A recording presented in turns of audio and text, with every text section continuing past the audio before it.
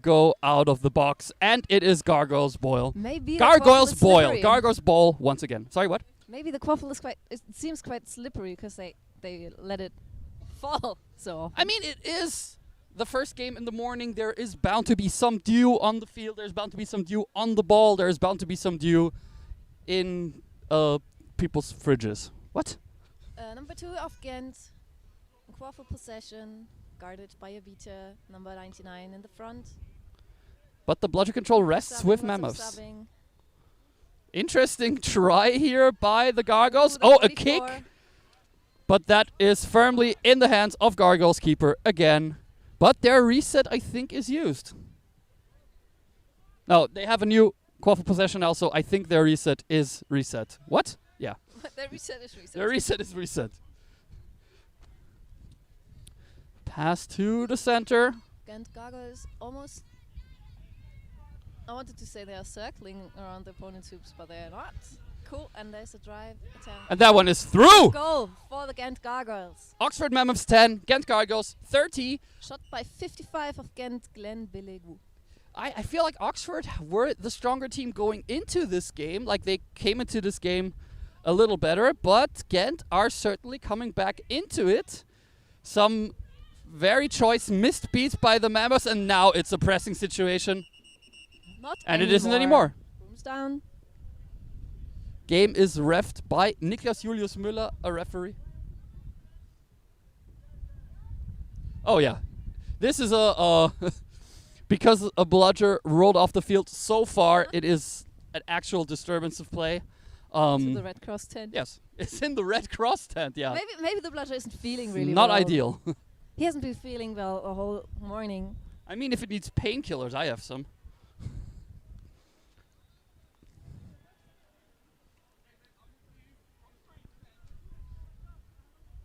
All right, and the quaffle is with the Oxford keeper, quite alone. Will probably pass somewhere. With Oxford keeper and captain David Goswell, we have been told on our notes here that we have gotten from the team majestic hair. Right. Well, that's fine. That's good hair. I can live with that. Yeah. That's good. It's good hair. I'm not gonna dispute that. Not gonna lie, I like it. Good challenging here by the Gargoyles, though. Nice block by the Oxford player. Beater battle is won by the Gargoyles, Pass and from that 11th back behind the hoops, and got what's the word? oh, it's intercepted. Ah, Yeah. intercepted. That's a nice word. I will write that down. And number 9 from Ghent Gargoyles has a quaffle. It's on the left side of the pitch. Passes to the middle, back to the keeper. 29. Oxford seem to have slowly walking to the side. yeah. Oxford Going off, seem to passes have back to 9. 9 going to the hoops, tries a shot through the big hoop, doesn't work. yeah, and that is Oxford's ball after a strong challenge. I think that was by Susanne Fischer. Yes. But Oxford seem to have lost a little bit of control of the game. They have not been in bludger control since the last for a while now. I think I've since the seen a few missed 10-20. beats that were Yeah. really unfortunate. Maybe they're losing concentration. And there are bludgers flying around everywhere. And number 1 of Oxford trying to. Pass behind the hoops falls into the arms of the goal ref. I think That's this is the third time that a yeah. pass behind the hoops didn't work by Oxford. It's quite they are using quite long shots. Doesn't work out. but they as have planned. gained back the bludger control though, so that is something in their favor here. And it's another brooms down okay, by referee Niklas Müller. that was a very quick delay of game. There must have been a delay of game warning before that we missed, but because otherwise this is like very fast delay of game. For everyone who sacrifices their morning to Quidditch, although Yeah. they are not in the Quidditch community and don't know anything, you have to show the referee that you want to put quaffle forward, otherwise you'll get carded. But that was still very quick, so there has to have been a warning 34 before. of Oxford, Paulson with the quaffle. Running from it's Pass another long shot behind the hoops, and it doesn't work. There was a beater standing right in front of the chaser who was supposed to receive the pass. Didn't work. The 4th time Yeah, that or was 5th time. That's certainly not a way forward for the Mammoths. Really, really tall keeper by Ghent. Can't see the number, otherwise I would Bless you with I think the name. 31. Yeah, 31. 31. Mika Unruh, background in basketball. I can tell. Yeah. Surprise. Not. Gent Gargoyles still in has control. 55 of Gent trying to driving through to the hoops. Attempted goal. Misses though, but Gargoyles still have the quaffle and The Gargoyles keeper is still there behind the opponent's hoops. Passes to number 3 chaser of Gent Gargoyles who let the ball fall. And there's another brooms down. against the Mammoths. Oh no, yeah, the foul will be against the Mammoths. For everyone who doesn't know Quidditch, those in the white headbands and the green headbands, they play with the volleyball, which is a quaffle. They try to score. And those in the black headbands, they are the beaters. They have dodgeballs and throw at opponents and, Take them out of game for us. yeah, take them out of the game. No call here, so that's a lucky break for the Mammoths. Whatever it was the assistant referee saw, apparently, no foul. Quaffle is with Oxford. Oh yeah, that is a warning for delay of game directly to the Mammoths. Chaser with the number 1, Latoy. We've seen him do a couple of cool things. Sadly, the audience couldn't for stream technical problems. Oh, very good one. This is what goal for Oxford wants to Oxford. do. That is definitely what Oxford wants to do.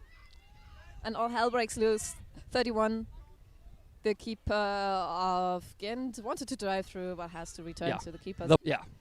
Very Jumping nice into. pantomime by the head referee, so we commentators can see what I he do means. think it is the official sign, though. I think the official sign of jumping into player literally is miming I like the how jump. simple it is. Yeah. But I've never seen that. Have I seen that card yet? I don't know. I'm talking nonsense. Goal is obviously no good if there was a foul before. Oh, speaking captain Nick Deleur of the Gargoyles is talking to Niklas Müller. Thinks was trying to challenge that call. Obviously, goal doesn't stand. Yeah, but also Niklas Müller is reminding the Mammoths players, don't dislodge your own hoops. Next time you will be carded. Which is fair. He Don't does dislodge that your own even in hoop. training sessions. Yeah. No, I mean, don't dislodge your own hoop. That's just unfair. All right, then Gargoyles are still with bludger control. I think there was a try of a fake handoff that wasn't communicated properly. Good beat by the Gargoyles, but very good challenge by the Mammoths. Oh, but that one is... And we are getting visited by a bludger.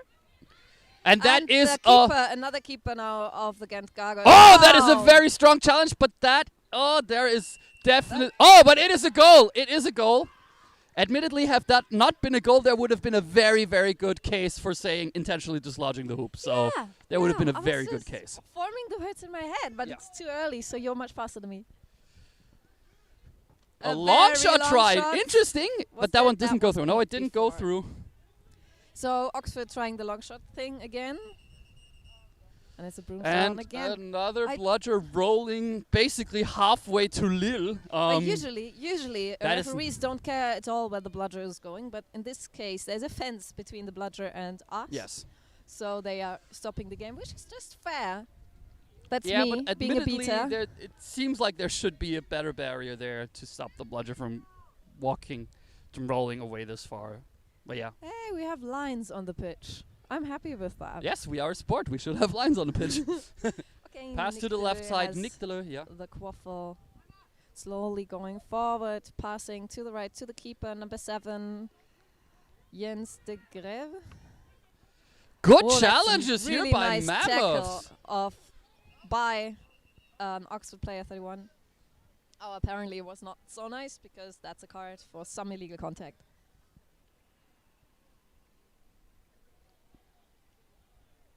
You can make small Does- technical fouls, you'll get a blue card. And if you do something bad physically, it's a yellow card. Mammoth speaking captain still has things to say to Niklas Müller. Oh, just about the bludger. Okay, that's fair. We can't really tell which illegal contact that was. It does seem like an illegal contact happened. That is basically the only way I can see this being a yellow, but... And because the weather is so interesting, I thought it's going to rain, and now I feel like I should have used sun cream. Interesting fact. And the quaffle possession Yeah. is Gargoyles with, ball to the 31 left by side. The Gargoyles on the left side of the hoop, trying to get through, doing that thing on their own. That was a goal for Ghent Gargoyles Yeah. by number 31 again, 31. I think. It was Unruh again. I think the score, is it 40-20 or 50-20? I think it's 50-20. Yes, It's scorekeepers 50-20. taking a little bit of their time, but oh well, Okay. as long as the ref knows, it's fine. Bludger Control is still with the Ghent Gargoyles, who just beat out one of the opponent's beaters. 31 of Oxford has the quaffle, passing to the left to another chaser, who tries to pass behind the hoop. Seriously, again. Okay, and the quaffle is back with Ghent. Good challenge, but Pass there's to Suzanne Chase Fischer, in the passes middle, to the pass left to side, but Chaser to the left, which that one misses. didn't work.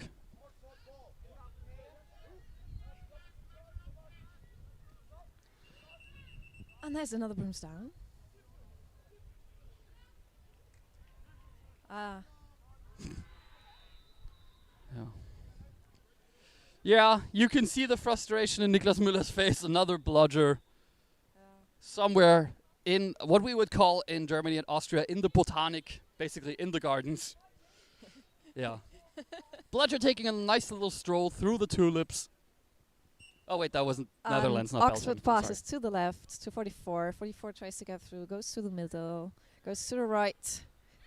Will pass a long shot behind the hoops, probably? No. That was, I don't know if that was an attempted goal, I don't know, but the ball is with the keeper of Ghent Gargoyles again, who's driving through, and this is another goal for the That's Ghent just Gargoyles. way too easy. Way It too was easy really, here. really easy. Yes. Where was everyone? 2060, the new score here. Ghent Gargoyles may be a team that flies a little under the radar as Belgium's second best team behind Antwerp Quidditch Club. But yeah, they're You definitely can be really showing. good and still be behind Antwerp Quidditch. Yeah, that is Club. absolutely true. That's the thing, though. That's what I was trying to say. If you're second behind Antwerp, that still means you're probably pretty damn good. Have you seen the quaffle? I think it's like oh, okay, s- it's off. probably somewhere in out of Ypres now or bounds. something. Yeah, the quaffle is back in with the Ghent chaser, passing to the keeper. The tall one. Another tall one. Yeah, you No, really that's have not to. one. You really have to figure out if you're Oxford here. You really have to figure something out because this is certainly not working. I feel like maybe the communication. I mean, the Ghent Gargoyles play more teamy. They play better together. Yeah, it I does think. seem that Gargoyles The pass to basically the know. Gargoyles chaser on the left, who's running behind the hoops. Tried to score, but the hoop fell down. Yeah, and that. it's- Oh, This is. So they had to have warned the Oxford players. ignoring ref call. Okay, so no Okay. dislodging of the hoop. Well, another lucky break here for Oxford, if I dare say so. Yeah, and Okay. the quaffle is firmly back in, and a timeout is called by Mammoths. Good idea, yeah, maybe. probably not the Maybe. worst idea in the world. 14, almost 15. Which means that in almost 2 minutes, the snitch is going to be on pitch, and a minute later, the seekers will be on pitch as well. Yes. 14, almost 15. So, Henny, what would you see as the way forward here for Mammoths? Well, this is a trick question in the morning. I know, but I mean, Maybe not those risky long shots behind the hoops. yeah, it's pretty Because, I obvious mean, those are working. They should have noticed that it doesn't work. Maybe I would do the same if they were them. Yeah, but I would love to see a new idea regarding that. But I think actually they're doing well. Okay, I've been watching the. I don't know what it is, but whenever I watch the beaters, they are doing good stuff. But the bludger control remains with the Gargoyles. Yes, I do feel like there's quite some risky beats by the Mammoths beaters, and quite some beats that simply just don't hit their target. And Maybe I'm blinded. Maybe I'm blinded because they look so athletic that you think everything they do is quite cool, just because it looks cool. But I think after all, the Ghent Gargoyles have Team Belgium beaters, and after all, Team Belgium did really well last World Cup. I mean, with Team the Belgium second is place. sort of like the vice world champion. We're being informed that we don't have a picture showing you right now, so I think we'll have to try our best to describe it graphically. Okay, it's brooms up again, and the ball is with the Oxford Mammoths, with the keeper with the nice hair. Oh, and this Beater battles unsuccessful heavy beater here. battles. And there's a pass by the Oxford keeper to a chaser right in front of the hoops, but there was no goal. I think this is a reset Didn't try. work. Yes. Reset is used. obviously used now. Yeah. Okay, another try. Mammoths are in bludger control, so that is definitely something that the Really slow. The Mammoths are really slow now. I wonder if that's what they discussed. Oh, and or that not. is Oh, a good nice long shot goal try here. by Nice. Oxford. 30-60. Well, seems like they had the better start coming out of the timeout. I think that attack was a little slower, maybe a little more concentrated. And Ghent Gargoyles still with control, not anymore. Now, soon again. Pass to the right side, but that is a very good beat by the Mammoths. And Almost. the Gargoyles just did the Oxford thing and passed behind the hoops. The 11 of Nick Deleu has the quaffle, is running to the middle, is passing to the Suzanne right. Fisher is beat out, and that is going to be a keeper ball for Mammoths. But Nice you goal see, attempt. they are not storming ahead as much as they have been doing before the timeout. So that is, for me, an indication. Coach went and said, let's take our times. Let's make sure we only make the passes and only make the beats that work. Apparently, we have... Far behind the hoops of the Ghent Gargoyles. we should be able to have an image again. He's just beat out, and the Ghent Gargoyles have the quaffle again. It's the keeper running through together with a chaser number 2. Driving through to the middle hoop, passing behind the hoop, and there's another goal by the 55 of Ghent Gargoyles. 30-70, the new score. Courtesy of their keeper. Another bludger of pitch. You can see the frustration in Niklas Müller's face. That's really... I get it, man. It's not fun having to stop the game every 5 seconds because a bludger is rolling off pitch. We're here to watch Quidditch and not to watch people look for a bludger. I have a prophecy. After the game, I will say hi to Niklas, and the first thing he will say is, those bludgers. Yeah, probably. The quaffle is with Oxford, with the keeper, who has a keeper headband you can't see behind under the hair. Yeah. And there's still no bludger control for Oxford. They are walking slowly forward. And this is another pass behind the hoops, but it's not yet someone. I think it was a goal. I think it was a scoring attempt. To be fair. It was a scoring attempt. Okay. Yeah. Snitch Runner is on pitch. It's Vincent Fröhlich. German and Austrian viewers will know him from Dresden Illuminators and from basically snitch running every single tournament. And I keep praising him whenever I'm on live stream. So hey, Vincent, you're doing great. And the quaffle is with Ghent, with Nick Deleu. Also passing the bludger to the right control. to the keeper, number 9. Number 9 passing behind the hoops to a small chaser, and Beautiful number score. 3 of Ghent Gargoyles scores. That should be 30-80 if I'm not entirely mistaken right now. It's a nice passing game by the Ghent Gargoyles. And the Ghent keeper has the quaffle, passes to the left to Nick Deleu, who's passing to number 2 Suzanne Fisher, who goes to the hoops, passes to the left, back to Nick, who passes back behind the hoops, and unfortunately a chaser catches it, tries to score, it doesn't work. Meanwhile, we have some strong Seeker v Snitch Runner battles here. Both Oxford and Ghent. Oh, really giving Vincent Fröhlich a hard time. Interestingly, Oxford seem to be going for the catch as well, even though they are 5 scores behind. Another... Oh shit, oh shit, oh shit, oh shit, oh shit. That hurts. Okay, some agitation here. Oh, it isn't. Okay. Okay, so I just heard that. This is going good. So you can hear us, but you can't see anything? Great. So it's a brooms down. Yeah, so we're working out the camera. They are not. They're going for it. And yeah, there's a brooms down. Someone screamed. I hope no one. He is being subbed out, but I mean, if the game has to be stopped for even the possibility of an injury, that means that possibly injured player has to go out. So that says nothing about it. If you say ouch and the play is stopped for you, you have to go out. I literally thought it was basically just anger over a missed referee call, but it does seem like that player was wrong because there is no call, so there probably has been no foul. Okay, the Oxford Seeker is on the snitch. Again, trying to cold catch. really Very, aggressive very to get the unusual for an snitch. English team. Meanwhile, Oxford is really, really slow with the Quaffle. Quaffle is on the left side. The chaser is trying to find a way through. It's running to the middle. It's trying. Still, it's playing it really, really slow. But to be fair, that's a nice defense by Ghent This Gargoyles. is very interesting on the And a Seeker. long shot behind the hoops, which is I forgot the word. Caught by the Intercepted. Ghent keeper, intercepted, and there's a really nice goal by The- the Ghent keeper number 9. The snitch game was super absurd at the moment. Normally you have the team who's behind trying to defend the snitch runner and the team who is in front trying to catch the snitch. But it was the other way around at the moment just because Oxford are going on the snitch runner so aggressively and Ghent, for a second, well, basically had no choice but to defend him. It's 90-30 for Ghent. Really smooth beat of the Seeker from Ghent. Yeah. And Ghent has bludger control, something that hardly has ever happened in this game.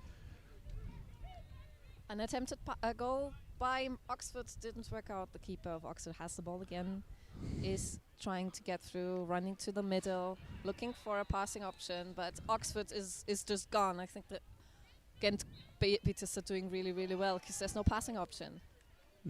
And number 1 of Oxford has the Quaffle. It's going alone, trying to shoot through the middle, no, the right hoop. And yeah, that was not a goal. Meanwhile, Ghent Seeker It is so absurd. defending. Yes. What Ghent- happened? Well, basically because the beaters. Oh, that's the first time the Ghent beaters have interfered in the seeking game for a long time right now, and that is an opportunity for the Gargoyles to finish this one up. It's been going long enough with all the bludgers off pitch. which explains Yeah. that there were no chasers of Oxford because Yeah. the Ghent beaters were just And again, concentrating on Oxford them. trying to cold catch, which is very unusual for an Ghent English really, team. really slowly passing the ball in front of the Oxford hoops. It is so strange. I'm terribly sorry to the viewers at home that I keep repeating, but this is so strange. A team that is in front is There's defending. another goal by Ghent. It's Yeah. 100-30 now. I really wish we had a camera now. This is so It's really absurd. weird. This is It's the wrong way around. it's the weirdest thing I've seen in a Seeker game for a long ass time. Oxford has and the Quaffle again. 31, trying to find a way through. Going towards the hoops. One passes, or I don't know what it was. And that's maybe goal. Yes, There's it a is. goal for Oxford, so it's 100-40 for Ghent. But we do have a Broomstown. Oh, we hadn't had one of those in a while. Oh, nice to see you again, Broomstown. Oh, is it because of a bludger? It actually even isn't. No way. Okay, cool. But do we know why? Goal is No not good. goal, okay. No goal, and the camera is working again. Hello. Welcome to the sunny side. We zoom at Niklas Müller's whistle. Ghent has the Quaffle.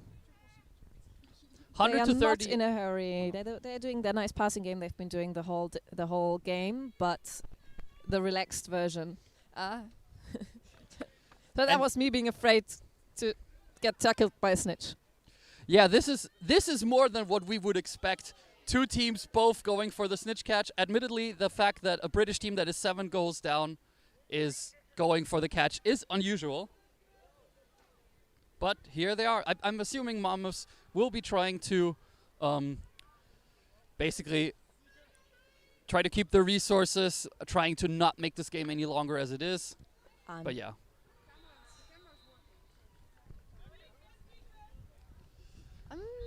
Okay, bludger control still with Ghent. Ghent standing quite well in the defense.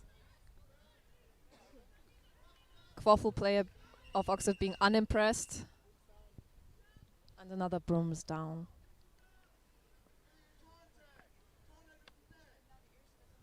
Contact to the neck versus to Mammoths the here. neck.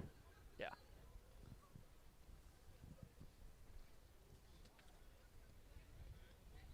For the chaser number 33. And the Quaffle is with Suzanne Fisher by Ghent Gargoyles.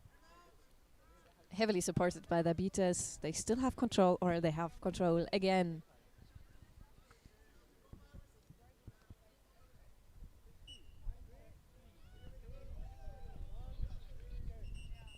And another Brimstone, surprise.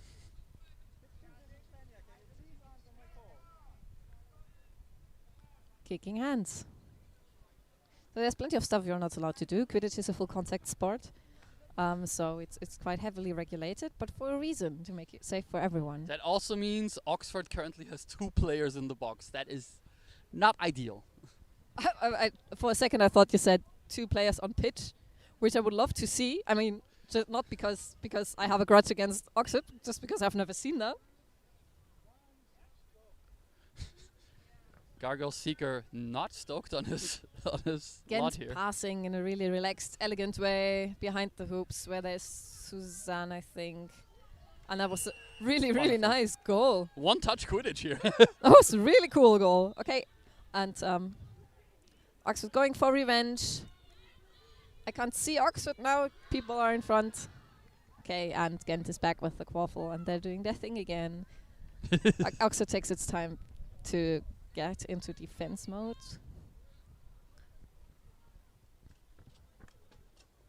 Woo! Okay, we are getting visited by the snitch. Yes, well, that is what is going to happen. I'm a little afraid for the camera. He has a hard time. Vincent Fröhlich from Germany has a really, really hard time snitching this game. Both.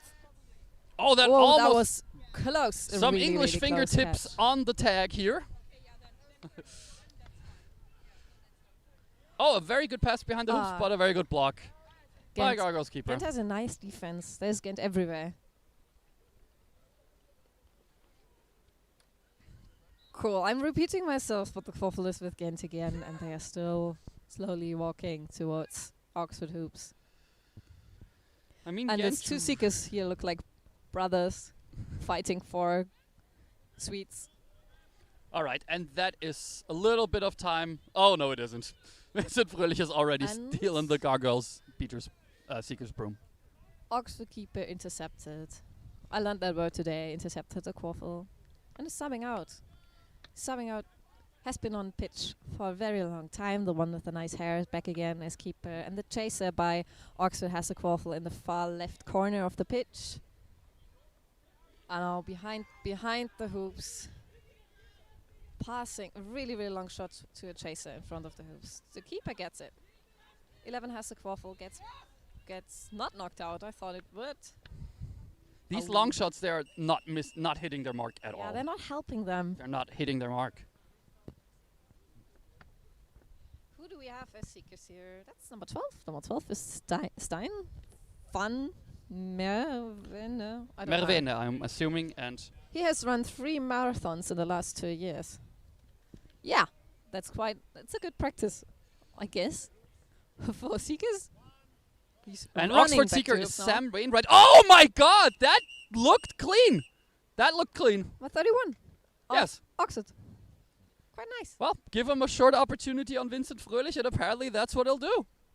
Yeah, although his defending wasn't. Yeah, I don't know, wasn't helping them much. But catching the snitch now.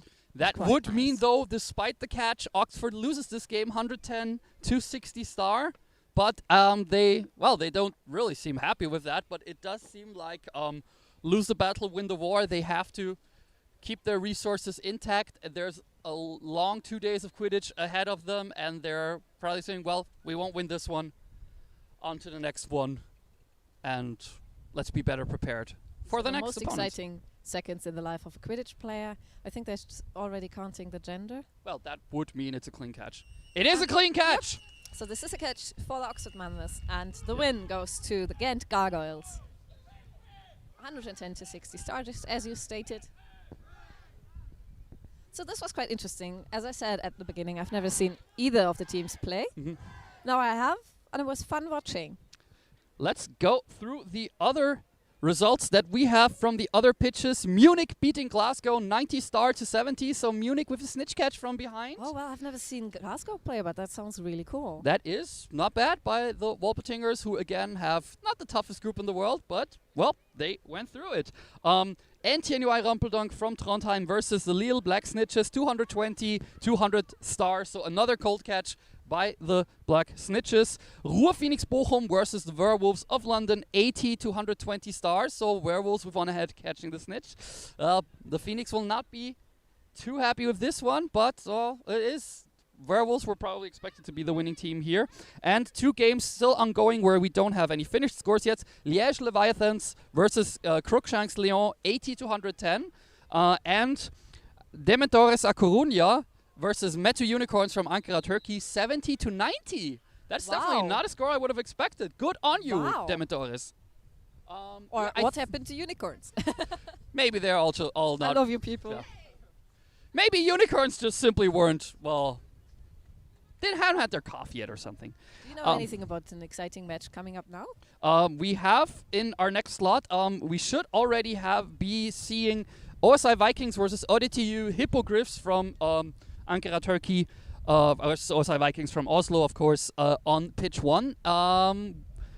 At least the scorekeeping has started already. I see Glasgow players walking off the pitch, so it's probably not, the game has not yet started, but you will be seeing that game as soon as possible on stream number 1. Go to, I think, EQC2009. Org. Was it .org? Yeah, .org org. /live, and you will find both feeds. We will be seeing London Unspeakables versus Virtute Romana from Rome, Italy in this stream. In the next slot, there's also going to be Toulouse Muggle Quidditch versus Bologna Hinky Punks. Also Paris Titans versus Hacettepe Quidditch from Ankara, Turkey. There will also be ITU Honeybees from Istanbul, Turkey versus Paris Olympians, the second team of the Titans, and Velociraptors Quidditch Club from the north of England versus Madrid Lynx. Lots of big names this weekend. Definitely. But if you continue on this stream, the next game we will be transmitting, it will be London Unspeakables versus Virtute Romana. And if you switch over to stream 1, you will be seeing OSI Vikings versus ODTU Hippogriffs. Join us. Keep watching this here, the top level of European club Quidditch for the most part. And yeah. On Ruhr Phoenix TV. On Ruhr Phoenix TV, yes. And yeah, I think we will be signing off here as the commentators. My name is Richard Tukovic. And I'm Henny Schress. And please keep watching.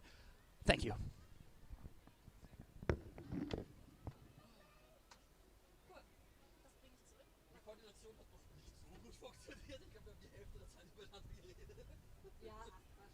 Nee, das ist übereinander reden ist wirklich das Einzige, was echt wirklich nicht passieren wollte. Weil das bringt niemandem was, wenn man mit hier.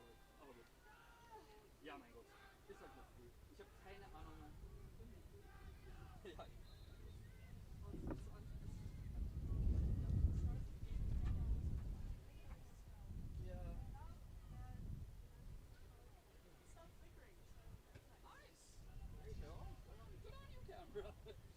There is no reason for me to. I seems like I don't need this. Or maybe these are the vouchers for food. I will definitely. Oh, and also no, that's a sticker. Do we even get food?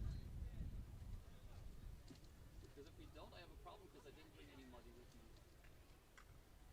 Yep. Nope. I probably will not need any of this.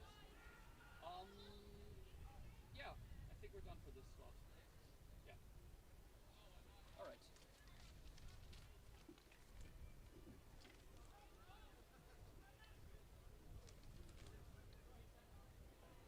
Well, this certainly tells me nothing. All right, I'll go.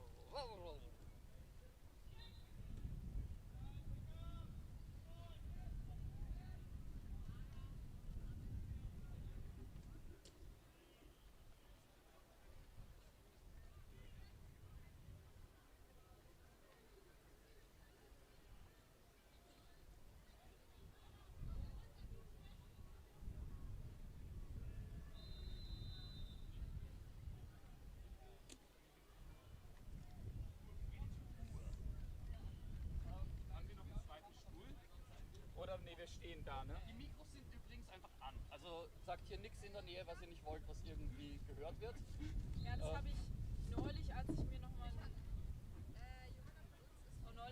ein Spiel von mir angeschaut habe, wo ich halt Analystin gemacht habe, weil ich halt gucken wollte, was ich vielleicht besser machen sollte. Habe ich halt gesehen, dass alles, was ich dachte, was halt rausgeschnitten werden muss, war halt drin. Und ich stehe dann da mit der Kamera, mache nochmal meine Hose auf, ziehe den Kopf. Ja, und jetzt geht's gleich los. Wobei beide Teams stehen mittlerweile da. Und ich gucke die ganze Zeit, weil ich habe ja so generell Aber die beiden sind deine Kommentatoren. Passt, ich bin informiert. Kameraperson ist gleich da. Sie muss auf, fick meine Pulsmütze. So, Kameraperson ist gleich da. Ja, die Mikros sind im Prinzip an. Habt ihr? Das sind unsere. Habt ihr sie? Ja. Geil, brauche ich gar nicht mehr machen. Vor allen Dingen, weil ich nicht weiß, wo ich jetzt sein muss. Das muss ich jetzt auch noch schauen. Ja, also ihr habt Random Speakers. Kommentatoren hier? Oder? Irgendwo da. Im Idealfall nicht vor der Kamera, aber sonst. Also wir sind doch nicht zu sehen. Nee. Okay. Ja, weil gestern hat jemand gesagt, wir sind zu sehen, ich soll extra mir was rüberziehen, dass ich kein Jersey habe. Nee, ich glaube, das geht eher nur so für Hosts und sowas. Aber ja. Also ihr seht eh London und Rom. Wenn ihr irgendwelche anderen Fragen habt, wenn nicht. Die aus Virtute? Virtute. Virtute oder Virtute? Virtute. Ich habe keinen Unterschied gehört zwischen den zwei Aussprachen. Virtute oder Virtute? Virtute. Ja. Glaube ich zumindest. Aber im Zweifelsfall könnt ihr, also ihr habt die Erlaubnis als Kommentatoren zu den Teams zu gehen und die Sachen zu fragen. Eventuell nicht während des Spiels, aber das versteht ihr. Virtute Romana, ja. Na gut, ja. Wie gesagt, eure Kameraperson ist gleich da. Viel Spaß. Danke.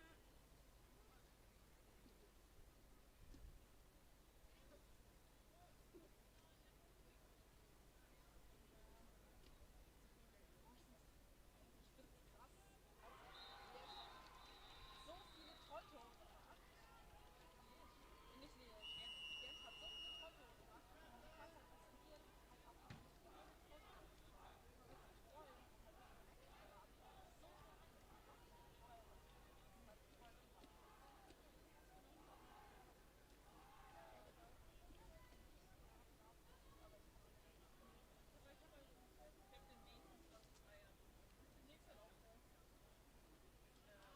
halt auch haben. Ich glaube, der eine Offshore-Peter hat sich während des Down einfach selber wieder umgeholt. Aber ich konnte es war nicht von meiner Seite. Und ich habe mir nur gedacht, weil es muss halt einer inbauen. Der hat rübergerufen bis zur on room und der hat den Hochkreis halt so gemacht und dann war es doch wieder on room. Aber ich habe ihn halt im Vollball im Muster gesehen. But I think he's fine.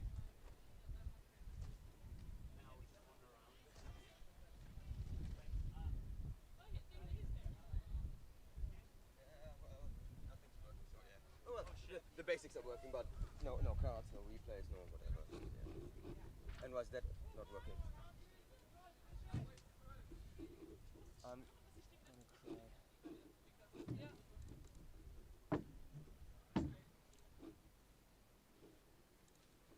think it was just the camera at first. Yeah, because like I had some power problems. The USB cable was too long; it didn't get enough power, and it was like flickering, turning off and on again, and then I switch it out and stuff like that.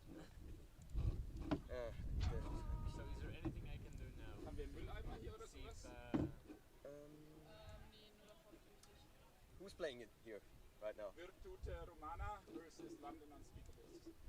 Okay. What can we do? Well, do you have like a bit of time right now? yeah. Yeah, you could go upstairs and.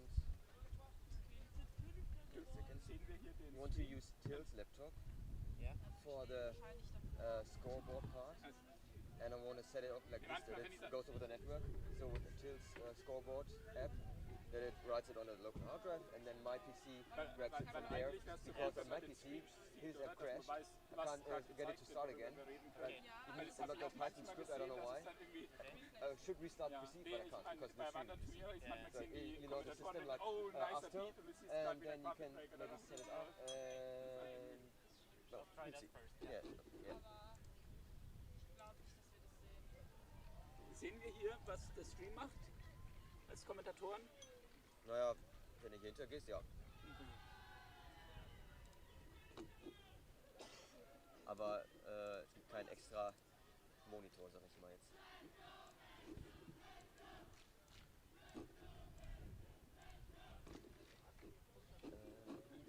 Sieht man was, ja. Was sind die 2 Kameras? Oder Bitte? ist es nur eine? Aber wieso sind es 2? Das ist nur Preview, aber das ist halt dasselbe. Okay.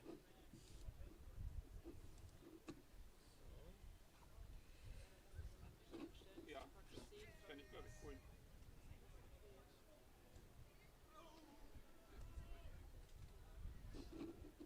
Ich glaube, sie haben gewonnen. Nee, Nicht? Bochum hat nicht gewonnen. Ah, ja. Die da es stand irgendwie 80, 90 oder Ah, so, ja, hat stimmt, Werewolves stimmt. gefangen. Was bitter ist. Aber naja.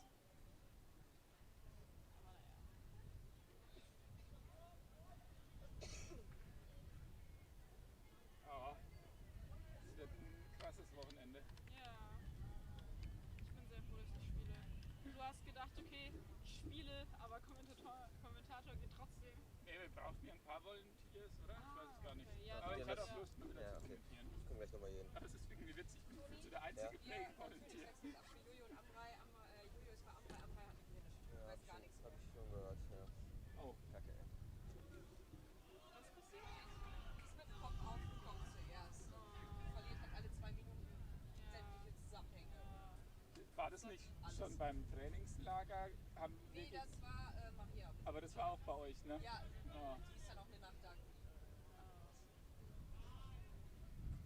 Hier hat er dann noch diese Kärtchen geschrieben. Ja, du bist hier, du bist hingefallen, weil du beim Training alles. Ja, Nein, du kannst das dich war ich, sehr ich hatte nicht sie haben. Nein, getackelt. du kannst Das nicht war, nach Hause, das macht keinen Sinn. Hier ist dein Handy. ja. Aber das hatten wir bei uns beim Team auch bei einem. Und der hat irgendwann, waren wir im Krankenhaus und nach 3 Stunden konnte er sich zumindest daran erinnern, wie wir ihm gesagt haben, was passiert ist. Und dann hat sie so gefragt, wissen Sie, was passiert ist? Und er war so, ja, ich bin hingefahren im Training am Kopf und so. Und wir waren so, ja, ist doch alles gut, wer weiß doch, was passiert ist. Und wir waren so, nein, ich weiß es nur, weil wir ihm die letzten 3 Stunden alle 2 Minuten gesagt haben. Amrei ist aus dem Slot rausgenommen worden. Also, Ja, ich weiß nicht, ob ihr Sehr gut. das jemand gesagt hat, aber sie steht nicht mehr drin. Okay, sehr gut. Also, ich weiß nicht, ob Caro schon mit dir gesprochen hat. Aber Amrei fährt jetzt ins Krankenhaus und wird vermutlich die bleibt vermutlich eine Nacht, weil die vergisst alle 2 Minuten wieder alles. erst bei ihr, wenn ich das bewege und auch so nach vorne. Also es fühlt einfach alles. Ich wollte fragen, weil du hast ein Auto und bist non-playing oder ob Caro oder du irgendwie kurz mit mir dahin fahren Caro kann mein hinterher. Auto fahren, die weiß, wie man mein Auto handelt. Sehr gut. Ja, das ist in Ordnung. Ja, es soll halt nur keinen Unfall bauen, weil dann haben wir ein Problem. Ich kann Warte, nicht Fahrersitz die London Unspeakables sind, oben steht Gibt- meine die Tasche, gibt's schon oben in der ewig. Ecke neben den weiß ich noch nicht, die Wasserflaschen wurden Fünfter, glaube ich, oder? Fünfter Paula wurden sie quasi, beim das letzten war noch mein Dings. Februar. Und die Virtu Romanas sind Oben seit im Livestream 3 Jahren gehst irgendwie hier rein und dann gehst Erster du ganz in durch. Italien. Aber es gibt weniger Teams in Italien. So, und direkt daneben, also Tasche, so und in der Außentasche ist Also mein denke ich, wird es interessant. Ja. Nicht den Schlüssel benutzen, immer nur den. Die wurden Zehnter beim letzten Ignis hier. Ich glaube, Virtu Romana hat.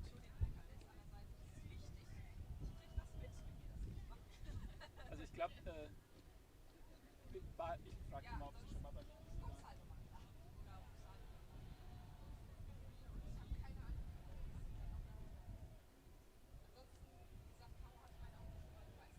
Are you staying here for the next game? No, no. Okay. I'm later.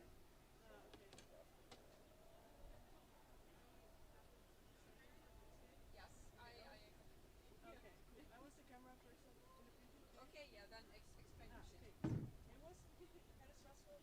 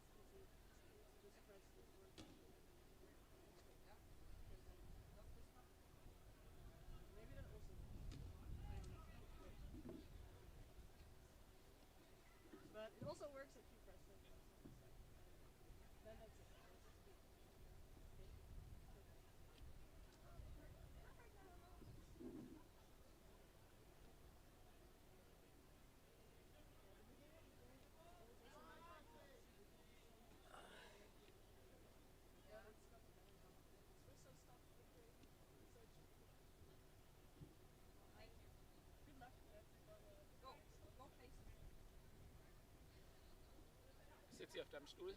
Nein, ich habe keinen Stuhl. Ich stehe an der Kamera.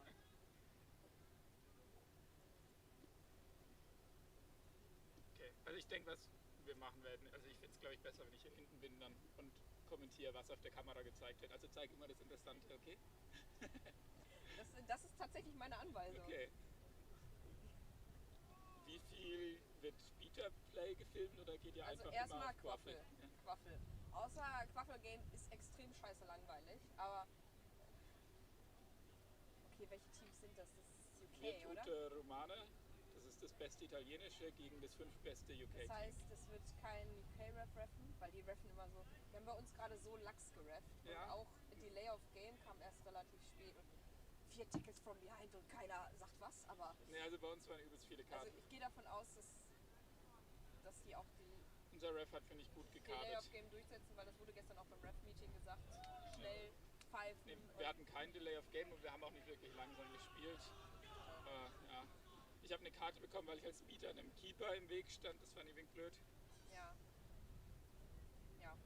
Aber sonst hat er auch gute Calls Ich gemacht. wollte damit sagen, dass das Ja. Quaffel-Play wahrscheinlich heute ein bisschen voranschreitet. Das finde ich gut. Ja. Und ich habe die Anweisung, wenn es Seeker drauf ist, soll ich erstmal hier Schnatz filmen. Aber wenn der auch so total überlangweilig ist gerade, kann ich auch was Wenn es anderes Vincent ist und eh niemand fängt. Wenn eh niemand sich die Mühe macht, überhaupt dahin zu gehen, dann kann ich auch was anderes tun. Bist du hier eingeteilt? Ja. Okay. Okay. Wer macht denn die Kameras? Ich. Ah, okay. Deswegen, Das das heißt, ist der wir einzige chillen Grund, wieso jetzt ich hier zu bin. dritt. Wir Kommt chillen. hier noch jemand und setzt sich vor den Laptop? Ich meine, Toni kommt gleich nochmal wieder. Aber ich bin mir nicht sicher, ob der hier dann bleibt. Das weiß ich nicht. Also wir würden uns hier hinstellen, damit wir ein bisschen... Ja, das fände ich auch nicht so Bisschen toll, Blick. wenn ich die Kamera halte und ihr dann auf dem kleinen Bildschirm steht und wir dann alle den Kopf drehen, wenn ich die Kamera drehe. Und Dort, das geht. Wie geht's dir, Lukas? Es ist schon nicht so gut, aber ich hoffe, in 2 Stunden ist es wieder besser. Okay. Sonst werden vielleicht erstmal ein bisschen weniger Beaches. Erstmal schauen. Ja, ich sag mal dann, wie es dann ist in 2 Stunden. Wenn du noch irgendwas brauchst, dann Bescheid. Ja.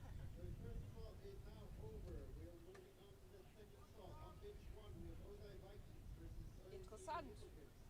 Hier wurde gesagt, dass wir dringend 2 Kommentatoren für Pitch 2 brauchen. Was sagt denen, wir sind schon da? Und Emma hat geschrieben, dass sie hier ist. Aber das ist doch Pitch, oder? Das ist Pitch 2. Wir sind der andere Livestream-Pitch. Es gibt nur 2. Also Vielleicht ist sie da vorne auf der anderen Seite. Nee, aber das whatever. macht ja keinen Sinn. Whatever. Wir sind hier, wir machen unseren Schild. Wo steht es? In der Gruppe?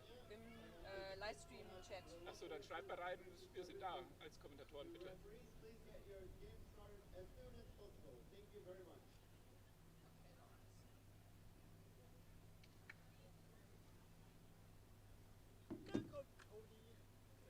Yes, we heard that.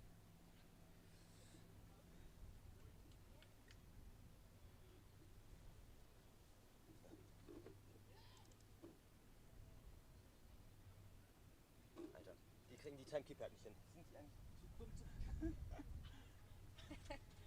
Das hätten wir bei D2 auch, aber ich dachte langsam.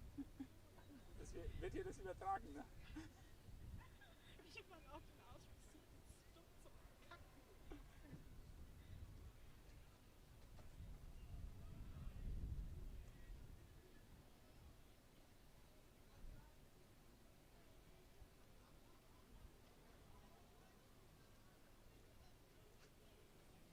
Ich bin echt mal gespannt, weil beide Teams sind, glaube ich, sehr körperlich. Das ist mal gut, dass das Referee. So interessant. Ja, hat jemand mitgekriegt, wer rappt? Niklas. Der HR. Ich mach Kamera, ja. Du bist jetzt bei. Toni, zum Reden. Orange oder hier?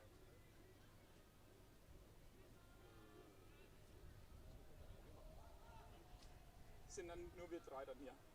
Können wir das Ding Können- schließen? Können wir hier dann zugucken? Ja. Okay, und das ist das Aktuelle oder ist beides dasselbe? Du kannst doch eigentlich sagen, Du kannst auch Vollscreen? Oder ja, Ja, das wäre so. ganz cool. Also so. Ja, gut. Ist das der Ton? Ja, Oder? richtig. Okay, also wir sind live.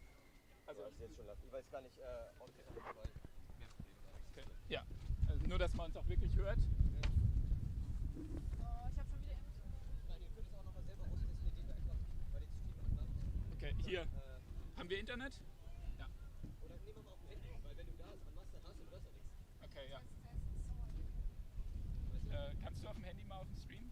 Mein Handy ist also. Der Stream ist ja ungefähr 30 Sekunden delayed. Okay, hast du ein Handy da? Und kannst du mal auf den Stream gehen, einfach um mal zu gucken, ob, wenn wir jetzt mal anfangen, dass auch der Sound da ist. Also das sind. Oder möchtest du dich hinsetzen? Nee, passt. Muss ja nicht stehen. Andererseits könnt ihr auch mal gucken, ob ich nochmal irgendwo einen Stuhl da vorne brauche, oder? Okay, ja, denke ich auch.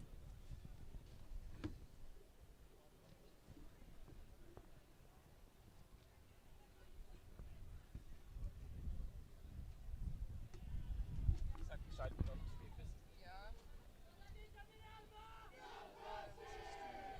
epc.org/livestream.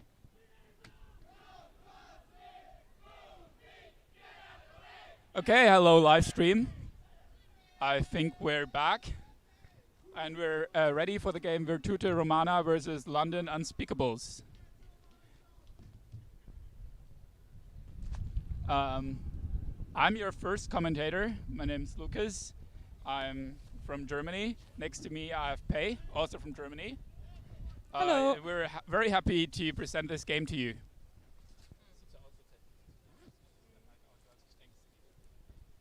Ja, ist das ein Teamswitch? Der liegt, den ich hier habe, von der Website, der funktioniert nicht. Und das ist, kann jemand sagen, dass es umgedreht ist, dass London auf der anderen Seite ist? Da bräuchten wir jemanden hier, ne? Ja, ich warte, das kann ich über mein Handy machen. Magst du die Teams schon mal vorstellen? Okay, I think we have on the left we have the London Unspeakables. It's a very ancient London team. They've been founded before the start of time. At least that's what I read in their cheat sheet. They came 5th place in the last British Cup, and their opponents are going to be on the right, the Virtute Romana Quidditch.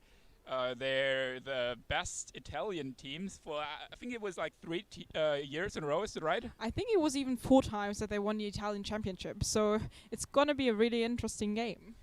Yeah, I think so too. We still have to switch their team names in the stream and also reset the score. I hope we'll figure that out before the game actually starts.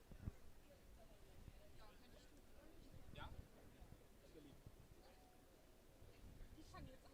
Ja, im Stream steht noch die Namen oben vertauscht und die Scores vom letzten Mal sind noch oben zu sehen. Also, Kannst du das, ich habe noch mit dem Kamera. Magst du?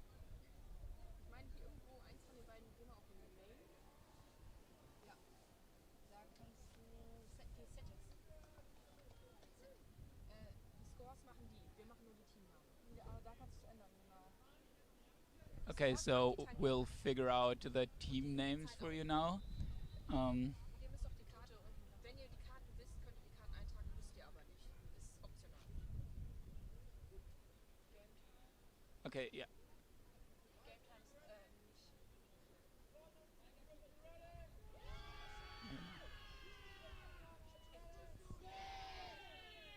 Okay, so the game will start soon. Okay, we have a brooms up. Virtute Romana started with the quaffle. They drive in a lot of beats, but he blocks them. A long shot over the hoops, but a tackle from the Londons. Ball's going down. I think that was a very well set attack. Yeah. What do you think? They seem for the- aggressive. They seemed aggressive, and for the first attack, which is always pretty chaotic, it worked pretty well, but also on defense for the London team. So now London is starting their attack, trying to pass to a troll, which means a person behind the hoops who's waiting for a pass. And they pass back, and Virtute has attack again and dodges and blocks a bludger, but doesn't score because of a tackle. But the head ref calls a foul.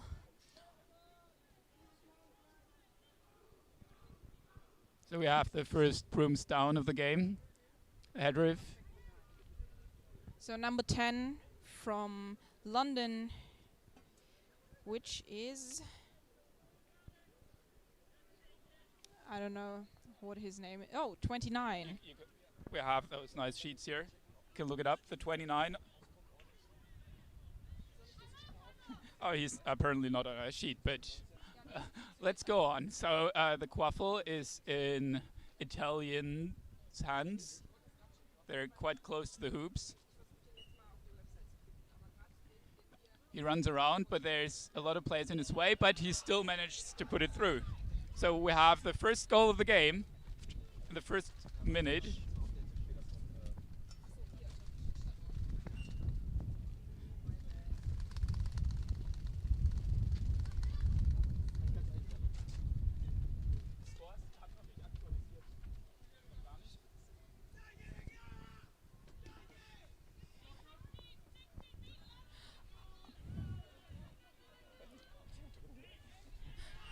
Oh, and there was a really good napalm attack from London. Okay, so there's a short brooms down because the quaffle just rolled out of bounds. Okay, we're still figuring out some stream settings here. I hope we'll have everything sorted out within the next couple of minutes, so we can focus on the gameplay a bit more. Sorry for the chaos.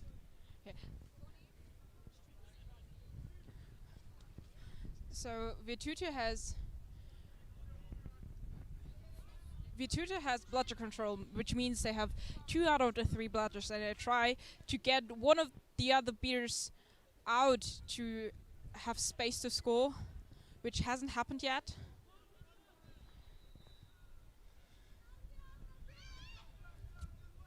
Okay, so now the London team's in the attack.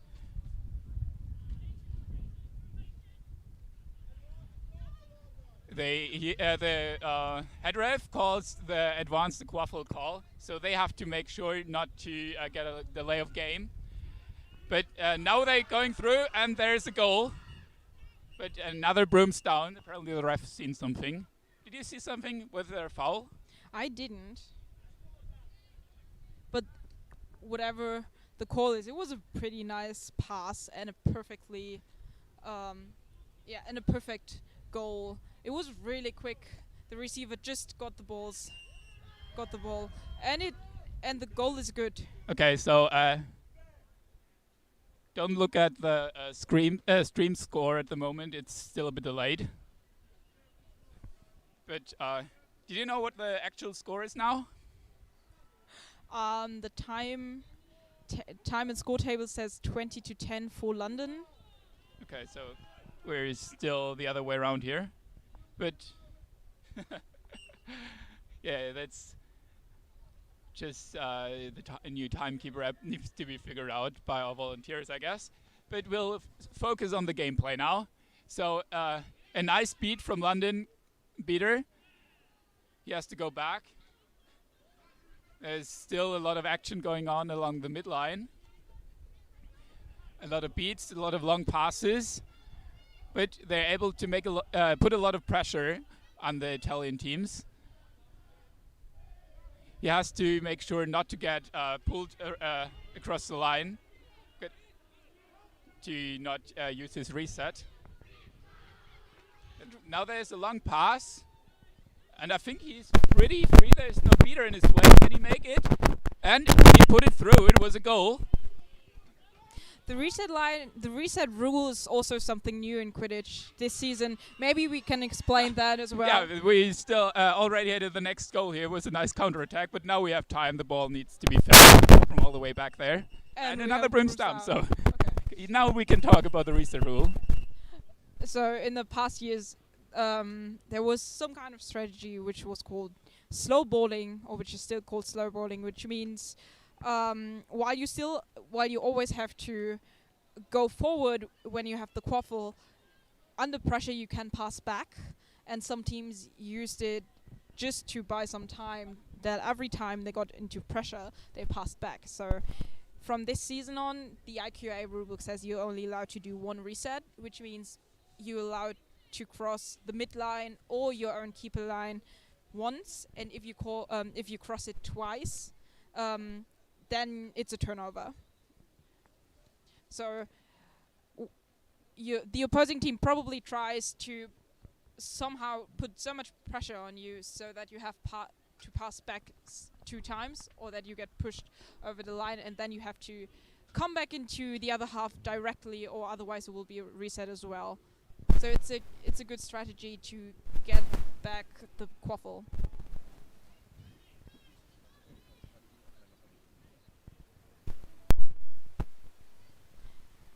The broom's down is over, and the game goes on.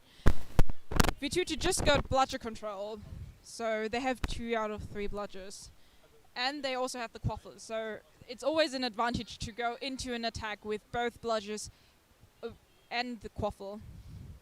So for now, they try to get back the one bludger, get out the one bludger London has.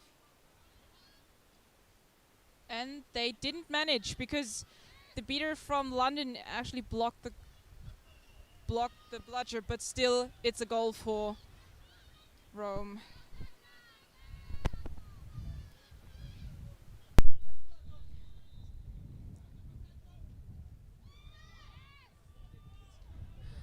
And now it's one counter attack after the other. Yeah. London didn't get through. Very intense there. The chasers huddling on the floor, but Rome can still hold on to the ball. They have some nice passes around the hoops. They're under a lot of pressure. There's a nice tackle from the London chaser, and the ball goes to the ground. The keeper picks up the ball. He gets beat, but he's still immune. So the Virtua Romana beater needs to check the color of his headband before she beats someone who's in the keeper zone, I guess. So now we see some napalm attack. Like the London beater threw back his bludger, tackles down the Rome beater, and the chasers just drive through. So that's, again, London goes ahead there with 40-30. We have the scores figured out now, thanks to the awesome live stream team we have here. So now we can see a slower attack. I think it's like one of the first times we've seen this in this game. They slowly cross the midline field. There's a beater trade going on, but the London defense still has the bludger. He throws it, and now number 10 tries to score. I think that's Danny from the Italian team. I have to check that.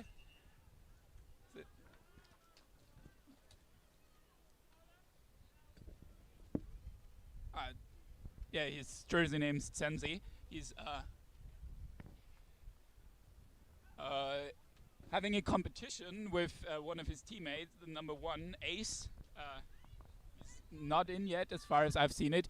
No, yeah, he is. So he's the keeper. So they competed for scoring the most goals in the tournament among their teams, so we'll have to look out for that.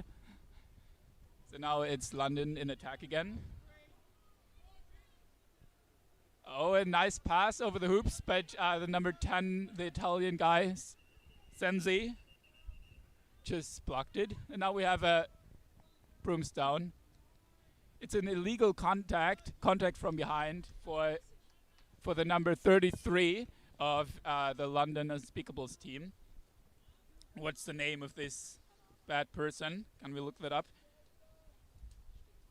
Oh, he's also not on our list, so the London team needs to check their lists.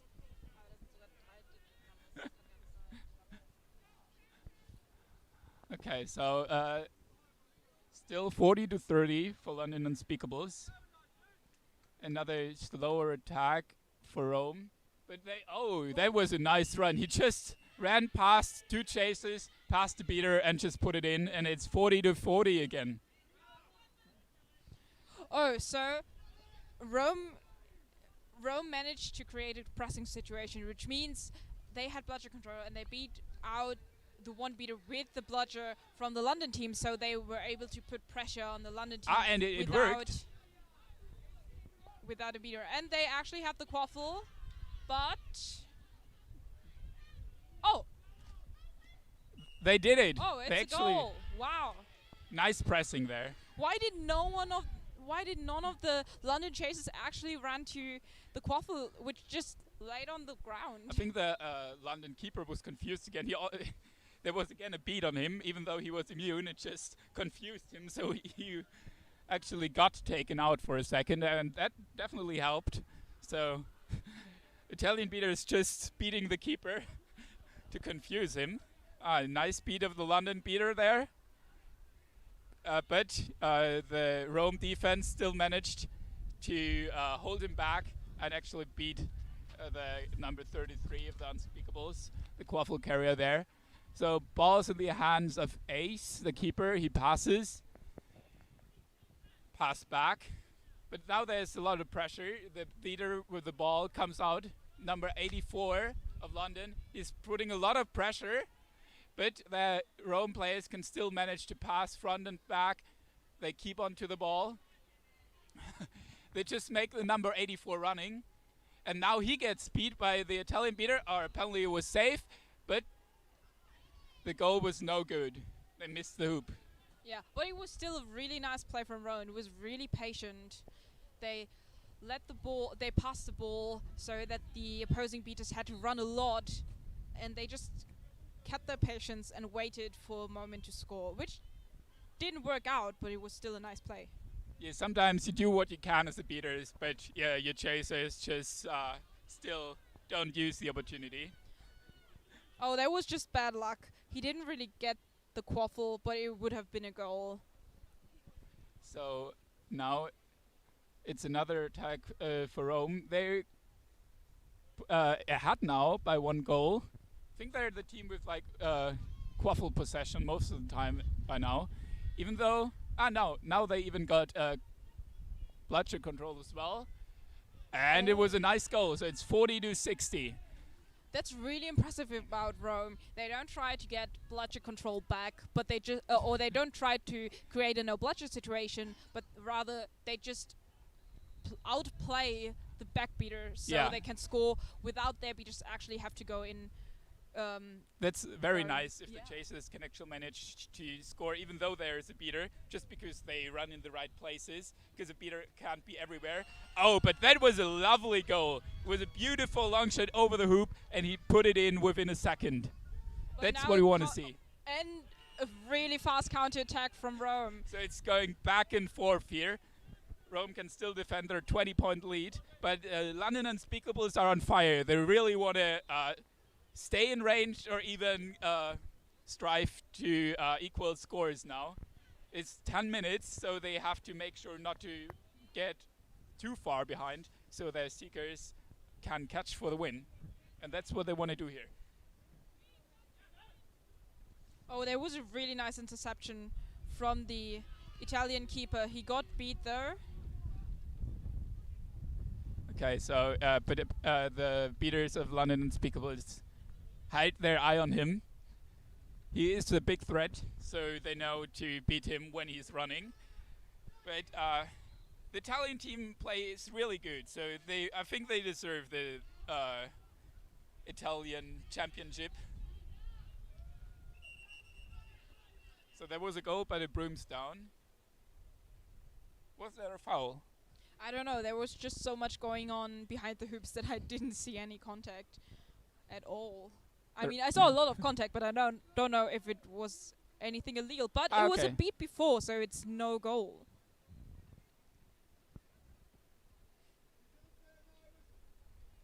So still 50-60.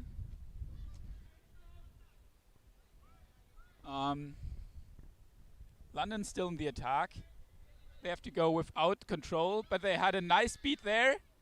Oh, but that was a very low pass, so they got distracted by the defense. And another beat.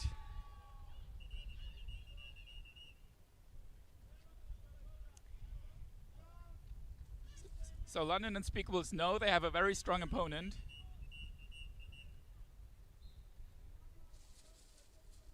Now we have a timeout which is 1 minute long. So, who called it? Was it Rome? It was Rome. So every team in one game has one timeout, which they can call if they want to, and you can only call it if your keeper is in the keeper zone after an attack when he just made the quaffle live. And he has to have the ball in his hands. Yeah, and you have to have the quaffle in his hands, as well as I think on Seeker floor when there's a brooms down. Yeah. I think. Why do you think did Rome call this timeout now? They're still ahead. To be honest, I don't know, because I think they're doing pretty well. But the last time last time I saw them was last time at EQC. So I don't know if they're playing up to their standards or if they think they can do better. Yeah, they got like 10th to 12th place. Like the single placements were not played out, but they're like top 10. That sounds pretty good. Yeah. That's better than any German team did. Well, let's see how we'll do this year, but definitely quite good. So. Yeah, and it's also I don't think people thought Virtute Romana would be that good against the London team, because the London team is, I think, a favorite in this game. London, like British Quidditch, I think is a bit stronger in general than the Italian, just because they have more teams. They have older teams. They have more experienced players, therefore. But in this match, we have like a top 10 EQC placement team. Again, and for the London Unspeakables, it's their first time here at EQC.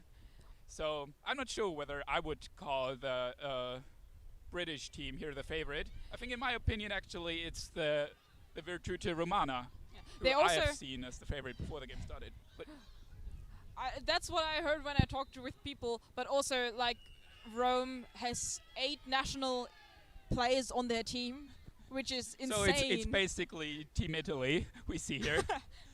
Well, not all of it, but apparently a lot. But they just scored another goal, so they're 30 ahead, and now it's overtime range. I think they definitely want to go for the win out of range here. That's why they wanted to have this timeout, because they do not trust in their seekers enough, and they had to focus on getting out of range before the snitch comes up. Nice pass behind the hoops there, but there was a tackle. Ball still in Italian hands. It goes over the hoops. It wasn't a goal. Now the British keeper has the ball on his hands. He's protected. They can beat him, but it won't do any harm. There was a really nice counterattack from Rome, though. No, it's an attack here. He goes through the middle and just puts it to the small hoop. That was too easy. That was too easy. Yeah, there were so many people. But it was good that he saw the space and he used it. Yeah, if the players are just looking somewhere else for 1 second, or both teams just use this second to just go through and take that goal. We hear a press call, but nothing's happening. There are still beaters with balls, but now they're going through. The ball hit the quaffle, threw it to the ground, but afterwards they still managed to pick it up and put it through. But head ref called the brooms down again. Maybe we'll see a card. Yeah. Illegal contact on the neck. So that's a yellow card for London again. In Quidditch, you have to make sure to only touch people below their neck and above their knees. That's just for safety issues. And also from the front. So I think most of the illegal contact calls we get are from behind.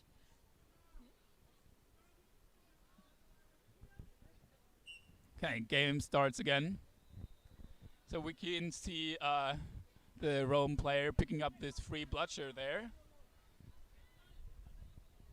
But bloodsher control is in hands of Rome now. So the Unspeakables have to be creative for this attack. They have a long shot, but it gets intercepted. Now we're on the counter attack again. And we've seen they're very good at those counter attacks. And that's a goal again. So it's 60 to 100 now. So even out of overtime range for the London Unspeakables. but they can't allow to play slower now because it's just London just needs one more goal, so they're in swim range again. And they definitely have to go for those goals now. It's 14 minutes. It's 3 minutes until the snitch arrives and only 4 minutes until the seekers come. But do you know who our snitch is? Have we seen him here? I don't know, to be honest. He's not around yet, but if it's a strong snitch, then the game can definitely go on a lot longer and give London the time they need to come back. So the Rome keeper gets the quaffle.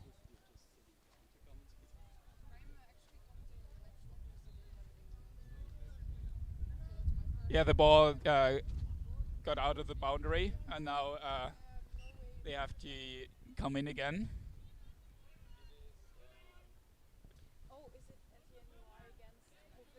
So we have number 1 and number 11 from Rome leading this attack. They send out some trolls behind the hoop. It's number 10, and on the other side we have an Italian girl.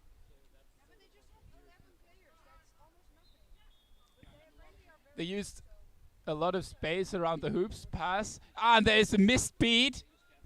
Can they go through? Yeah, number 1 puts it through the middle hoops. It's just very hard for the London players to hold the chasers back, I think. But in my opinion, the London team is a lot better in tackling. I saw a lot of beautiful tackles from London, but I didn't see that many tackles from Rome. Yeah, I feel like they're more like outrunning them. That's like what they're trying to do. And so far it's working very good for them. The number 34 of London Unspeakables with the ball now. Oh, but his shot gets deflected, and now we have this counter-attack again. There's nothing that can stop number 10 anymore. That was really nice. I don't think the quaffle carrier from London actually thought about his quaffle being stolen. Now it's 60 to 120. So by now it's very hard for London to turn that game around, I think. They really have to pick up their pace now if they still want to have a chance. There's a nice speed in the attack, but they still can't really go in. They have a nice pass, and that's exactly what they need now. Yeah, that was a really nice goal. They also, I mean, whenever they try to score through a troll, it works pretty well for them. Yeah. So that's probably what they practice a lot. And it's a nice play. It's just this one pass over the hoops, and then there's this perfect troll. That's perfect troll putting it in. They have really different playing styles, I think. Okay, there's a Brimstone again. Oh, now we see a delay of game because he passed the ball backwards without being pressured enough from the London players. So the ball goes to number 52 of the London players now, and I think he has a freeway. Will we see a quick goal now? The beaters of Rome are very far behind the hoops of the London team, so number 52, I think you can do this. There's the keeper in this way, but he gets picked, and now there's just too many London players. 80, 120. If they go on like this, they might still have a chance. That's true. But at the same time, I don't think the Italian players are going to make the mistake again of playing too slow. We have a strict head ref here. We know that. He's a German ref. Who is known for being really strict on the rules. And now we can see a snitch. What can I tell you about Darmstadt? Darmstadt is, there's this like controversy, really is the oldest team in Germany. So it's only 30 more seconds until the snitch is released, and London needs two more goals. The seekers are released, and London needs 2 more goals to be able to win. Yeah.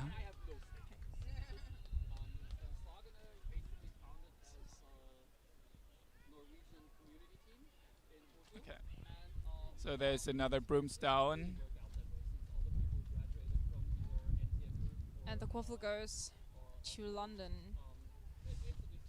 So it was the Italian player fouled. Yeah. So this is exactly what they need now to play with one person more than the others. Or is it the card? He's not sure yet. And there's a timeout for London now. So they really need to figure out what they want to do now. They need those 2 goals. But I think if they just continue with what they've been doing the last couple of minutes.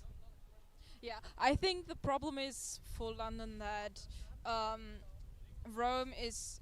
I think London is set to getting back bloodshed control and then scoring, while Rome is pretty good at intercepting really, really early. So before the beaters can actually get back bloodshed control, the Rome chasers already intercepted the quaffle. Yeah. Whenever they don't intercept and the London chasers can drive through, it's it's usually a really pretty attack with a lot of trolls standing perfectly behind the hoops or just one person driving through.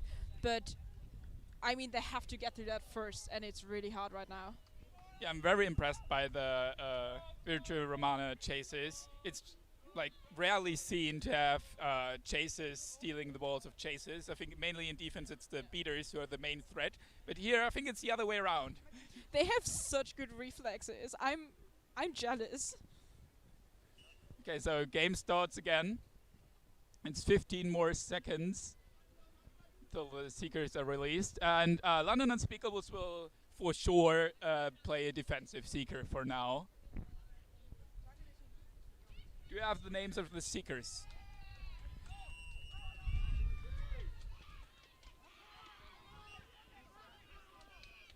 So for Rome, it's can you see her number? It's 73. It's Regina Coata. She's the main Seeker for Virtua Romana, and the London team has number 17 in. Number 17, that's Uti Valkonen, if I pronounce it right. She's the co-founder of Team England. That's very nice. Go Team Finland. And another goal for the London Unspeakables. I don't know what they talked about in their timeout, but apparently it was really necessary. So they're only one more goal away. They're only one more goal away. Now, they'd really have to make sure that no catch will happen. But apparently one of the chasers just ripped off the snitch from the snitch shorts. Just by running over, it fell off. Okay. London is catching up. They did 2 really nice attacks, and they even blocked a counter attack, which is really hard, especially since we saw how good Rome actually is in counter attacks. I really enjoy this game. It's getting so tense now. And the score actually is 120 and 100 I hear now. So it's not up to date here on our stream. We still have only 80 points for London Unspeakables, but That makes it even. does that mean they're in range now? It does. So It depends on which score we can trust now. 120 to 100. Headref just confirmed it. So both teams are in range. So it'll be even closer than I thought it would be. But now Rome is at attack. But now they lost the ball to number 29 of London. And he's going through, but there was a beat. But he managed to pass it off to a chaser behind the hoops like they always did it. But this time they couldn't score. but they still kept the quaffle, so they are still in attack. And London changed their seeker. It's number 11 now. Do we have him here on our sheet? No, we don't. But he looks strong. The snitch really has to run away from him. He's a very agile snitch. I really hate to play against those when I'm seeking myself, because you have to do so much running and it's nearly impossible to catch while they're running. You have to pin him down to one spot, like he is trying to do at the moment. But now he's beat. Both Seekers are beat. No, the Italian Seeker. No, she's also beat. And we have another brooms down. Have you been What seeing what's happened? been going on there? What happened? I didn't see it. But what happened to Rome on Snitch on Pitch? They just fell apart. While London actually stepped up their game and did some beautiful goals, Rome they lost their patience. They don't pass around anymore. Whenever they try a counterattack, it gets They intercepted. didn't score for like 5-6 minutes now. I think so. But they still need to catch that snitch. On the sheet I only see this one Seeker. I hope there's more. Unless she wants to go the whole time, but that can be quite exhausting as a Seeker. It would definitely be better for them to have a sub when she doesn't have the endurance to go anymore. Especially against this snitch that's running away the whole time.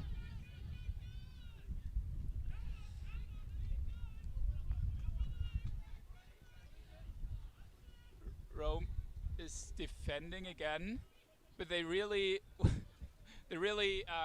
take up those physicality now. They push them out, but they get very close. And that was a goal. I think that was a misplay by the beaters of Rome. They focused they looked the wrong way.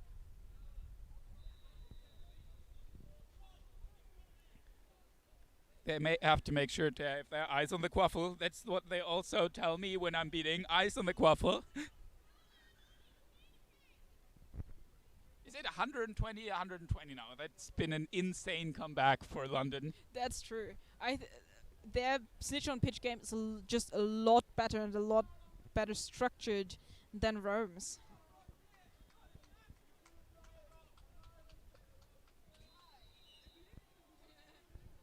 Okay, so now scores are even. It will be the Seekers that determine the fate of this game now. London switched again. It's number 48 now. And Rome still has the same Seeker on. That might be a problem for Rome, I think. When London team always has fresh Seekers. But we have another goal for Rome, so They're in the lead again. 10 points. They still have to catch that snitch though. And at the moment it looks like the London team is getting more time at the snitch. And they're still fresh. The Seekers still have a bit more energy, I feel like. Okay, but now it's Rome who's Seeker, who's alone at the snitch. But Snitch still running away. He's a very fast Snitch. Both Seekers having a hard time keeping up with his pace. Oh, and it was a nice interception from a Rome chaser who's now trying to counterattack. And it looks, that was some nice passing. Wow. Beautiful. That was a really smart goal. Especially in counterattacks. The intuition is usually to just drive through, but they had 3 passing options and they used them. Yeah, that's always good. If you do that counterattack, to have not just one person going up, but a lot of chases also coming with you, just in case you have to pass. They really did that very nice. Oh, but now we have London Seeker alone. It's number 33. It's the 4th Seeker for London now. But now Rome also put in a fresh Seeker. Let's see how he will be doing. It's number 8. And there was another goal from number 66 from London. Say London does not want to lose this game. They put in so much. They never put their head down. They're still going, giving everything. But they need to focus on that snitch now.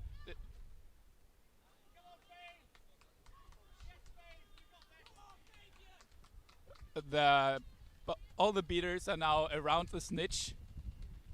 There's a lot of beats happening. But both Seekers are still there. Both Seekers are going for it. London beaters ahead. So now Snitch running away. but Italian beaters are there. Oh, there was a beautiful catch, but the Rome beaters were there earlier. The And fifth seeker oh, now. the London team still has the quaffle. So now London has some time alone at the seeker. We can see that number 30 now. He's the fifth seeker of London, but he's getting beat. Beautiful beat by that number 5 Italian beater girl there. London scored again. 130 to 40.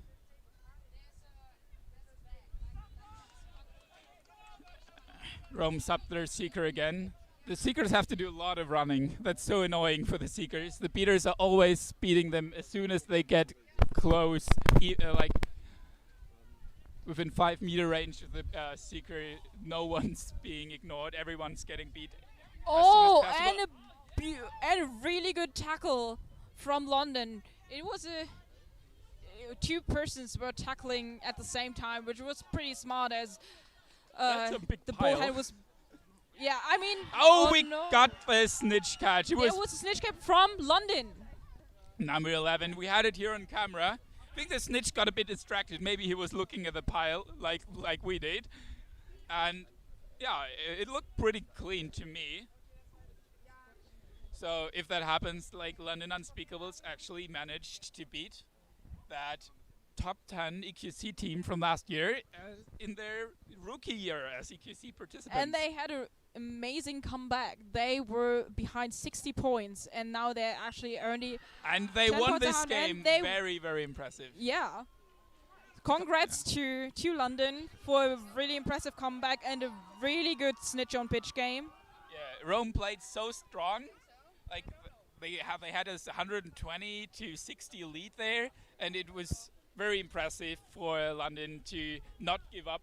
I think that's a very hard thing if you're so far behind to still give everything and not be unmotivated. But also Rome did very nice. We had those beautiful interceptions. I think they still win a lot of games this weekend. Yeah, I think so too. So now they are in the position London was. They lost this first game, but they're not allowed to give up. And I think we can still see them in upper bracket. Just because they lost this game doesn't mean they won't win other games. They have a very tough group, though. What I've heard, it's the Paris Titans and one of the top Turkish teams. So both of those teams Okay, will. maybe we won't see them upper bracket, but we wish them good luck, and we'll say goodbye for now. Yeah, thank you. It was a pleasure to commentate with you.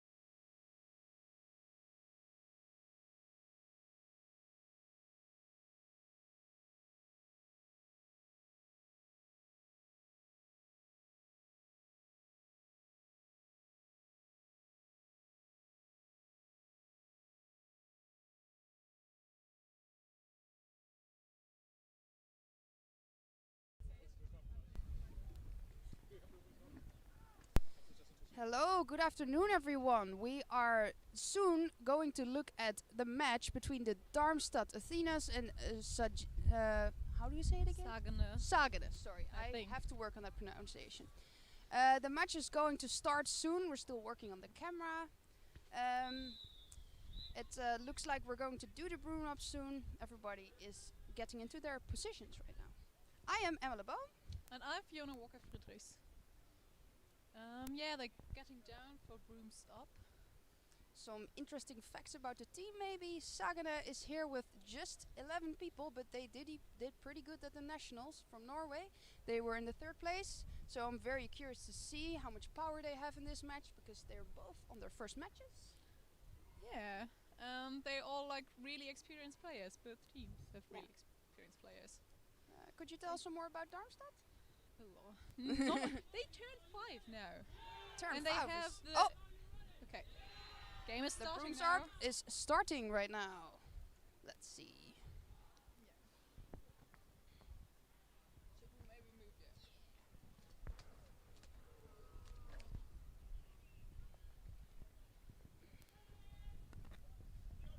Okay. And Seconds there the they game go. started. The quaffle is for Darmstadt. Trying to and go through. Oh, he loses it. But bloodshed Number control is with 32. Sagene at the moment. Yeah. Sagene. Oh, And they it's- have the quaffle. it is a keeper ball. All right, slowly making it forward. It looks like they also have control. Yeah. Will be interesting what they will do with their control. Number 55 has the quaffle right now. Slowly walking behind the hoops. Ooh, is that pass gonna arrive? And Nope. The receiver is... There we go. Number 2 has Yeah. the ball with an immediate counter attack. Ooh. Let's see. Going for a long shot. And they... It's a little too long. Whoa, they still have the quaffle. And Sagene lost bloodshed control. Yeah. Now the keeper has it Okay. again. Is he going to score? Still being blocked. All right, the quaffle's out of boundary for a while. And I just heard that we are online. Very nice. Can hear us now. If we weren't online at first, we are looking at a game between Sagene and Darmstadt. Right now, the quaffle is in position at the midline. Sagene has it right now, and the score is still 0-0. So everything is still possible at this point. You see a nice bludger catch. Quaffle is behind the hoops of Darmstadt. Sagene has it right now. And Darmstadt has bloodshed control. Oh no, Yeah. they lost it. They're still in Just lost there's it. a beater battle going on at front. Number 55 with the quaffle again. 'Kay. This is Annika Sagenfeind. And she is another kick-ass German lady who will leave you in the dust apparently. That sounds quite dangerous, don't you think? Not so good, menacing. Oh. Ooh, that was Okay. not a goal. And the No. ball goes back to Darmstadt. And they got bloodshed control back in the defense. Yeah, At that some seems like they're point. it's pretty intense right now. But still even, still no goals. Yeah. A See lot some things fast going on. passes, some short passes. Darmstadt's playing with one troll behind. Oh, that's a nice spin. Oh. Look at that. And no bloodshed. And that is a goal for Darmstadt. Okay. And the keeper of Sagene has the it? ball again. Yeah, at the midline. That is number 79. And he needs no further introduction. Apparently he can be a keeper, beater and a chaser. It's a nice utility player to have. Okay. And they trying beat him? They're right now. Oh, And that is also a goal Sagene. from Sagene. Very nice. Good passing around the hoops. Very nice. Now they even again. Yeah, it's 10-10 right now. Ball goes back to the keeper. And let's see, they don't have control right now, Darmstadt. Sagene has control again. They both play quite slow. Which is, slow games. you know, understandable. If you have 11 players, you have to, you know, save their energy a little bit. But Darmstadt has But much more. yeah, Darmstadt has quite some players. But maybe their tactic is also more slow and steady. That could Yeah. work. All right, to number 18. Back to number 2. Is he going for it? No. It seems like they're still trying to find that space. Ooh, that is a nice steal from number 13. Oh. He is going for it. Oh, that is a nice block from Darmstadt. And number 18 got beat. There's a lot of beats happening and an immediate counter. But it was stopped by player number Ooh, 12. that's a very clean Matthias tackle. Albert. Yes. That's no goal, says the goal ref. Oh, that's too bad. Yeah. Yeah, that happens sometimes. Sometimes you lose your broom. But also always bad in a attack while being a troll. Yeah. And free. Yeah, I mean, the position was pretty good. Yeah. Next time. Maybe. I wouldn't blame that person. That happened to No. me multiple times in the game. Okay, so the Quaffle is at Sagene again. And slowly advancing with a blotcher. They're going around the left hoop. Ooh, oh, that's too bad. But they still got it. That's a kick. Oh, then the Quaffle was off pitch. Yeah, That's a turnover. we have a slight problem with this pitch right now because there's not fences everywhere, so balls tend to go off pitch. But this can easily be fixed, luckily. And the Quaffle is Already back in yeah. game. It has been given to Darmstadt to number 18. And they're going for slow advance. They have beater blitzer control, excuse me.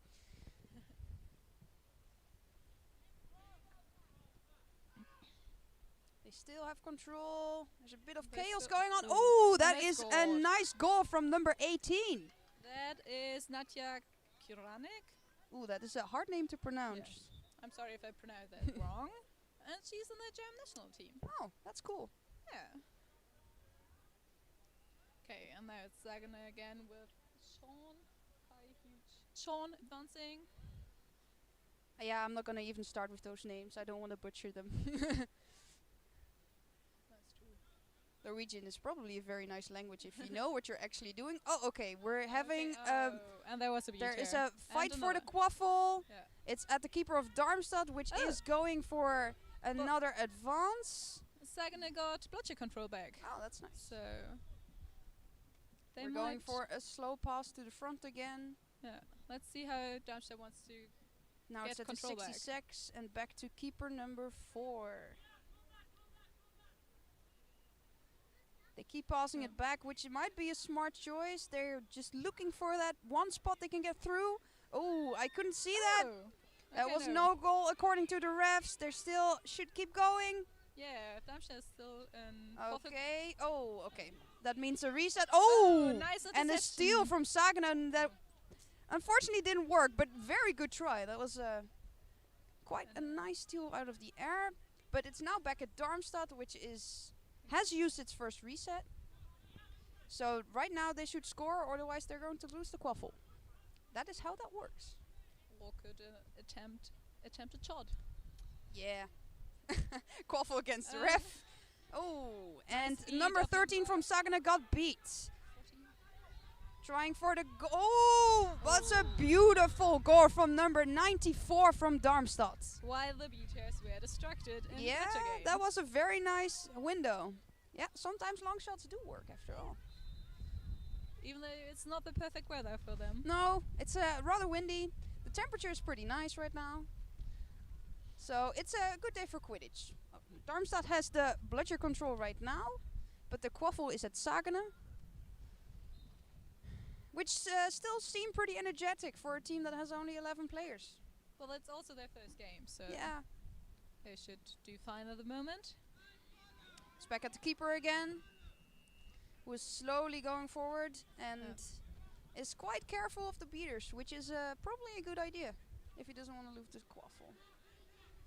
Ooh, that's too bad. That's too bad. Quaffle back to Darmstadt, but they slow their attack a little bit Yeah. because they do seem to notice that there's a bludger right in front of the hoops. And another one coming from the So side right now. at number 66 right now.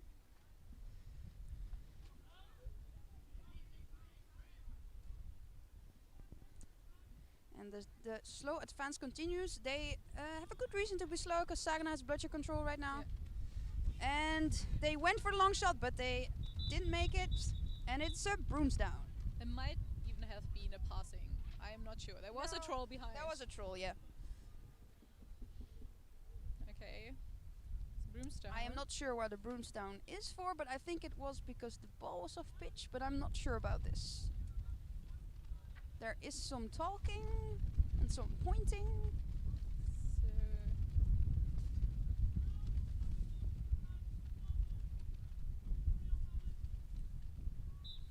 Yeah, it Okay, was yeah. there was a quaffle off pitch. But Yeah. shouldn't the keeper get the quaffle after a Broomstone? If it's off pitch. But yeah. It's good. Okay, Sagana now has the quaffle in control, so this is the moment for them to score. It's still the 10-10. scoreboard says 10 to 10, but I don't know if this is completely correct. I had the feeling there were more goals. Yeah, but it might be that the referee rejected one of the goals that Yeah. the goal ref thought was right because it was beat before, for example. And Sagana is going for the score again, but More long shots. some long shots. And also use their reset now. Yeah. Ooh, there's a okay. Oh, The bludgers are on the nice. other side of the pitch. They're going for it, and the keeper of Darmstadt could tick the ball away. And they do have the quaffle right now. That is too bad. But for still no Sagana. bloodshed control, even though they made a nice attempt. It was a Together. good attempt, yeah. Yeah. But also lost the quaffle out of sight. Yeah, sometimes in the chaos. Beaters get distracted. Yeah. I mean, I can't blame him. I'm normally a chaser, so I'm a I don't beater. know what's going on at the beater game most of the time. I do know this feeling though. That's nice. The beater game. So the chasers, the Darmstadt chasers, are passing around the hoops. And They scoring. get beat. Also, the troll got beat, so that's nice from Sagana. They prevented the goal against them. But the And it's keeper another scored. brooms down. There was another bloodshed off pitch. 'Kay. So far, this has been a very nice game. No cards Yeah. yet. Very clean. And very little tackling. Yeah. It's a lot It's of not a lot passing of more. contact. They're Yeah. both seems like very passing heavily teams. Oh, and the Sagana goes for a long shot, but they still in possession. He keeps and he's beat. Okay, that's too bad. He's Darmstadt is back in possession right now. he was also the only one. Yeah, he left was of the Sagana only of in the Sagana Darmstadt side. going for a very brave troll action. I mean, it wasn't a bad long shot. It's just that long Yeah. shots are very difficult to catch properly and then react. So Darmstadt is going for is passing again. But Sagana told us we have to watch out for one-hand catches. Which I haven't really paid attention to. Okay. Sagana, there's some interesting beater stuff going on right now. Yeah. Sagana has control, But Darmstadt has their bloodshed back. and they just had the bludger back, yeah. It's a So- very slow-paced game, Yeah. but still pretty intense. Well, the score is up, I think, now. Yeah, the It's score it's should be now 50-10, 50 to 10, yeah. I think. Still went pretty fast. So Darmstadt is out of swim at the moment.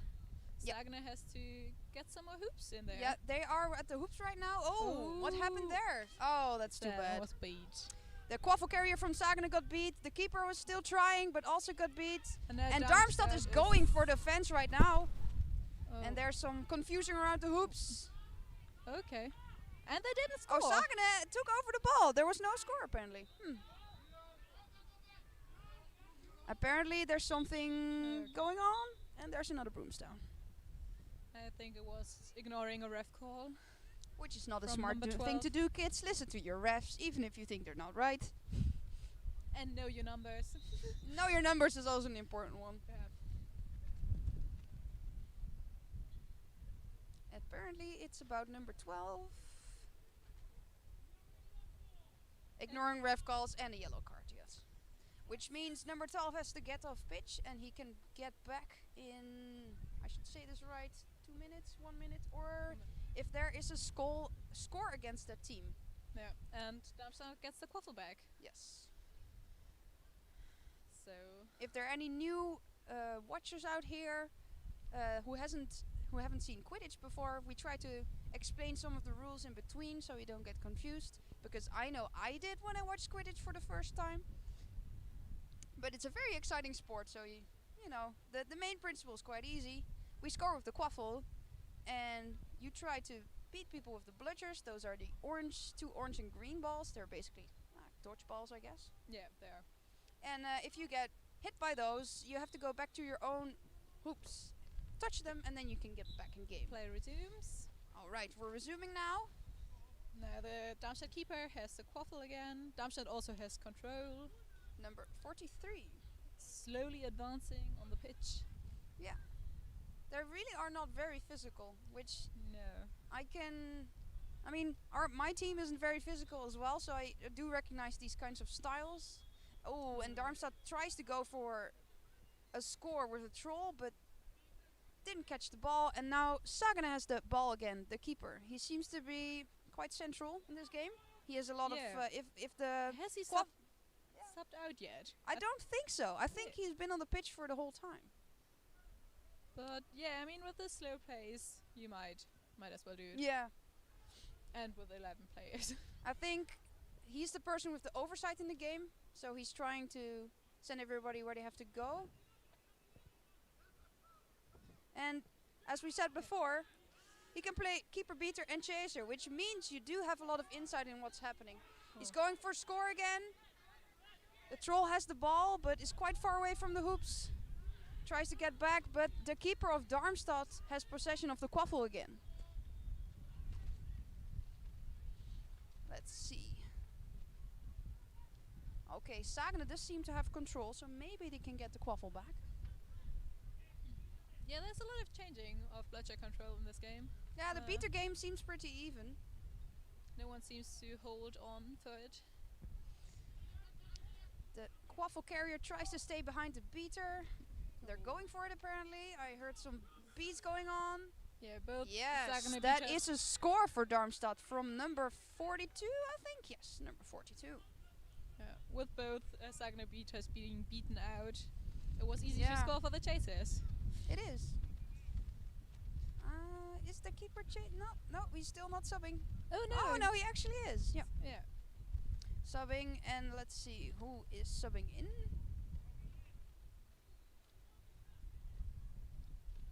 I We will cannot find see out soon. their number yet. Yes, that is number 8. That is Martin Beyer. Anything that takes longer than 5 seconds is cardio, and we don't do cardio. Okay. He's also apparently a player that does multiple positions, and we have a brooms down again. They just passed off the quaffle to another chaser. Okay. And we are back in the game again. That was no call. Alright, it seems like they're going for the score, and they just miss. Saga just missed, and the ball is back at Darmstadt right now. They try to do it fast. The troll got beat out. That is a very nice beat from Saganen. Very well timed. From number 6. Yeah. That is a name I will also not try to pronounce. We're sorry. I don't want to butcher anyone's names. Sorry for that. Okay, the bludger was off pitch, is on pitch again. And we are resuming the game. And there's another brooms down for, I presume, something else. Sagana is taking a timeout, I presume. Right. That is probable. Yeah. They are checking the time right now. So it's 50 minutes in? Yeah, it's 15 minutes in, and the score seems to be 60-10 for Darmstadt right now. So if Sagana tries, they can still catch up and get back in swim, but it's already at 50 minutes, so they can still try to win this game. It's not impossible. Well, I think the switch is quite good. I think it's Mikey Orridge from Raptors, if I see it right from here. So he is a good snitch. So they might as well have some defending time and getting back in the game. Interesting, yeah. We will see. We don't know, I don't personally know anything about the Seekers. I see that for Saganen, Martin number 8, or let's see, that is the only Seeker on the list right now. So right, sorry, and number 20 Timo. Those are the 2 Seekers from Saganen. Timo? So It's okay as a Seeker. and He has really long arms, so that is very nice when you're trying to seek. really Darmstadt has multiple seekers. Number 11, number 15, number 27. And those are Thorsten, Lisa, and Franka. Those are the 3 seekers from Darmstadt. And the game is going to resume again. Because the timeout was over. No, yeah. And Sagna has bludger control again. And advancing the quaffle. We're going for a slow approach again. Across the midline now. They don't get pressured really high. No, not very. And the beater of the Darmstadt team seems to be close to the hoops as well. The quaffle's just passed around. It's back to the keeper.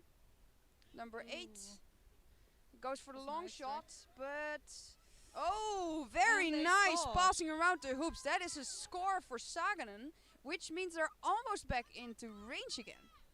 Yeah, they used the no bloodshed situation really well there. They did a nice triple pass around the hoops from one troll to the other, which made a very nice score through the middle hoop. So maybe the timeout changed the momentum of the game a I little think, bit. yeah, that worked. But Darmstadt has the quaffle and control right now, so this Yeah, could be okay. an immediate counter again. But we don't know what's going to happen. It's a very interesting game, not one of the most fast-paced games right now, but still quite close. A lot of passing. Lots of passing. Number 45 is getting Trying tackled. to tackle, yeah. And there is another... Ooh. And the ball goes back to the keeper of Saganen. They So- nicely stole the quaffle. And it was a really nice beat by Timo Ramsauer.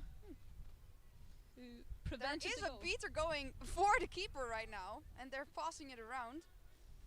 And the keeper is back in the game, is going for a sub, as it seems, and the quaffle is slowly being worked forward by Saganen.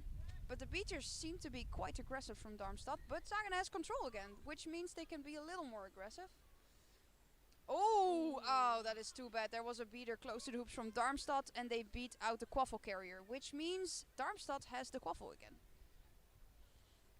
And Snitch on pitch is getting closer. Yes. There is a snitch on pitch right now. Oh yeah, I While could do that. while Darmstadt is still We'll do that. in position with the quaffle, going forward, number 43 again. They also got bloodshed control back just now. Oh, let's see. That is a And no no bludger bloodshed. situation. But Darmstadt still has the quaffle, is trying to go for it, was being blocked by number 13. Still, And it's a brooms down. Something happened at the hoops. let's see. Let's see what happens. That is... The Sagana player. Did something with Which- contact. We see something with a wrapping motion. Yellow card for wrapping a player without a ball. And then a red card. Ooh, Also with their small roster. One player down. that is unfortunate. It's hard. Also no. Oh, that is too bad. Yeah. I didn't see it happening.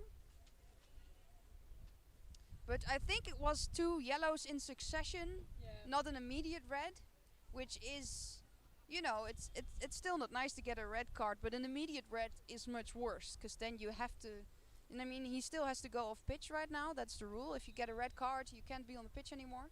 But if he had an immediate red, the consequences would be worse, I think. And someone else took his place in the penalty box. Yes. As like substitution, so they're still lacking 1 player until Darmstadt scores, or No, the time it's is... a red card. Oh right, it's a red It card. doesn't Yeah. get. I have to polish up my rules a little bit. Fine. But Sagana got the quaffle back. Yeah, that's pretty okay. So they probably will. The play beaters for are yeah. pressuring from Darmstadt, while Sagana tries to keep passing around, which they are doing pretty well. Yeah. But quaffles are slippery sometimes. And Darmstadt got the quaffle. Darmstadt has the quaffle again. And also control. Yes, they do. Oh, the Seekers are released. Peters number 13 and 14 both have bludgers. And the quaffle carrier just got beat out, but another Darmstadt player picked up the quaffle again. And Sagana seems to try to be a bit more aggressive in their movements at the chaser game, while the snitch is still going on. Yeah, Sagana is trying defensive seeking. Yeah, And they're still going for the win. Martin Bayer got in there. And the keeper number 2 of Darmstadt tries for a score and scores. Wow, that's quite a long shot. Well done.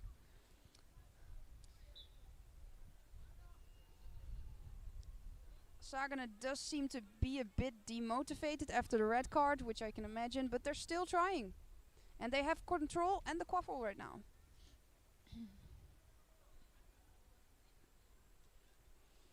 Well, the snitch game is still rather calm for the moment. Yeah, both teams ignoring the Seekers, or the beaters ignoring the Seekers because it's out of swim for both teams. Yeah, That was a nice beat. that was. And Darmstadt got the quaffle back. They also do not seem to put any beaters on the snitch right now, on the seekers, I should say. Yeah, because they don't have control, Yeah, I guess. Sagene still has control, but they are naturally more focusing on the chaser game right now. So they're trying to get more points so they get back in reach. Oh, a very aggressive move from a beater from Sagene. Ooh. And that means they are getting the quaffle back. That was a good good move. From number... There's the inbounding. Okay. Okay, it seems he has to get back. I couldn't understand what they said. It's but- inbounding. Oh, the right. Quaffle missed. Yeah, I still don't 100% understand the new inbounding rules, but they are important. Since If we have the a hard quaffle boundary go now. outside, or you have the quaffle and step outside with your foot, you lose the quaffle, and the other team can inbound. So if you can push someone out of the bound, you actually get the quaffle. Yes. Doesn't happen very often, but you can do that.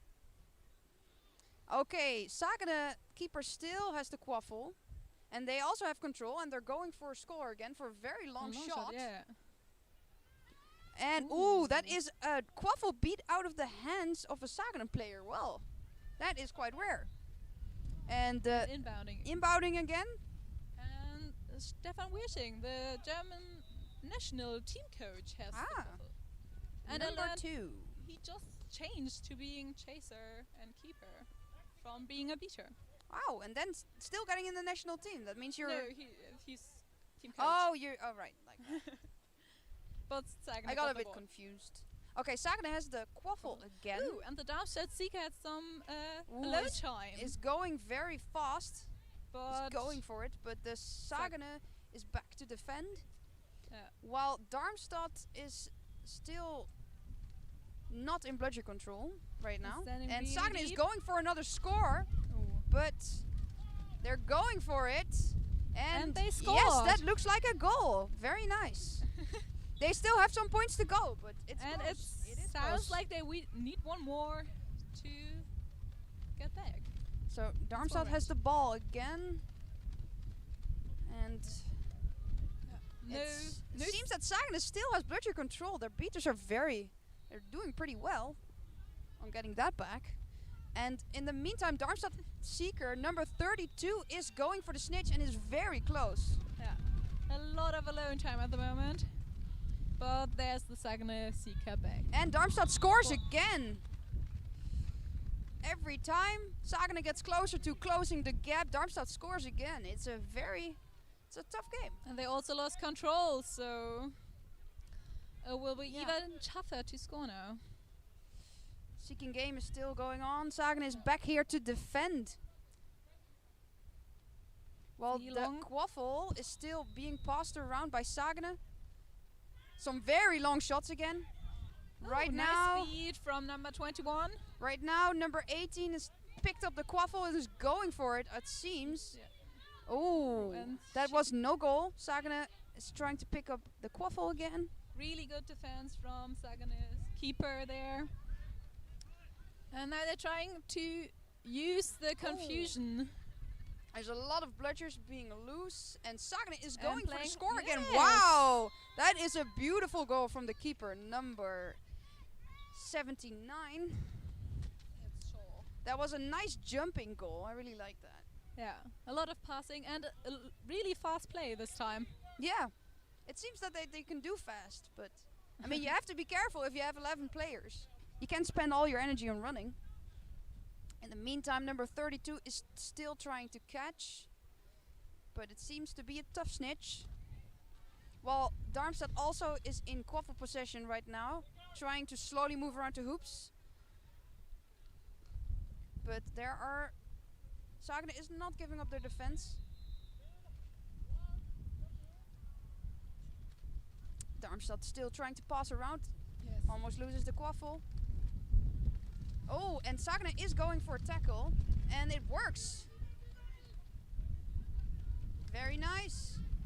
While still on the ground, Darmstadt tries to pass off the quaffle to another team player, but there are a lot of quaffle players around her. And it's a brooms down. I think the keeper lost his headband at the moment. Yeah, that might have happened. And It's a yellow card for Sagene, unfortunately. Contact around the neck. so they won down again. Let's see. And Let's see, there is one bludger loose on the field. Sagene has one. yeah, but both beaters beat Oh, up. right. Kind of Sagene thing. has two, I see now. And there's one bludger on the floor. So this is a no bludger situation for Sagene. If Also, they're going for it.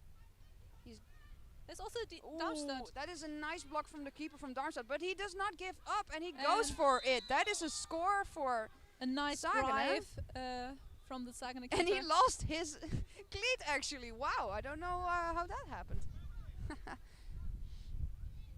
Well, the snitch game is still going on, and Sagene is also trying to catch right now. Number 8 from Sagene is seeking. Yeah, they're in overtime range, so They might be able They to catch. actually get there. It is 80 to 50 for Darmstadt. Well, Darmstadt is slowly and as the advancing the brooms quaffle. down, Yeah. What is again. happening now? I have no idea. The refs Are still talking.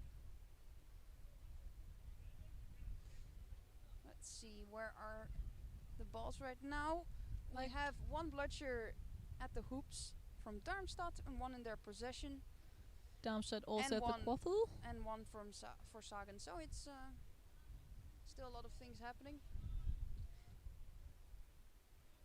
80 to 50 again. There we go again.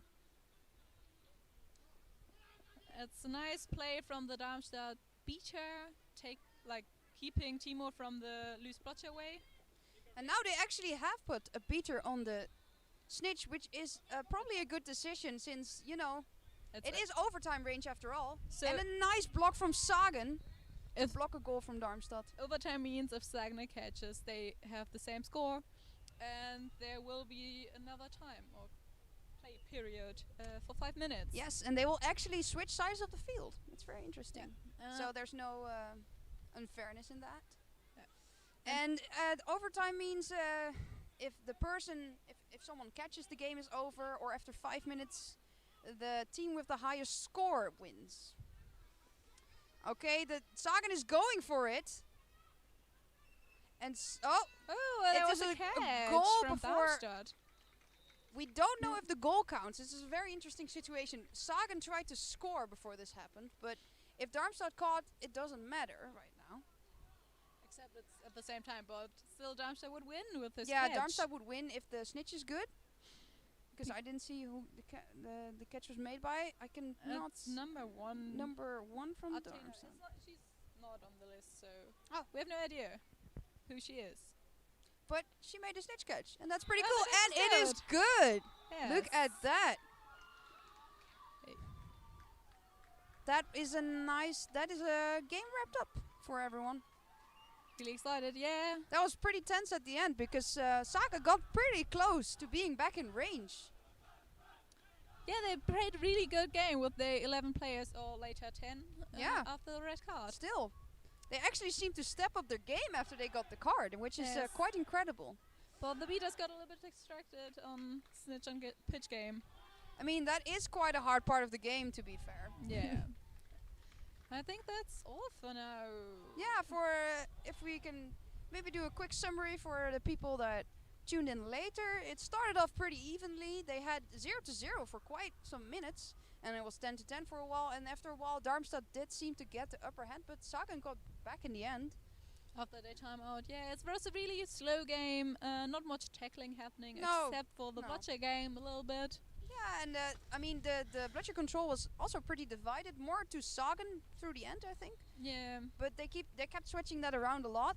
The beaters seemed pretty evenly matched, but I did think the 11 players, the energy level did seem to work against Sagan in the end. Yes. Okay, then tune in for the next game, which will be Glasgow against. I have no idea. Glasgow against I don't know either. There's also, I don't know about the stream on pitch 1, that's probably still going on. Yes, tune in later for more games, more fun, and I hope you enjoyed this game. I did. It was nice.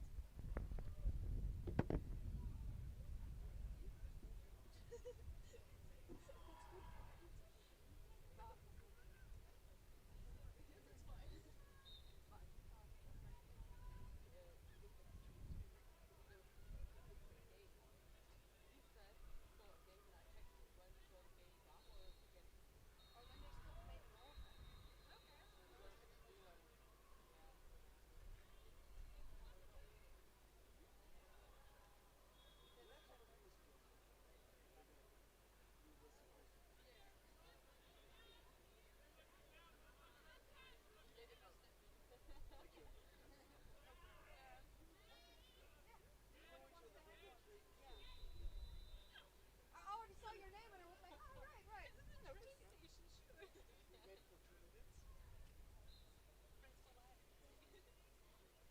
okay, now we need to bring back the cheat sheets or Annemieke will kill me. Who put chocolate on here, guys? Somebody has a tissue. Somebody had melting cookies on here.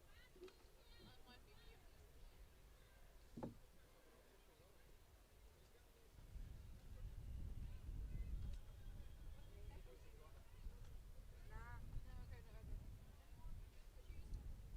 Which person should I ask for the You have to go up. I have to bring them back anyway. You can just go with me. But I have to clean this one up first. Fiona, are you commentating the next game? Glasgow against Lyon. Let's go to At this least game. they know something about Glasgow. I can talk about that. Okay, we have to put them on order. Martin from Sarna, I think. Yes. So, and then this one is the. Oh wait, no. You still. I only need a roster. Yeah, there's. Oh right. Yeah. Okay. Wait. How do we do this with fingers? Okay. Yeah, so you need this. Yes, I think Okay, this is correct. Yeah, Nice. sounds Okay. good. I will bring them back. It was nice streaming with you. That was fun. Yeah, thank you. I want to commentate more now. Yeah, I will. If I get nervous, I talk a lot. That's just what happens. He was like, I could say something, but he was like saying everything already. So. Oh right. Like halfway through, I was like, oh shit, I'm talking to her. Thank you for your number, Poppy. I was like, you do the work. Yeah, wow. Does anyone know who Sam is? Sorry? Sam Davis? Nope, I don't. I know. Don't know anyone of this name. Same. Nope, It's so it's my awful. first. What's your name? Lena. I shouldn't forget my bottle. Please. All right, let's bring back these two. Because you don't know anyone now. And everybody's like, oh, hi, nice to see you again. I've never done this. Like, I know my teammates. I have like 3 people who can What is your team? Kiel? Okay, German. Okay, Deutsch. Und, also ich kenne das so ein bisschen, weil ich in Android gespielt habe. Warte mal, aber Kiel gegen euch haben wir beim Eispokal gespielt. Auf Kurs. Ja, war ein schönes Spiel. Ja, war echt cool. Das war nee, das war nicht, das war zu lang. Doch, das war zu lang. Doch, das war 2 Tage, wo eine Stunde verschoben wurde und dann hieß, ja, vielleicht darf das ganz ab. Und beide Teams so, nein. Und wo wir, irgendwann durfte ich nicht mehr auswechseln, weil wir, irgendeiner hatte ja gelb-rot bekommen. Und dann hatten wir viel mehr Probleme halt. Und irgendwann, ich war nicht raus, so spielen, so, ja, kann ich jetzt auswechseln? Nee, du darfst nicht mehr raus. Wir haben nicht mehr genug viel mehr. Wir waren alle so fertig. Ich dachte auch noch so, lass das Spiel bitte enden. Ja. Ist mir alles egal. Einfach alle aus. Jetzt irgendjemand. Jetzt einfach. War echt so. War echt schön. Aber Eispokal war trotzdem. Ach, cool. Ja. Das war der erste wirkliche Sieger beim Eispokal.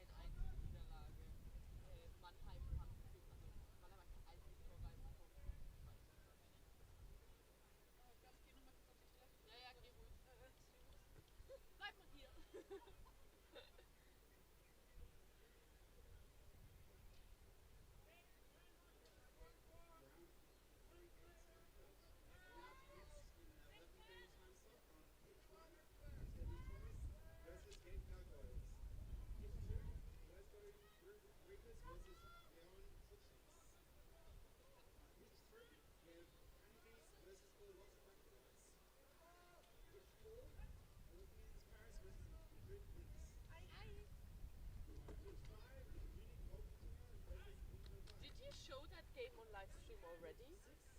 The last game, yeah. All the games on this pitch. Okay, are live okay. streamed.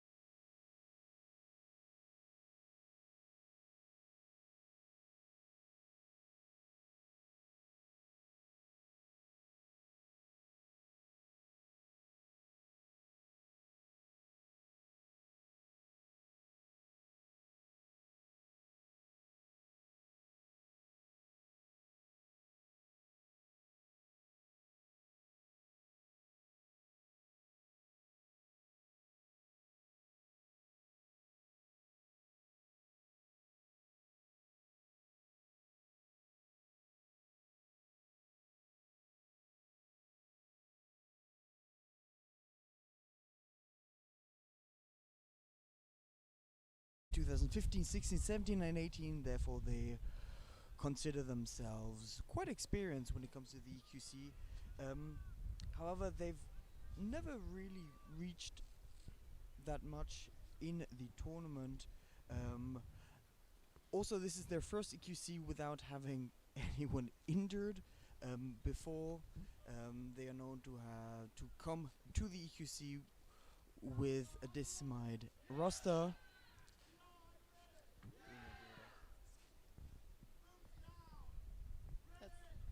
It's the same as Gemma with the 23 beater, also former Barcelona Eagle player. The Lyon players have got bludger control. They're not sure whether they should press. Number 19 has been taken out by Glasgow. However, the Quaffle is still with Glasgow. And the Glasgow scores. Gavin scored as a troll. Yeah, number 25. They are all often used as a troll in games. And now Leon is slowly crossing the midline and trying to get bludger control back.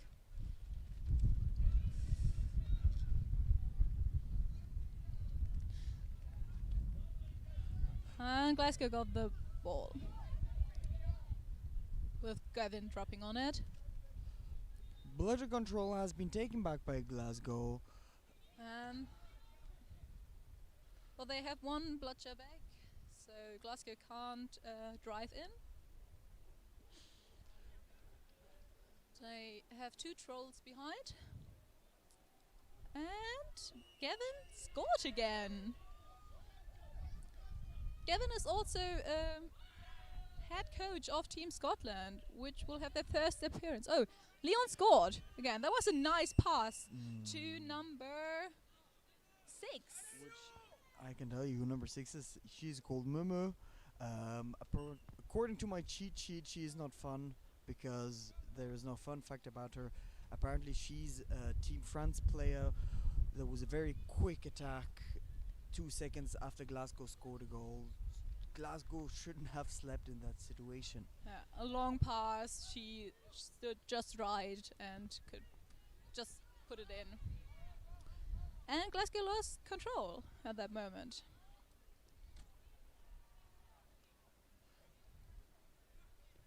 And Big Mouse is beat out. The And Quaffle has been taken up, not by a Glasgow player again. Yeah, Laura has. However, reset has been called. And they're advancing quite slowly with one beater still behind Gemma. So, and Leon picks up the Quaffle and passes it to their keeper, number 21. Which tries to drive in, and Big Marcus blocks the shot and takes the Quaffle. Glasgow does not have bludger control.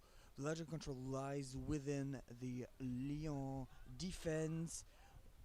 Both beaters are not right next to the hoop, looking who they can attack. Nice beat by number 74. Quaffle is loose, been taken up by the Lyon keeper, who is now trying to attack slowly with the Lyon chasers. The bludger control lies within the Lyon team again. And Gemma just got a bag. But there's also brooms down. And Laura gets the ball. Number 19, I think it's it. Yeah. And she passes it back, uses her reset. Oh no, I don't think it counts as a reset though. And there's no blotcher. Oh, there's a blotcher bag. Was a short time where they could have driven in. So we can see a nice 1 against 1 between the number 9 and the number 7, which didn't result in a goal. No, did not result in a goal. The goal referee shows that this goal was not valid. Lyon attacking with their keeper, And still bloodshed seeing control. where they can go. She's being well attacked. It's a nice. Quaffle goes into nowhere and is being picked up by the Glasgow keeper again. Well defended, well defended Yeah, good played.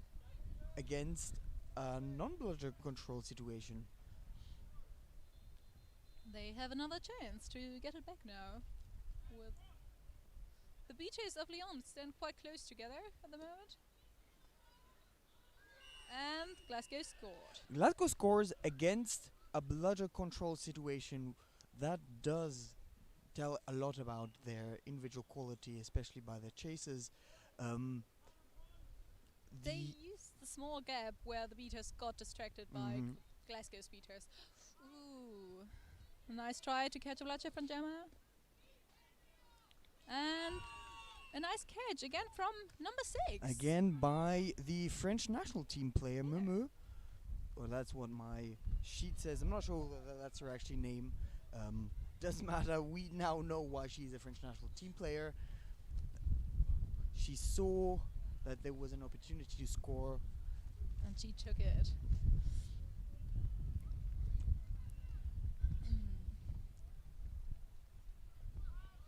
Yeah, Big Marcos has the call for the keeper. And gets, or the Lyon player tries to tackle him, but doesn't really can get him down. But the beaters saved the situation, and now there's no beater Quick situation. attack. On fall. Oh, And the number 9, which is nice. called Oh, Jack, did not score. was a nice save from the Glasgow chasers there. Nice interception. I would like to shout out towards his tackling skills. He is quite aggressive. Always Tries to to tackle, tries to get the quaffle. Doing a good job. Yeah. Okay. Glasgow still has the waffle, but now they got beat out. And yes, Leo. Okay, that's a bruise down and a card. For ignoring referee calls. Always a bad card. But Listen to your refs. But I must say that was a quite weird situation. I didn't really know who had the ball, who was beat, who not, because there were so many bludgers flying around. Now Glasgow apparently has the ball again. Number But 8 has been beat out, in my opinion.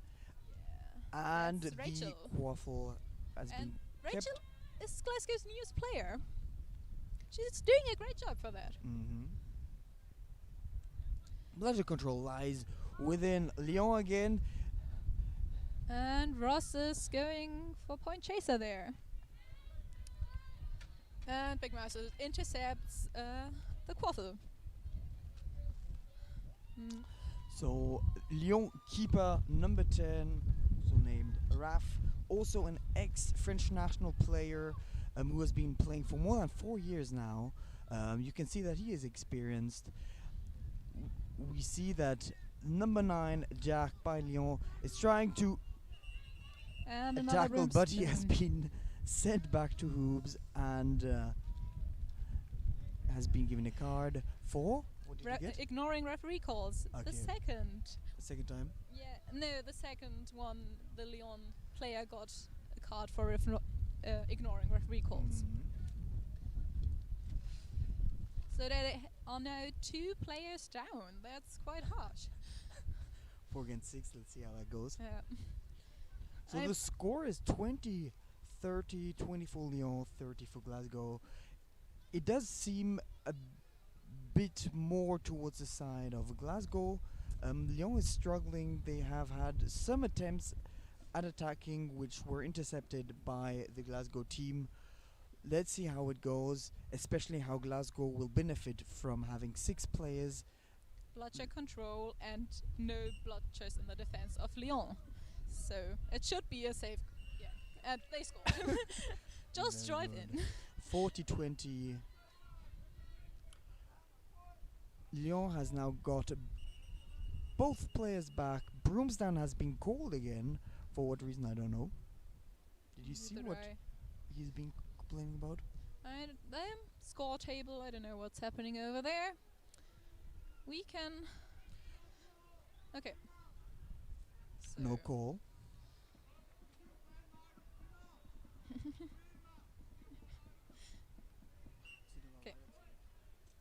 Now, Leon is starting the attack with Beater.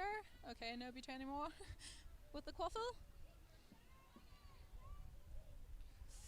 And they scored This out was of that. the third goal by their French national team yeah. player, Meme.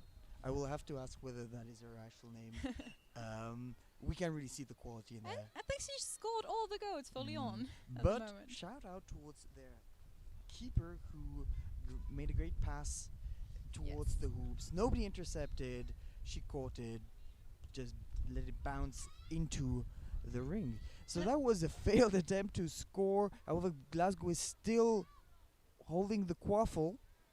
But they just lost it, I think. But there's another Broomstown. Yeah, I think like Glasgow's a really tackle-heavy team, so it's quite smart of Lyon to pass or make long passes to score. And especially if they know that the number 6 will stand exactly right there where the ball shall go to. Yeah. She was way too fast for the chases of the Glasgow defending chasers. And I don't know who has ball right now. It looks like the Lyon. No, there's inbounding. Glasgow's inbounding. I Glasgow's guess. inbounding? Yeah. but right next to a Beta. That's hard.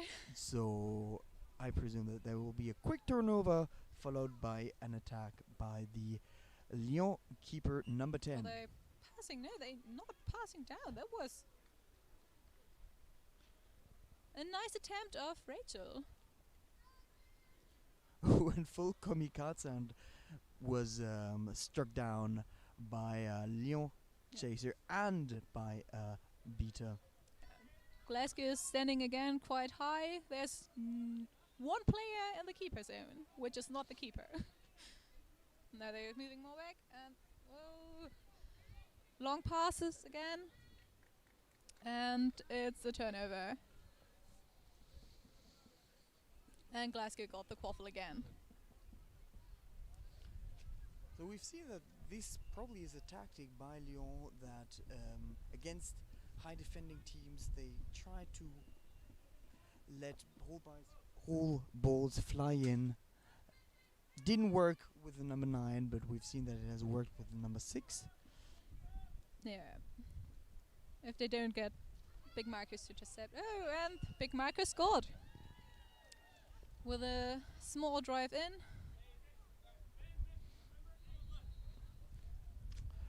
Lyon is starting their attack attempt with their keeper again, as it was their number 10, who's been quickly attacked by the Glasgow number 17, is able to get through.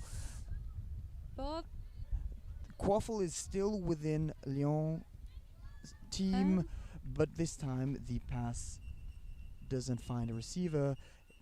Broomsdown has been called again. for a quaffle way off pitch, so the quaffle will be brought back. And Glasgow lost control at the moment. Lyon has... No, they hadn't had control for a while. Maybe they will get or score a little bit more. But we have also seen that. There was a sneaky attempt. But also a sneaky attempt to throw back the bludger. The referees saw this situation, but this was distracting enough for the Lyon beaters to not take a look at the quaffle. But also for both teams, like both chasers was really confused what's going on there. So let's see. But it looked like... So basically what started it was that a beater, after having been beat, was throwing her bludger into her direction. Two beaters of Lyon complained to referees, called out However, the chasers were also complaining because they wanted to focus on the quaffle. Let's see what the referee says. Seems like they're But it was advantage for Glasgow. So it was an it advantage for should- Glasgow, even though Glasgow actually did let's call it a mistake. Yeah, but also, yeah, maybe like I think the beater, the male beater of Lyon was off broom and then just got back on. Maybe that's the card. Mm. I don't know. Let's I'm just see. guessing here. Let's see. Seems to me like the referee wants to card someone. He's still discussing Well, that's going back to a Glasgow no, beater. Yeah.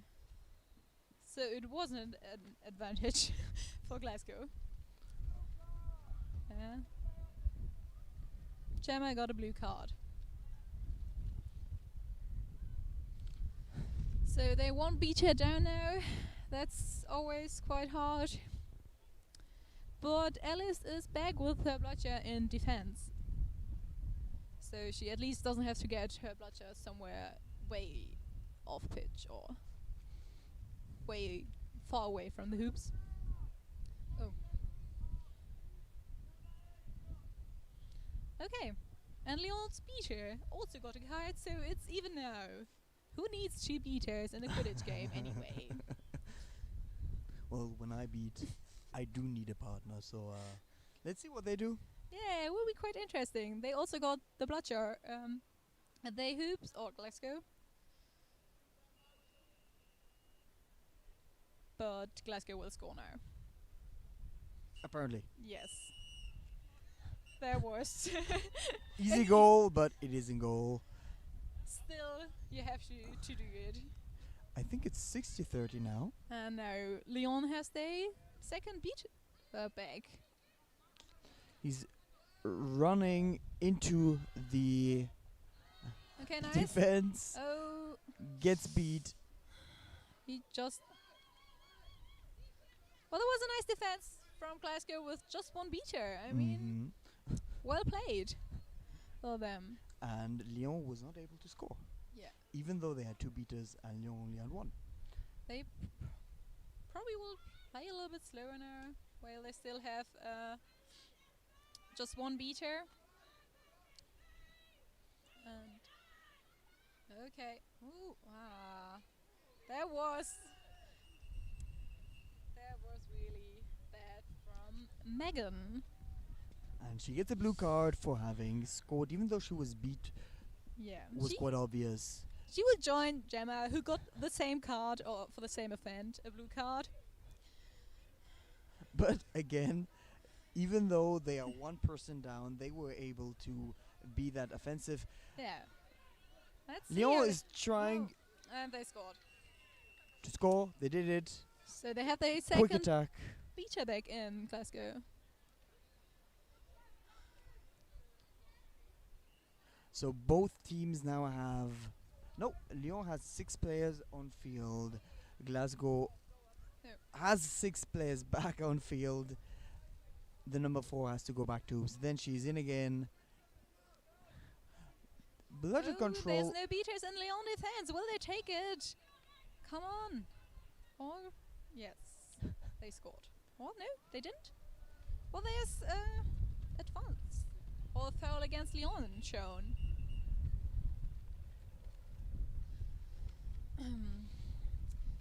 Oh yeah, I can make more or a teaser for tomorrow. There will be an interview with Team Scotland with the head coach Gavin and one of their players Ross. At least that's planned. So tune in if you want to hear more about Team Scotland. Oh, that's hard also because it's a beater and they can't get back in when Glasgow is scoring. And especially it's hard because he's the coach and he's also a former French team member. So we have seen that he was one of the stronger players of the team. Yeah. Having received that red card might be a game changer. We will see. Yeah, because he can't coach his team now anymore. That's not allowed. If you get a red card, you have to leave the play area. And you can still cheer for your team, but But you're not allowed to communicate with your players. so they will now Woo! That was a nice tackle of number 74. But Glasgow still scored.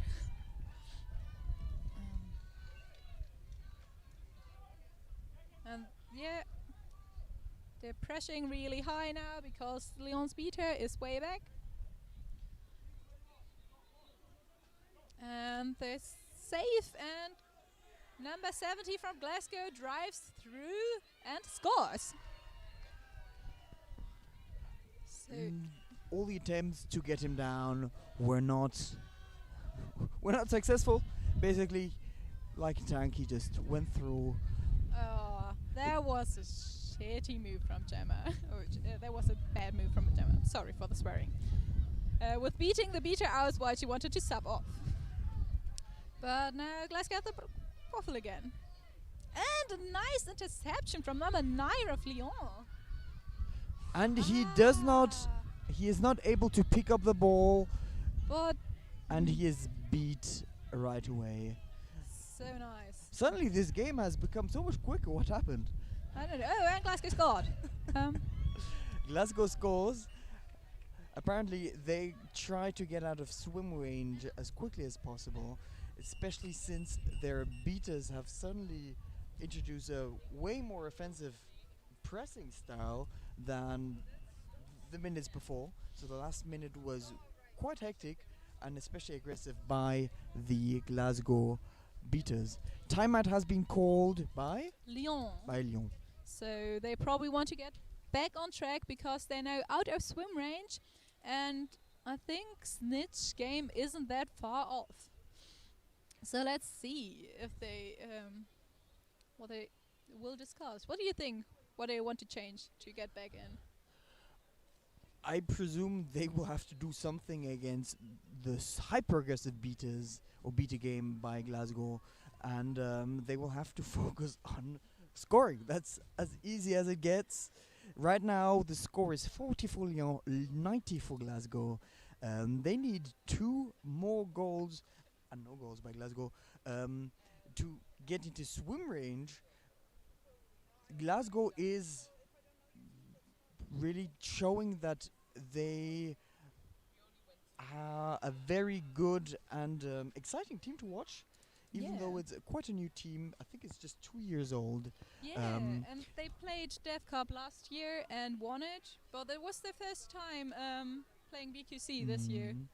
Where they got 10. BQC, they were 10th at the European qualifiers. They went into 4th place, which is actually quite impressive for such a new team. It's really good. Of course, they do have They have a lot of experienced players. experienced players from Catalonia and Spain, but this doesn't excuse because they also have very good new players from Scotland. Yes. But all A change has been made since the number 6 now is beating instead of attempting to score.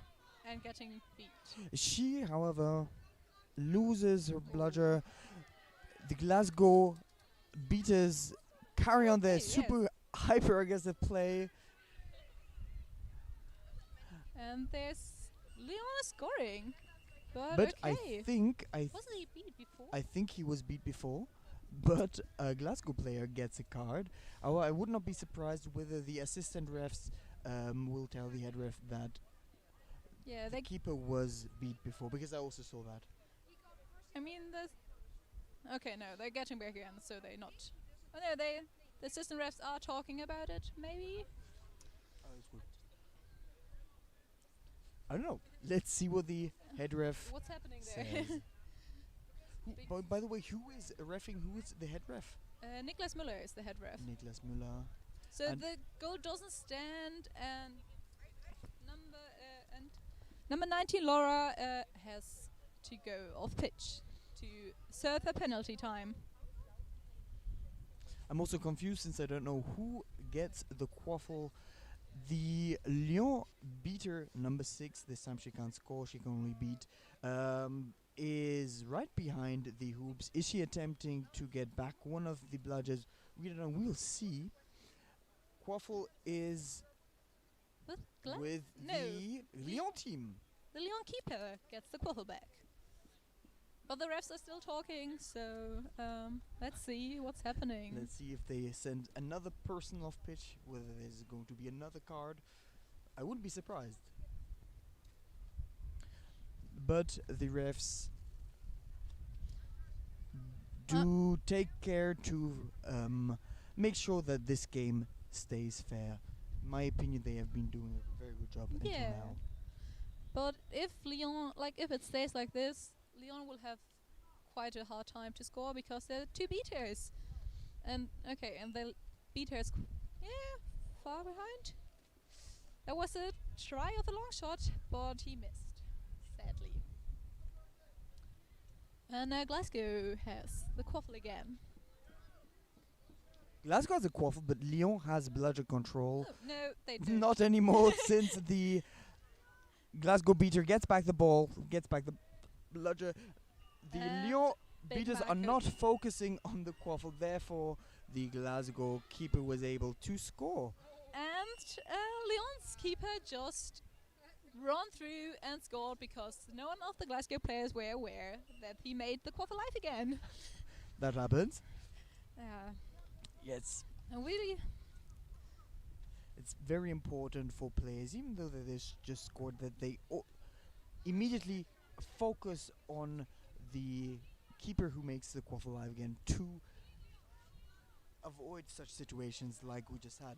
However, this was the second situation by Lyon where they quickly made the quaffle live and were able to score because the Glasgow defense was sleeping. Right now, this will not happen. The Glasgow defense has found itself. there didn't. It's interesting because Gavin took up beating, which they normally don't do. But, probably because they want Gemma as Sea King? I don't know. What is happening? Right now, we are at the 70th minute. The snitch just appeared on pitch right in front of us. Okay, This the Gla- team in Glasgow is out of swim range, 50 to 100. they Let's see what happens. Let's see whether Lyon will be seeking defensively. I assume so. Especially since Lyon might still have some chances if they score another 2 goals and do not let any in. They Yeah. will be in swim range again. They're not that far off. The Glasgow seeker is Ross Wiesemann, and Glasgow scored just. And Lyon number 3. That is Sergeant Paddington. I also presume that this is not his real actual name. We'll ask him afterwards. He's also been playing a full Lyon for quite some time. and Ross, the Glasgow seeker, made a winning catch within 3 seconds of overtime, remaining ones. So. Oh, and Big Marcus just drove through and scored. And there's another Did you see anything? adventure, it's called. No, I I was was a little bit distracted by the seeker. Me too. Okay. I think I should be more focusing on the quaffle game. Yeah, at least one of us. Okay, and the keeper seems to get a card. What's that?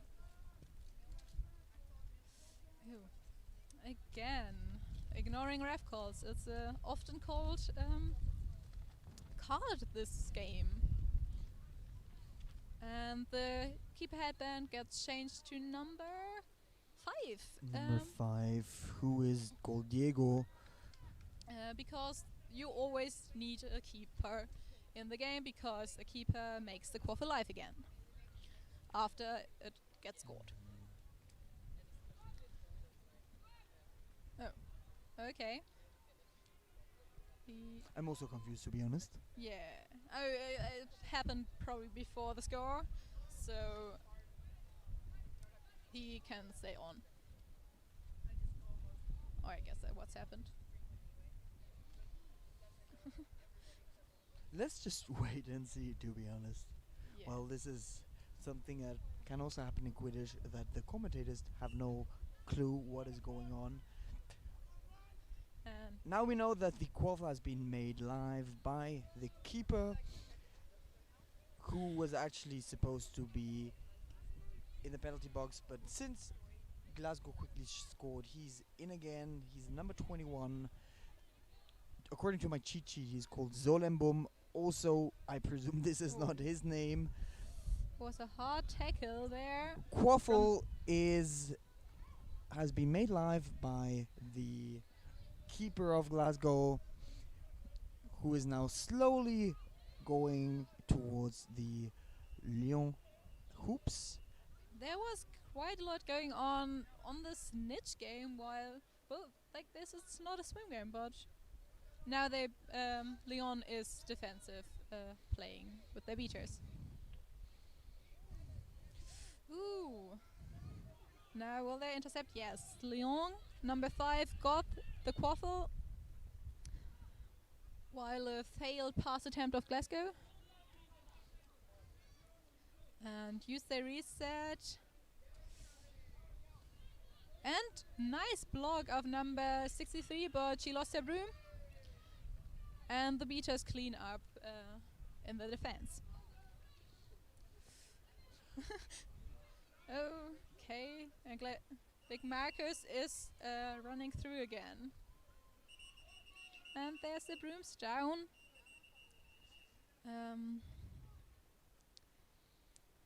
Which is happening? I mean, Leon should get the quaffle back now. It seems to me like a player has been injured. Is he bleeding? I don't know. However, what we know that he needs to be replaced immediately. So the number 5 Diego is being replaced by the number 9 Jack. We wish him all the best. Yeah. Is that And another blue card for Glasgow this time. So Glasgow is now one chaser down. It's number 77. I wouldn't be surprised if they also still manage to score even with only 5 players. They did so with only 1 beater. Why not do this with 1 chaser less? Let's see what happens. The ref is discussing violently with the Glasgow Seeker. Oh, and Glasgow changed their seeker in between. It's not Matej who is seeking, and not Ross anymore. Game will restart in several seconds. Quaffle has been turned over towards the Lyon team. Score is 50 for Lyon, 130 for Glasgow. Definitely out of swim range. But Lyon got bloodshed control back. So another broom's down. This time a blue card for their keeper, number 21. for illegal bloodshed swatting, I think. Could you please explain what exactly was so illegal about this? Hey, I'm bad at explaining, but it's swatting away bloodshed with your quaffle, because that's not your position, or that's not the ball you interact with. Ooh, that was a nice beat by Gavin there. And Leon has just one bloodshed way back. And McMacker scored the drive-through. 50 for Lyon, 140 for Glasgow team. Bloodshed control lies within the Glasgow team. Both of them now focusing on either getting the quaffle back and on defending their own seeker. Now the number 21 by Lyon scores. It's 60 to 130, however, still not in swim range. Yeah, there's even scores, I think, at the moment. Always back and forth. They don't get really closer into swim range or to swim range. But to be honest, 60 to 140 does not seem that ambitious. Glasgow has basically swum away out of any possible swim distance. Was a nice throw to number 15, Emma Callaghan, and a nice catch from her. We now see the Glasgow Seeker all alone with the snitch. A No one nice is catch attacking in the him. beater game. His beaters are actually focusing on, I don't know where the Glasgow beaters are right now. The Lyon beaters now have bludger control, and Lyon also scores. The Lyon Seeker is now defending again, but Glasgow quickly gets back bludger control and enables the Glasgow Seeker to quickly attack the snitch. And Let's see for how long. Gemma is getting back on as the beater in Glasgow. They're also changing their seekers quite often at the moment in Glasgow, and there was a nice beat of number 74. And nice passing again, but no score this time. And Glasgow has the the quaffle again. And The Glasgow Seeker now has free reach towards the snitch. Let's see whether he's able to seize this opportunity with no beaters on him and no seeker on him. However, right in this moment, the Lyon Seeker returns to the snitch to defend the snitch. yeah, and luckily for the snitch, she didn't try to catch. No, because she is defensive seeking. Yeah. Quite dumb to do this at this moment. But the snitch lock was really close. That's tempting. Yeah, there's a big cuddle muddle around the seeker. I'm not sure what the cuddle muddle is a English word, That's but a German word, but I think it's a nice it word. already describes what it is. Basically means a big mess of unidentifiable things going on right now. So we have the snitch that was attacked by the Glasgow Seeker. The Lyon Seeker is trying to defend, doesn't really that manage to do so, was quickly beaten by the Glasgow Beater, giving way for the Glasgow Seeker again, who's now following the snitch. Wow, that snitch has stamina. Let's see whether we will get into any handicaps. I think there is already one. Already won? Yes, I think we are in the first Should be handicap. paying more attention. I'm sorry. That's fine. And Leon scored number 9, Jack. Was it? I think.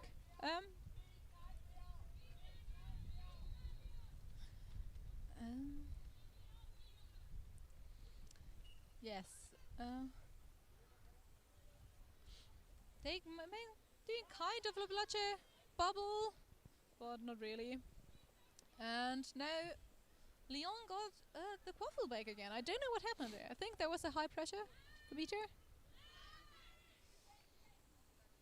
And they still got a quaffle. Lyon is. Oh.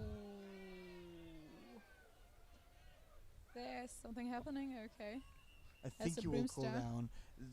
Yeah. In my opinion, the Lyon chaser jumped into the Glasgow chaser. There was no harm intended. Basically, the Glasgow chaser didn't even try to tackle him. He just stood there.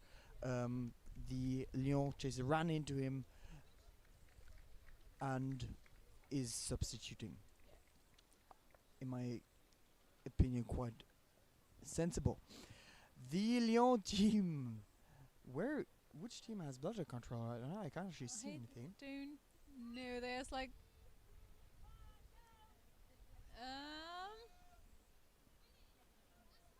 where's the bludger? Oh, there. Okay, Glasgow has control, and the quaffle. Also, Glasgow Seekers has again some alone time, and Leon got the Quaffle again. They're Against doing really one good defensive. beater. Ah. However, I think it was a score after beat because the Glasgow beaters quickly took him out. They're pressuring quite high at the moment, Lyon, because they need to score some more goals. And they're doing pretty well at the moment. So... No. Okay, now Big Marcus got the Quaffle, making a big pass over to number 10, Pauline Bucher. And then it's out of bounds, so Lyon gets the Quaffle. And they advancing again.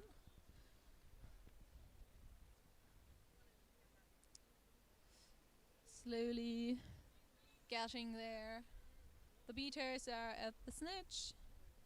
And now number 21 is trying to drive through, but gets beaten out. And now Leon's beater is beating out the Glasgow chaser.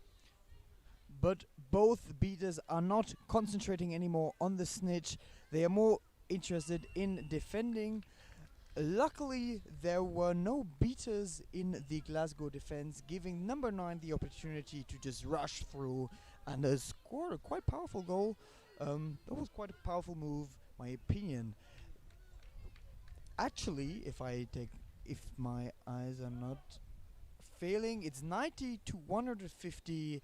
And Jack puts up, gets the And number Quaffle. 9 scores a second goal in 1 minute, being able to forward towards 100 to 150. If they score 2 more goals, they will be in swim range. I did not expect this, but since we had a 50 to 140 score 5 minutes ago, Lyon is pressuring and is taking advantage of Glasgow not focusing on the Quaffle game anymore. However, now they actually are. Glasgow does not have bludger control. The Glasgow keeper is hiding behind the beater.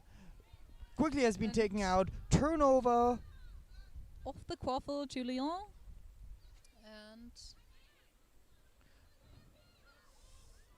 ooh, there was a nice dodge of a beat there. And nice dodging of bludgers from the keeper of Lyon. However, it wasn't that helpful since he still was taken out by the beater. That would have been a great opportunity to score, to get in another point, reaching Well, they towards whoa. the swim range. The number 9 is tanking through and is actually scoring another game point. Let's go in a row. That was impressive. Yeah. Because he was tackled down, did not get off his broom, did not lose the Quaffle, and is still able to score. So it's 110 to 150. For me, quite surprising, especially since the coach is off pitch with quite an early yellow card. But the Glasgow team is not able to catch the snitch. Yeah. Will we see a big surprise? Let's see. Oh yeah, big upset for Glasgow. Now they're getting Gemma to seek with his long, and there's the catch. Okay. Was like it looked good. I was hopeful. I I mean, I would say it was like at least the catch was good. But I don't know what happened. Like if there's a fall or something, you never know. You never know. Especially impressive since he just was on pitch for about 10 seconds and boom, catched the snitch. The long arms. Long arms, yes. Long arms. Can just grab around. Well, and also yeah. I presume because he's a quite talented player and experienced. Yes. He's a really good seeker as well, not just a beater. So we're waiting for the refs to have made a decision. Let's see whether this catch is good. I would not be surprised if it wasn't. I was very astonished by the Lyon team that they were able to catch up and to nearly get into swing range, especially by those two impressive goals by number 9, Jack, that we saw 2 minutes ago.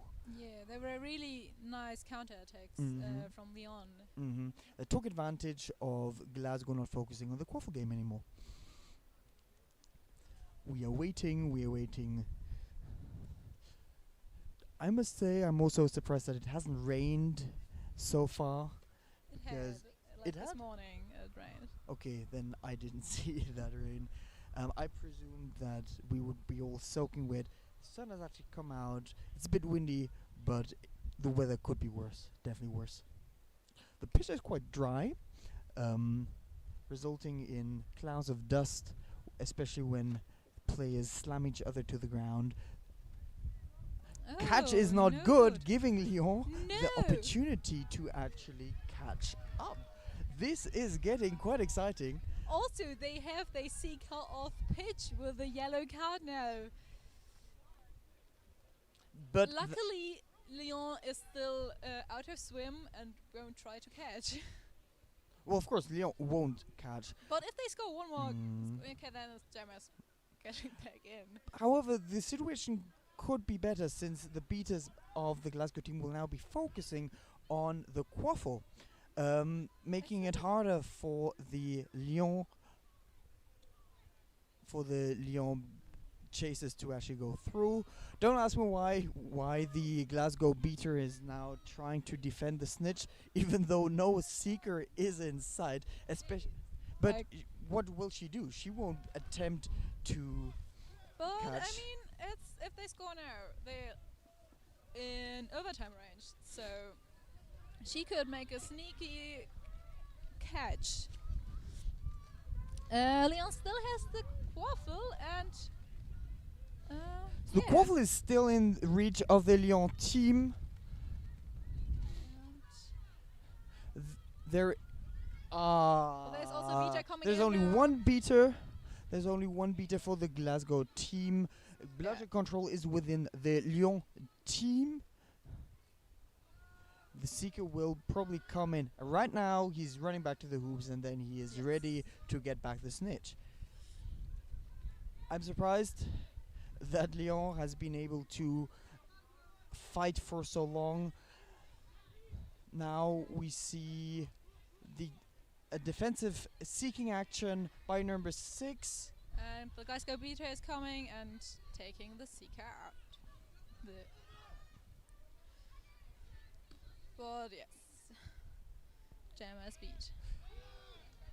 And Oh. actually, Oh, they scored! Lyon has been able to score because the Glasgow beaters were not focusing on the chaser. Plus, they missed the number 9. Number 9 was able to score. Number 9, his name is Jack.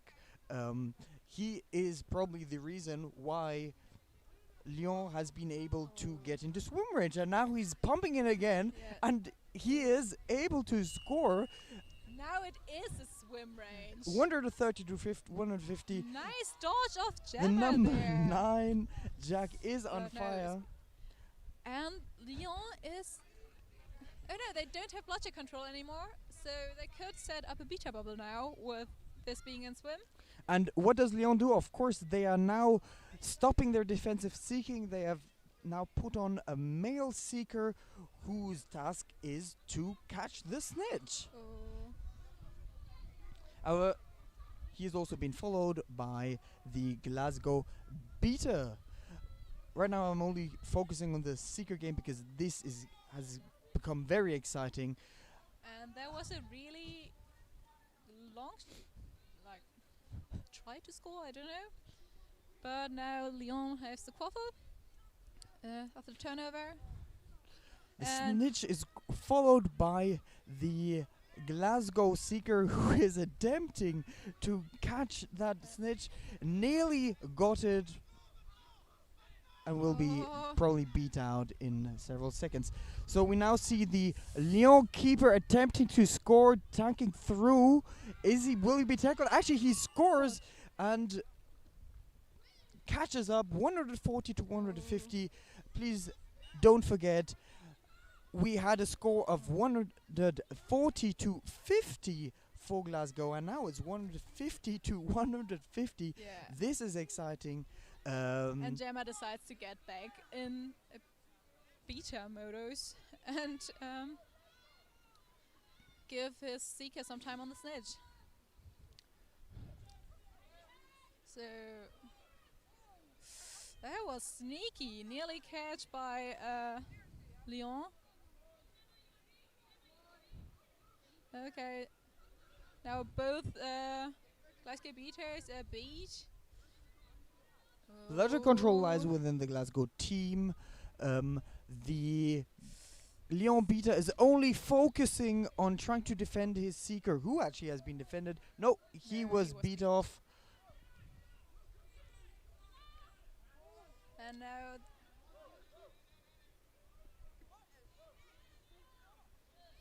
there's like the Quaffle game has gotten really slow again now with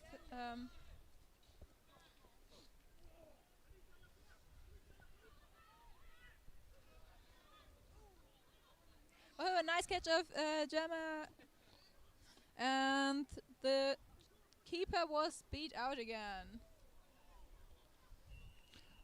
And Leon scores. Leading for the first time There's a in the brooms game. down. There's a brooms down. Again, I just want to repeat that Lyon has been struggling to find into this game. They have never been able to lead, and right now they are leading 160 to 150. 10 minutes ago we had a 140 to 50 score for Glasgow. This is impressive.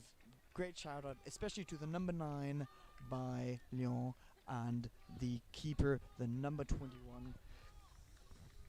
Yeah, they made a really great comeback.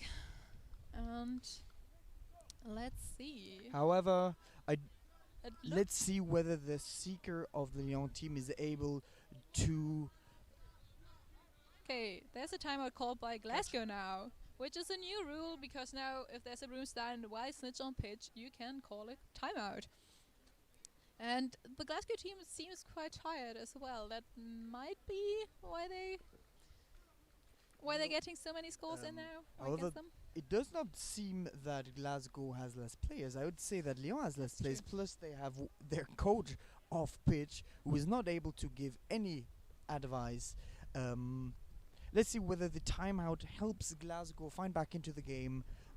Let's see whether the timeout helps Lyon find a strategy to quickly catch the snatch and finish this very exciting match. Very exciting. And long game. And long, of course. Yeah.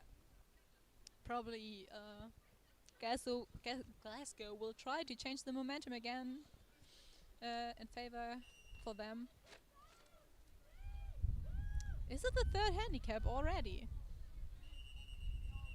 Okay, the broom's down again.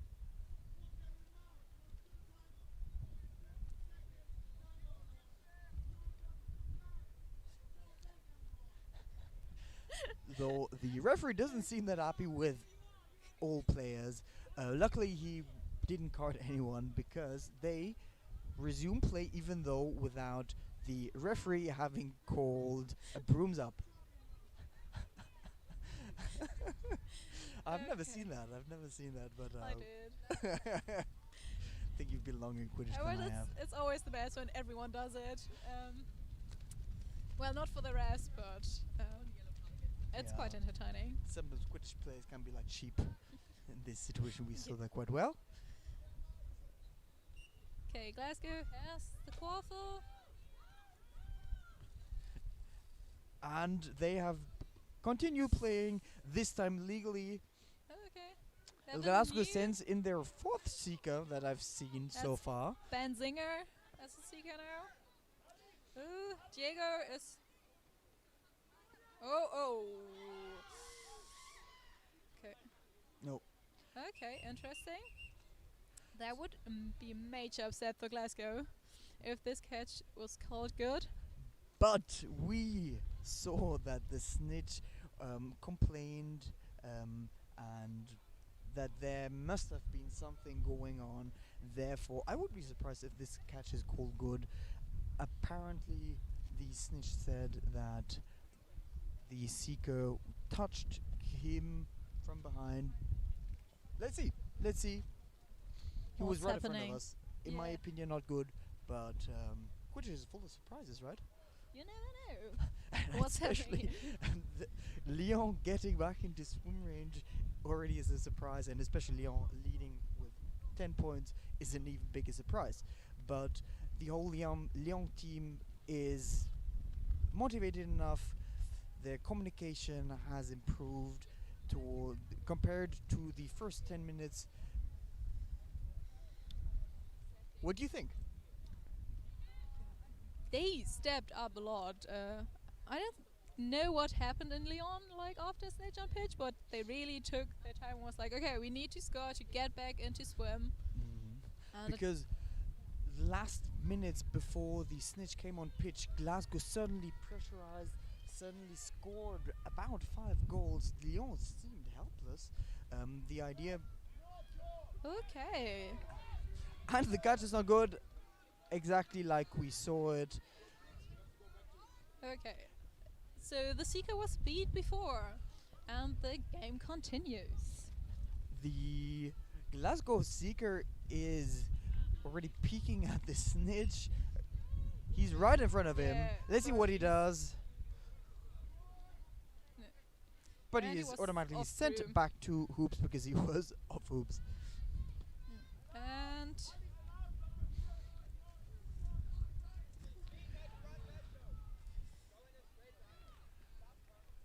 okay, they're now trying to keep the Seeker quiet. And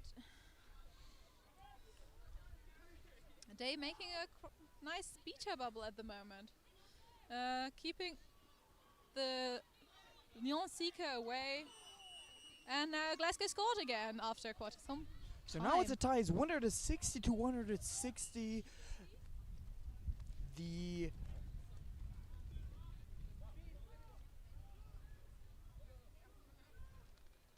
beaters of Glasgow And there was a nice save of have a Gemma bludger for his control. Seeker.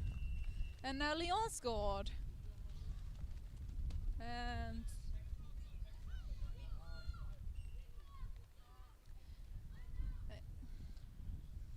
Glasgow got the quaffle again. And Ross caught. That looked fine for me. I don't It know. looked fine for me I too. was- However, you never know.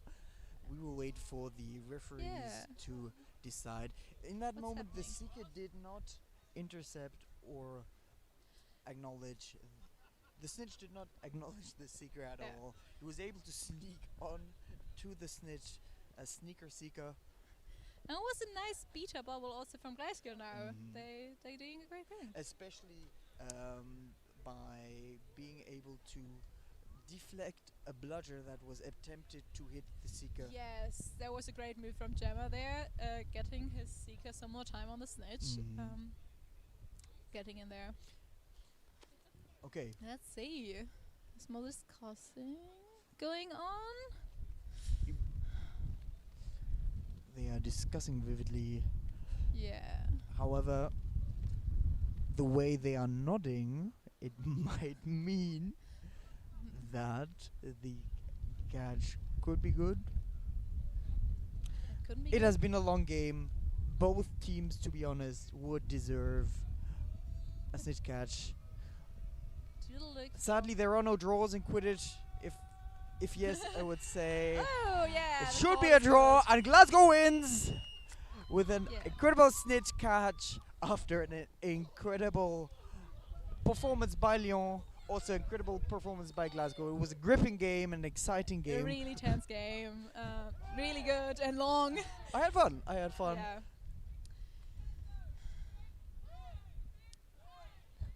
Okay, that's from us now at the moment. Tune in for the next game or look what it's going on pitch 1. Kannst du uns hier raus? Ja. Bimsen? Weiß nicht, wie man das sagt.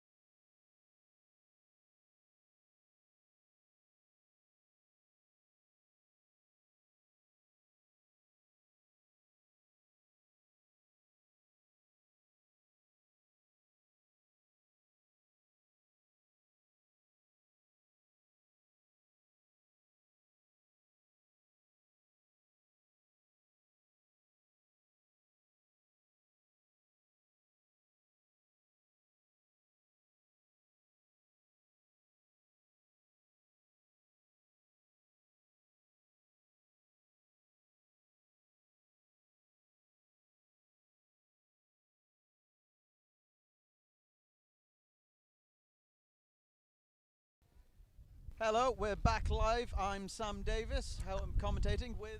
Lena Tetzner, hi. We're here at the Antwerp B.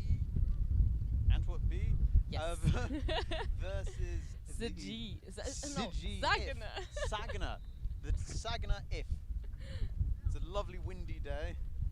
Both teams just warming up at the moment. They're going to be called for their starting lineups anytime soon now. Who are you rating to be the top dog in this game? It's very difficult because they both lost their first game.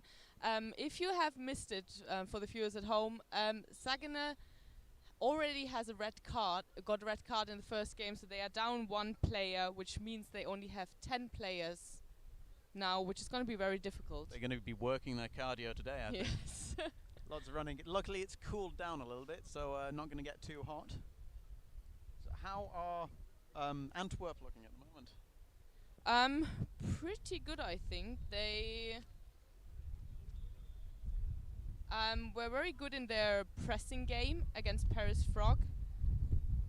Managed to score 4 goals at least, but that's they no both easy feat against Paris Frogs, to I be know. fair. But they both have to improve a lot for the second game in order to win. I believe this game, whoever loses this, does that put them in the lower bracket? Yeah, I think so. So there's a lot riding on this game now. So both teams are really going to be pushing to try and make sure that they avoid that lower spot. So hopefully that means we'll have a very interesting game. So Mathis, is he going to be a massive detriment not being on the pitch with his red card? Definitely, because the team said beforehand that he's definitely one of the players we should look out for. So I think he's gonna be, they said he's a very quick and agile chaser who's difficult for any defender to deal with. So I think they'll really be missing him. I've just noticed he's Kai Shaw's brother. Yes, he is. Big shoes to fill there, and unfortunately he's not going to be able to do it if he's not on the pitch. Do you know what his red card was for? Yeah, he already got a yellow card, and I think his red card was for Was it the contact. exact same Yeah, thing? it was illegal contact. Illegal contact. See, illegal contact is silly in the best of times, but when you're already carded, you have to be that extra bit careful. So a red card in this tournament means that he's no longer able to play for the day. I'm actually not sure. Yeah, but So I it's think either it's a not. match ban or the day. Yeah. It's one of the two. Should be the day. So it can be a massive, massive detriment to the team, especially as you said that they've got so few players as it is. They've only got 3 subs. Yeah. And I believe, oh no, they've got a very good gender split on the team. It looks like. So they should be able, if they're smart, to rotate nice and easily to make sure that they can all keep on running. But you never know, especially with a squad like, I've forgotten the name of the other player there. Sagene. Sagene If from Norway. We're really trying very hard to get that right, that name. Sagene. Yes. Right. One day, I will get a name right one day. Like Elizabeth Einberg. I've known her for years. Ingeborg Jørstad? I'm so sorry, Elizabeth. I've known her for a long, long time. Could never say the name. So on Sagene If's team, do you know what the IF stands for? The IF. Let me check. I think it is because they are part of a club. Yeah, is that they are their part of unity? a historic Oslo club, founded in 1921, and that's what the IF stands for. They also have a lot of like a football club and whatsoever. Alright. I was wondering if they were just not too sure if they were doing Quidditch or not. Oh, if we're doing it, fair enough. So anyone on their roster that you know that are going to be a bit of a standout player today in this match? For Sagene. For Sagene. The one name that I'm spotting here is DeWitt. That doesn't happen to be. Oh, it Wait, is. that's the Antwerp team. Oh, sorry, that's Antwerp. Yeah. Oh, okay. It's Antwerp's team there. I got confused between Sagene and Antwerp there. So I've just noticed they've got Rune DeWitt on Antwerp, Yeah. who seems to be the sister of Sepp DeWitt, who is a very, very well-known player for being very good.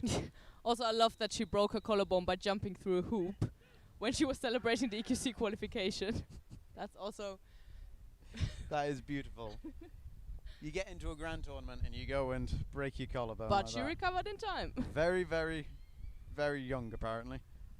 This is going to be a fun game to watch, especially with both teams having. Well, actually,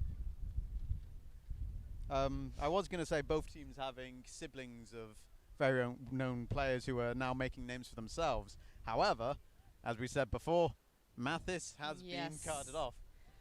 That's going to be a theme of today, I think. Yeah. Sagana still has one pair of siblings playing, which is Johannes Sangenfeind and Annika Sangenfeind. Ooh. Yeah, numbered 13 and 55. Well, that's going to be fun.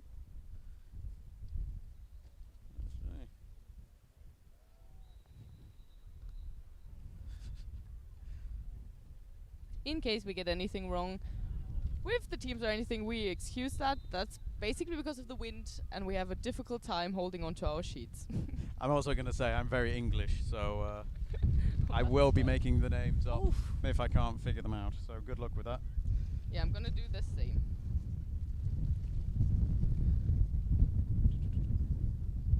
So we are currently just trying to hold down the gazebo as it's flying in the air. This is. We should attach it to something. Oh, there it is. There's a hook over there. If you could just grab that. Wait. Right, I okay. have to let go of the sheets. Put the sheets under my arm. It'll be fine. And wait, I'll weigh them down.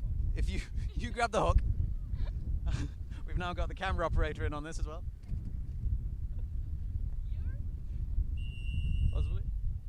It's nice and tight. And it looks like the ref is calling for players to take brooms down. Okay, we got it. Brilliant. My hero, you fixed it. Oh, no, and there goes you the lost sheet. Wait. Oh, okay, I'll hold them down again. We're currently playing our own game. It was a very important sheet.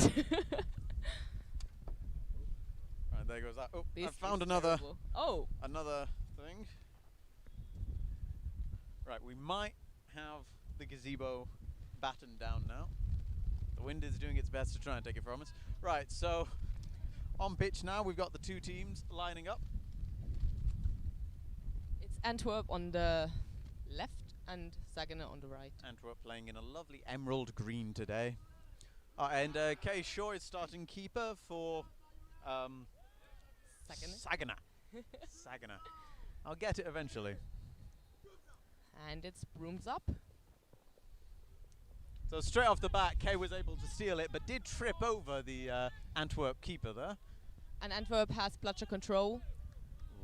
I must admit, I do love the little jaunt that the beaters are doing there. It's just a happy little skip True. as they go down the pitch. It's sweet. It's very sweet. It's a slow build-up from Antwerp. It is. The Norwegian beaters there, staying very close to his own hoops.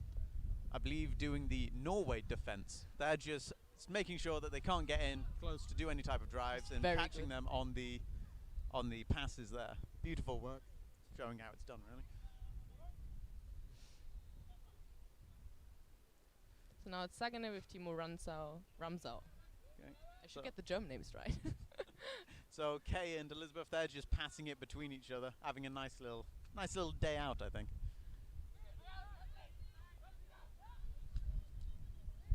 And that's a goal. Straight in for number 13 of Sagana, who is Johannes Sangenfeind. Johannes Sangenfeind. Johannes Sangenfeind. And there you could really see what Sagana was trying to do in the first game. They were passing, and then it was just like an easy goal.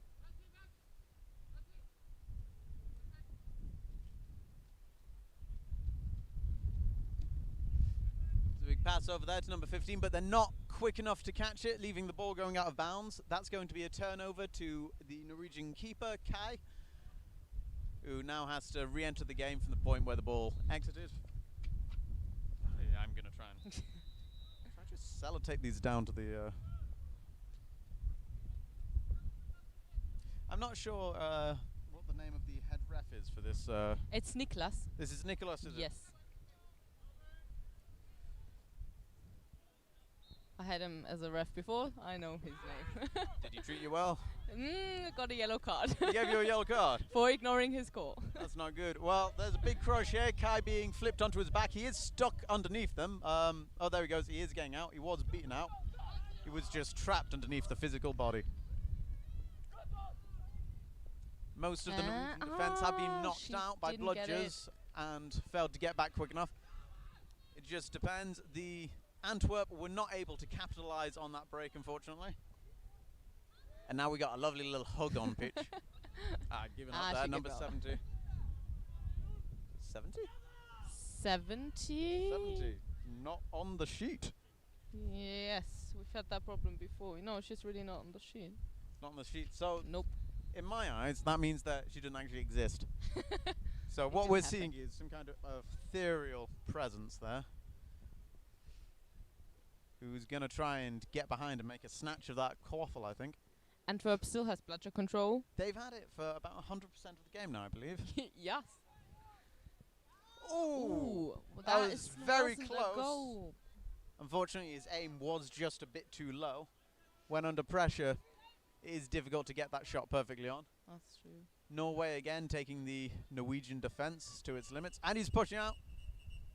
We have a broomstone, but I don't know why. That's gonna happen a lot more often in this game, I think, because Niklas is a very strict head ref, which is not bad. Just means a lot of broomstone. It does. We're not entirely sure what that broomstone was for. I think it was a minor technicality. No card was given. Okay. Again, a big long pass, unfortunately, just over the head of the waiting chaser.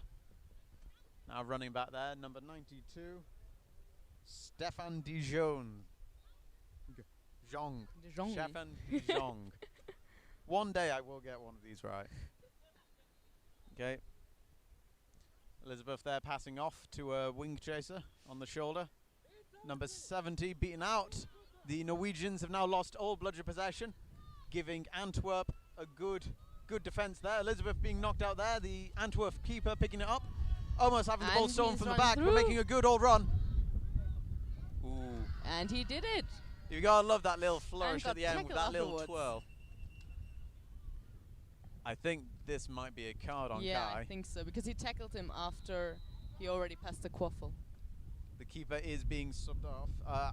It looks like he's not injured. He is getting up and walking. There is a rule though, if the ref stops the game for injury, even if you're not injured, you do have to make that sub. So the keeper is subbing off after making that beautiful goal. I believe that leaves the score at 10-all. 10-10.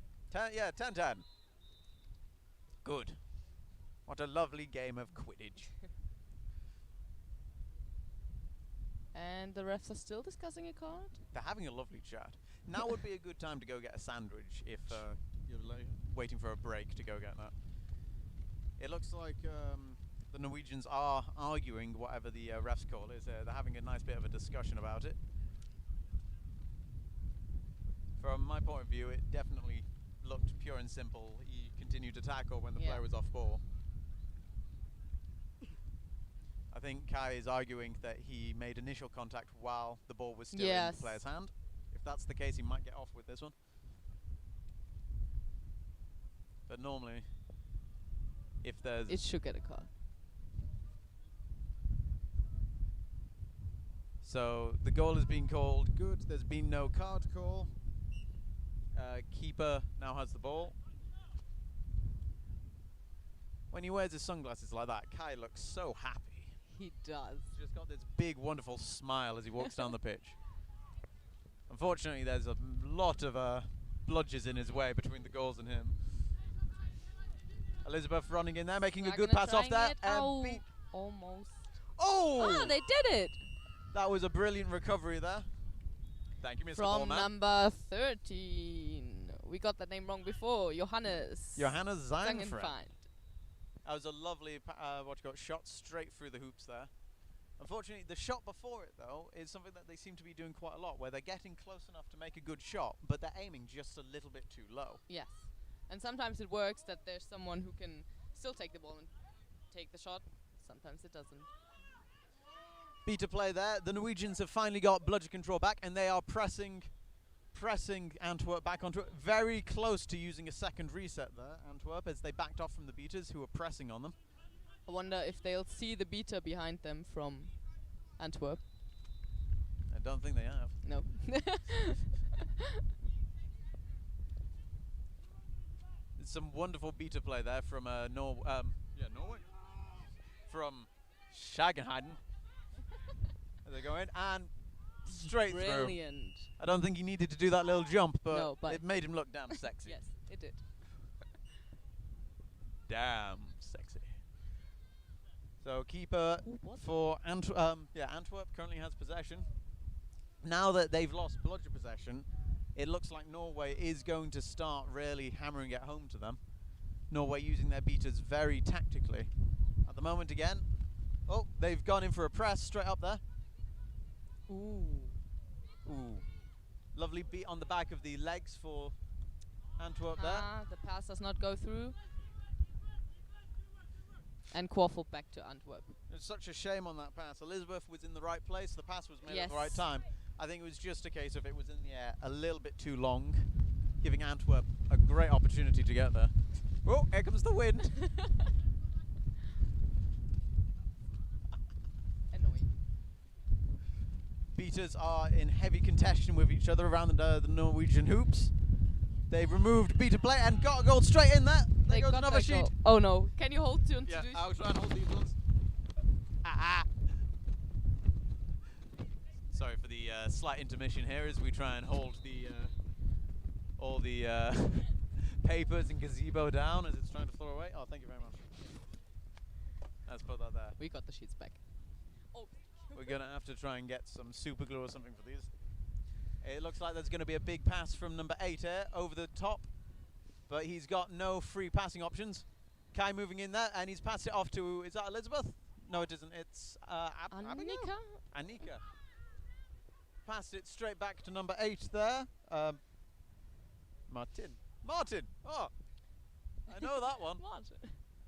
I got a name right. I'm quite pleased with myself. Oh, he went for a pot shot there, but those are never really going to work through. Oh, But they luckily still got the goal. Kai was there to finish it. I think Norway just wasted their bludger there. Now there's a no bludger situation on the Norway defence. Antwerp are looking to capitalise on this with a big run. Oh. No goal there. No goal. Trying to force his way through 3 players. It's never an easy job.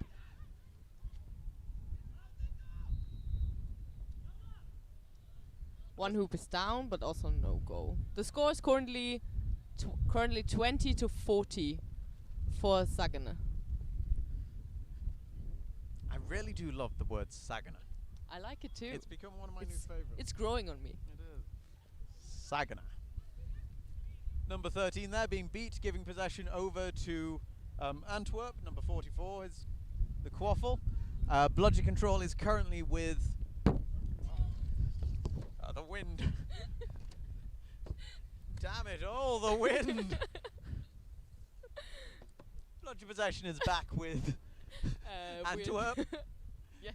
who are deep in the Norway. And they managed to score their goal even with all the Sagene players covering it. It looked like he went through that chase. He was trying to block the hoop there. Oh, here comes the wind again. Hold on to the sheets. Hold. Okay, it's a pass over there to Elizabeth, who's being blocked out there by number 1 of Nicholas from Antwerp. The Quaffle has now gone out of bounds, which is going to be a turnover to the Antwerp keeper. We have a beater there from Norway, who's really deep in the Antwerp defence there. Not entirely sure why he's there, but he's now lost control for his team when they're on the offence. Norway have now lost bludger control, giving Antwerp a brilliant way of getting in. Here he goes. It looks like, oh no, Kay didn't stop it. And they scored. I've got to say, that goal entirely came from the bludgers being lost on that one. Yes. That was a Sagene bad didn't decision. have one bludger at all, so No. it was easy for them to go through. It's one of these things. Without the bludgers, chasers, they can often do a very good job of stopping it, but to be honest, you should be able to be passing, outstapping chasers without the bludgers there. Yes. So if you remove your bludgers entirely, you're giving them a goal essentially. It's a lovely pass over there. Sadly didn't go through. Number 17 intercepting there. 17 for Run the Wit. that's Rune de Wit, Seb de Wit's little sister, the one who broke her collarbone. Oh, Julie Brew. yes. We can now put a face to the name. She's doing a long walk behind the Norwegian hoops now. They've got 2 trolls behind the hoops in perfect position to take passes here, but he's just going to drive it. And 2 bludgers on the ground. That was the Oh, goal. that's counted as a goal. So that was number, which one was it? I can't see its number there. The Norwegian player who's a chaser put his arm through the hoop to stop the goal. That is an automatic goal scored against them. So either way it was going to be a goal. Either it was going to go through the hoop or they were just going to give the goal because he put his hand through it. And now we have a timeout requested by Sagene, which is a good idea because the score is currently 50-40 for Antwerp, which means Sagene have lost control over the game after first good start. I must admit, I did think it was going to be a Saginaw game where they were where they were just going to run away with it. At the beginning, as you say, they started strong. They got a 40-point lead, and now they're starting to lose it. Maybe you slowly start to notice that they are only 10 players, and they've already had a very tiring first game, I think. So you think fatigue is really starting to kick in? Yes. Already. All right. Well, I mean, it's been. I'm not entirely sure how long this game's been on now. It seems like it's probably been around the 10-minute mark, I reckon. Yes. Wait, Like that. I'll check. So 10 minutes of almost constant running Yes, from the 11 Norwegians minutes. there. You can 11 minutes. You can understand that they're going to start getting tired. But equally, I think for me, the biggest difference is the way that the Norwegians have been using their beaters. Antwerp, to me, seems to have remained quite constant in what they're doing. At the beginning of the day, when Antwerp had possession, Norway were keeping very defensive with their only bludger. Once Norway started getting bludger control, they're becoming a lot more reckless, and they're running up the pitch, losing it, jogging back. You know, they're leaving their team open on the defense. I think that's going to be something they need to tighten up on. That was what number 20 was doing, who's having a bludger right now. He was very much in the half of Antwerp a few minutes before. He was behind their goals. Why was the beater behind their goals? Why are they there? And there he goes again. He's now on line with the goals. He's almost at the.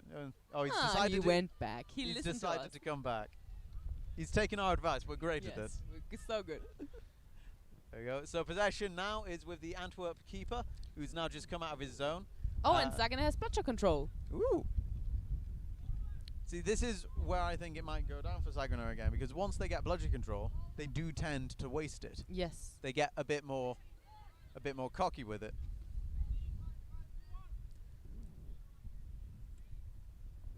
So we'll see how it goes. So there's a lot of passing around the hoops there. Quarter full. Quarter full. Oh dear. The quarter full is now with Saginaw.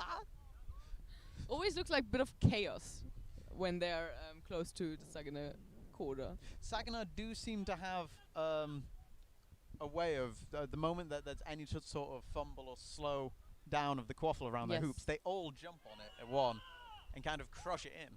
It kind of reminds me of ants eating eating a mouse or something like that, where they all just kind of crowd over it. Get in there. That's painting a good picture, yeah. But so there was a beautiful face beat there by number 88 on opponent bludder. So Laura Nardit. Laura Nardit's got a wonderful backhanded face beat there on the opposing Norwegian beater. I'm not sure if you saw it on camera, but it was fun. It's a lovely noise. I do always love the sound of a good face beat. Of course you do. You're a beater. Oh, it's that good slap. It's just a beautiful slapping noise. Okay, keeper for Antwerp currently has possession.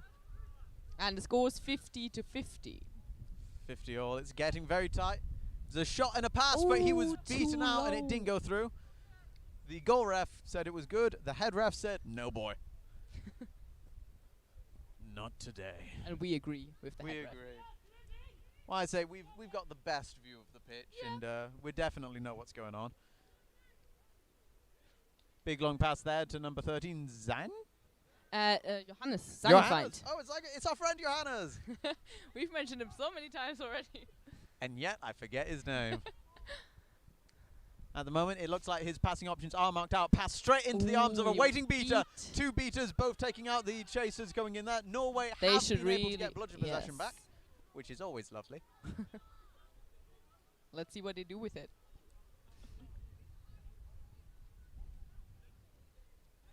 So while they're slowly walking down the pitch, who's your favourite player today? Johannes is growing on me. I'd have to say Johannes. I'm starting to remember his name. See? There you go. That was a beat there that was far, far too hard, more than he needed to do, which meant that the bludger went right off pitch. They just walk it in, get the goal. It's something that a lot of players are doing today, I'm seeing, where they're just hitting people with far more power than they need to, making the bludgers bounce off pitch or go wherever. The amount of time that's being wasted, it's allowing goals like that just to pop in. Also, it's really annoying when you have to get the bludger back. It's just... True. That looks like there's going to be a foul for tripping. There's a pass over there. It looks like it's going to go off pitch. And Broom's down. And I think you're correct. I think it's That's going to be a card. So what happened there, if you missed it, in the centre of the pitch where the ref has put a handy little pink napkin. Oh, it looks like a whoopee cushion. He's putting a yellow card on there for player number 7, I think that is. Yes. Player number 7, who is Jerome Spurty. Jerome Spurty has a yellow card for illegal contact. He, on the when he was contesting for the ball up here, he tripped the ball carrier, which now means that... Who are they? The Norwegians. The Norwegians get quaffle possession back. Oh, it's been a long day. And there's our friend Johannes, who has the bludger. Not anymore. Oh, no. Straight in. Oh, yes, he scored. There was a beautiful, beautiful swan shot there with the arm just whipping the ball. Looked amazing. Some of the shapes these people make when they do it, it's absolutely wonderful to watch. The Norwegians still have bludger control, which they had for quite some time. I think since the timeout, they had bludger control. I think since the timeout, they've decided to use their beaters a lot more. Yes. A lot more defensively. They've not been going behind. They've not been going behind the opponent's hoops. They've not been really wasting it. There have been instances like the one where he yeeted that ball into the person's face and it went flying, unnecessarily wasting time. But they've really honed in the play around their hoops.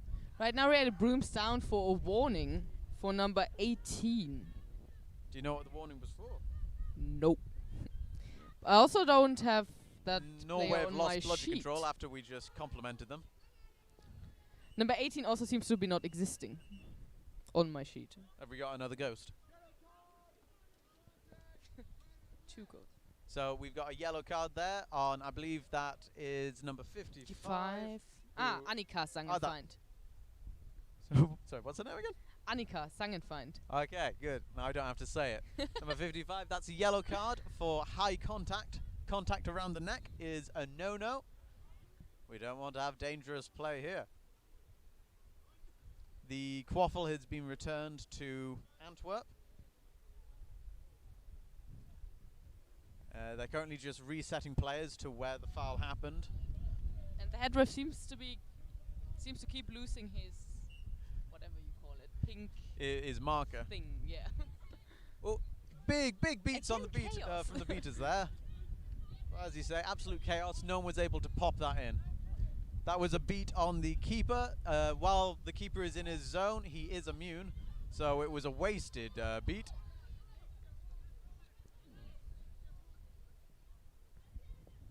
And Sagene is attacking. They should wait for their second keeper, which is still far, far behind. At this point, I think Oh, they're for their committed. first keeper, they are attacking without a keeper. Beaters right now. I think at this point they've committed themselves to the attack. They're just going to have to run it without the beaters. So Norway now have bludger possession back. Kai's come on as a beater. I'm not sure if that's a good or bad sign when Kai comes on as a beater. Apparently he can play. He can play. He can play. The score is currently 60-all, so everything's to play for. And we've got our wish. We have a very interesting game. A very close game. It's a lot tighter than I thought it was going to be at the beginning. So I'm enjoying. Again, beaters getting very, very deep on the attack there. Kai making a lovely heel shot there. One would say it's almost as if he's got good aim. There's a lot of yelling from the Norwegians there. No idea what they were saying. Oh, it's in and some kind of Norwegian language. And Snitch is on Snitz. Oh God, I can't say that. Sorry, I can't Snitch say is any on of these. pitch. Snitch, do we know who the Snitch is today? I don't know him. Do you know him? I do not know him. He's got a good old wag going there with his Snitch, going from side to side there, giving us a bit of a wiggle. It's always fun to watch the Snitches wiggle. We're going to have a wonderful view of the catch when it comes. Bludgeon possession currently with Norway. Antwerp meandering down the pitch like they've got all the time in the world. I think at this point they're trying to keep the game quite slow and just hoping that their Seeker's going to win it for them. Ooh. The little bit of contact there, and he sprints almost back to the halfway line. Here we go. 3, 2, 1, and the Seekers are released. Yes. It looks like the Antwerp Seeker is uncontested at the moment, getting to the Snitch. Beaters are trying to get in. Ooh. Both Seekers here going hell for leather on it. The Norwegian Seeker very nearly getting it there with a big dive. Back on the quaffle game, they're pulling it in. All the beaters from the game have been drawn onto the Snitch play. But that was an easy goal for Antwerp because all the beaters were busy with the Snitch. Oh! Ooh, Oh, he did pull the Snitch we off, have a but it catch. does look like they were falling in the middle of that. There's a lot of noise going on now. Everyone's cheering on the sides. He has got the Snitch in his hand. However, I do believe if the Snitch was in the process of falling, then we're going to have a bit of a problem there. I also don't think it was a good one. It didn't look like it's going to be called good, but maybe they want a break, so this is a good chance for the Norwegians to get a bit of a rest, get a bit of water in them. With only 10 players, I've got to say, I'm very impressed with how energetic they're keeping it all today. Yeah, they are not the team like going slowly into the attack. That's what Antwerp's been doing. And Sagene with 10 players playing it very fast. I think we're going to see a lot. If the game continues after this catch, we're going to see a lot more goals happening now, as all the beaters have been drawn onto the Snitch game. So as we see, both Seekers are very aggressive, going for it. So this is going to be a bit of an intense couple of minutes, I think. They're having a good long debate over there. Good chin wag. I like watching their faces when they do it to figure out if it's going to be good or not. It's not. It looks like it's going to be called bad. Yeah, it's going to be carded for dangerous contact. Illegal contact charging the Snitch. That's number 20 from Sagene. That's the one. Timo Ramsauer. That is a poetic name, isn't it? That's a wonderful name. Timo Ramsager. Yes, he was on as a beater before. He was doing very well. He was our very free-running beater. Yeah. I've just right. Fair enough. So this now means that Antwerp has free range with the Snitch. So the beaters are really going to have to do the job here of guarding the Snitch while their Seeker is off pitch. He's off pitch for 1 minute or until a goal is scored. And Kai put an own goal in there to get his Snitch back on pitch. Good tactical move by Kai there, or the Norwegians scoring an own goal. Seekers come straight back in, straight with aggression. And I think, yes, there's a goal from Sagene. That's a Norway goal. So that leaves the scores at 80 to 70. 80 to 70 in favour of Antwerp.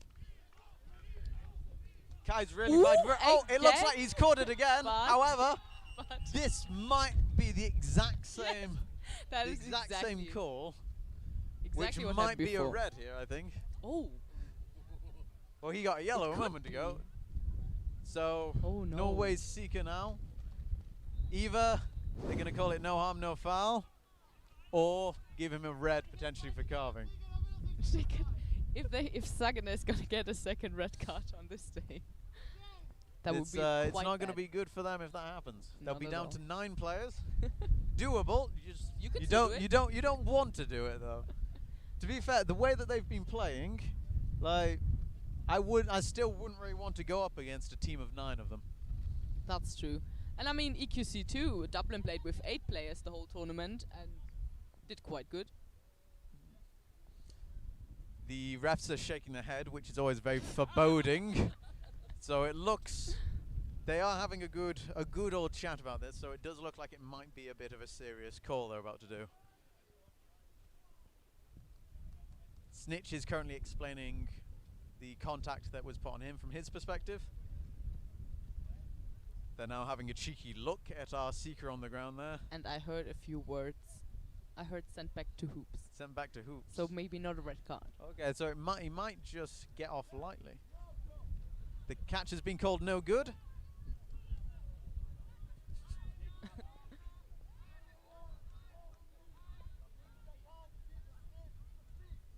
So the call is no good because the snitch was impeded with the feet. So I believe they say that that the snitch tripped over the seeker's feet, so that's impeding the snitch. So no good, but no card. There has been a timeout called by I think Antwerp. Yes. So we're gonna see how this goes. Lucky for the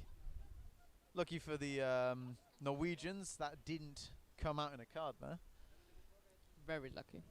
Would have been funny though. Would have been funny. Not for them, but I do feel like on the live stream we should have the power to randomly assign people cards. Just from That now would and be again, great. just break up the game, make it a bit more fun.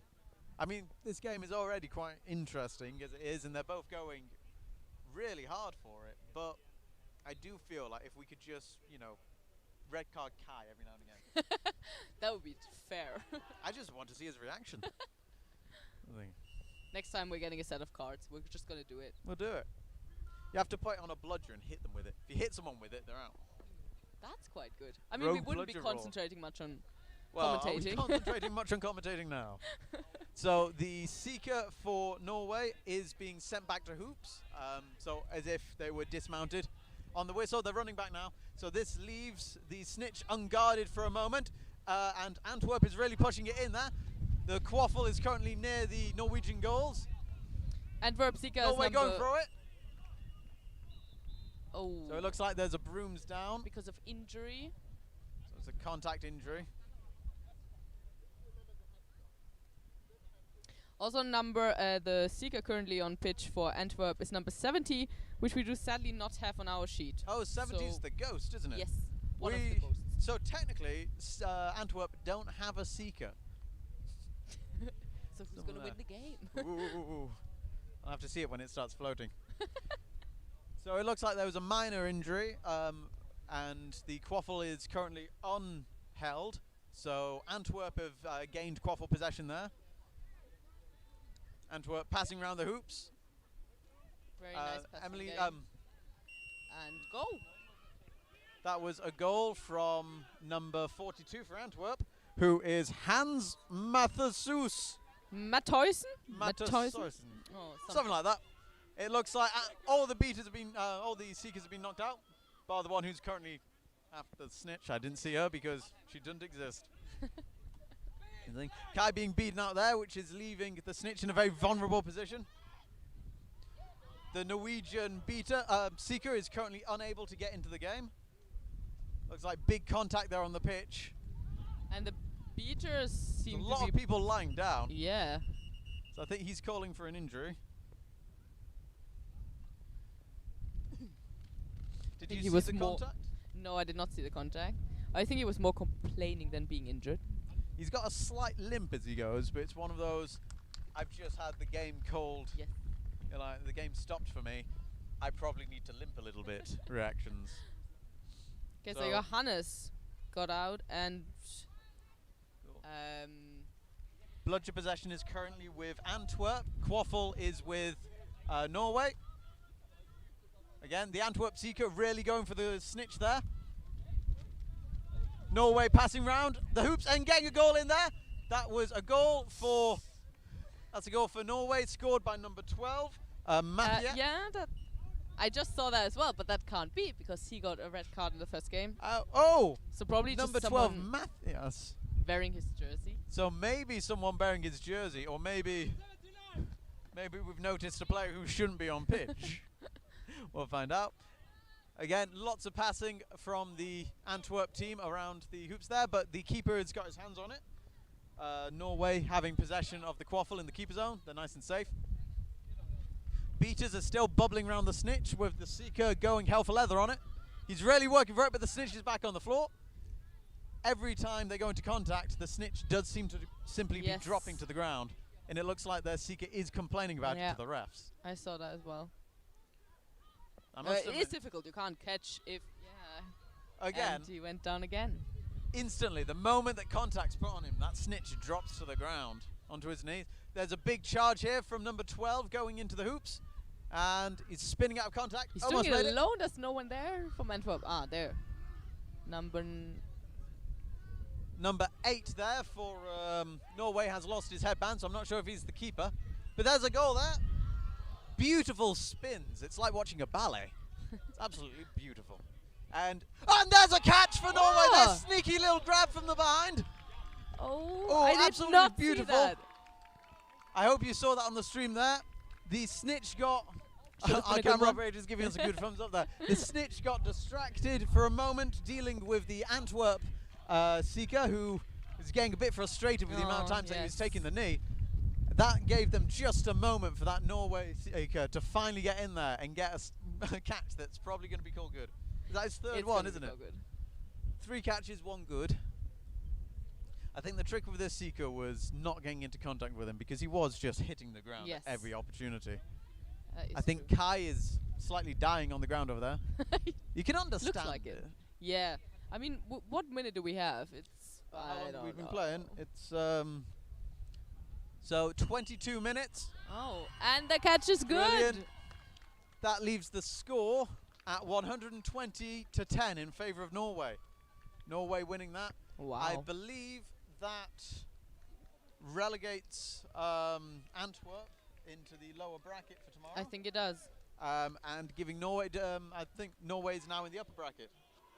I'm not sure. They lost the first game. They're still in a bit of a danger zone. Yes, they still got 1 game against... I don't know. Against someone. Against someone. They will be playing someone, hopefully with less ghost players. And Antwerp is playing next against Darmstadt Athenas. So that's going to be a difficult game as well, I think.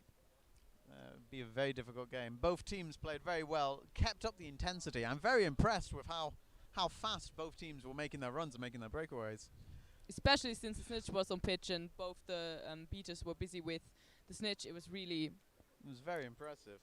Right, well, I think we are going to be leaving you now there.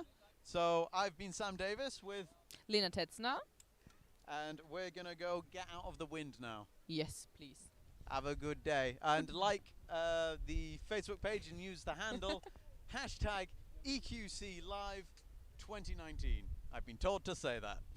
Goodbye. Bye.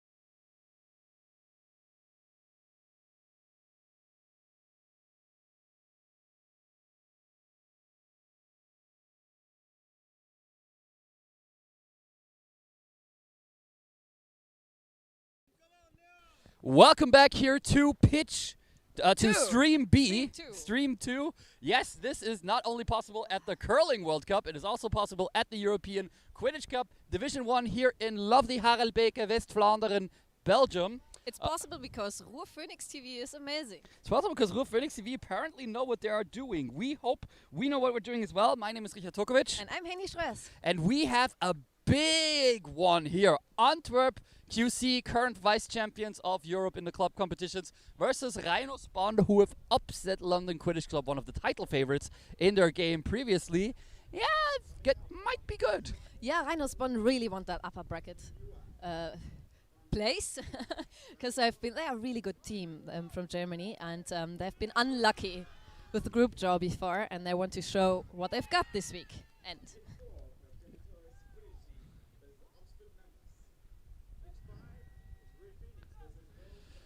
And the Rhinos, both Quaffle possession and bludgeon control go to Antwerp here. That certainly won't make things easy for the Rhinos here for the opening possession. Rhinos Slow in build grey, up. like a real Rhino. Antwerp taking it really, really slow, really thoughtful. Quite relaxed, nice passing game. Lovely and the passing first- game. The first goal of this game. First 10 blood to is 0. drawn by Antwerp QC, 10-0 up versus the Rhinos of Bonn. And there's the Bonn keeper, former national team coach, Yeah. Christian Zimpelmann with the Quaffle, number Yeah. 9. Yeah. Supported by the beater, Leon Burgers, also Team Germany. Nice beater. beat here. Oh! Long shot didn't go through, but the rebound did. But there is a quick counter attack by Antwerp here. Nice Really one. quick Oh, one. Wow. lovely. Didn't go through though, but the rebound is caught by Antwerp. And that one will They make it made through it. 2010. Sorry.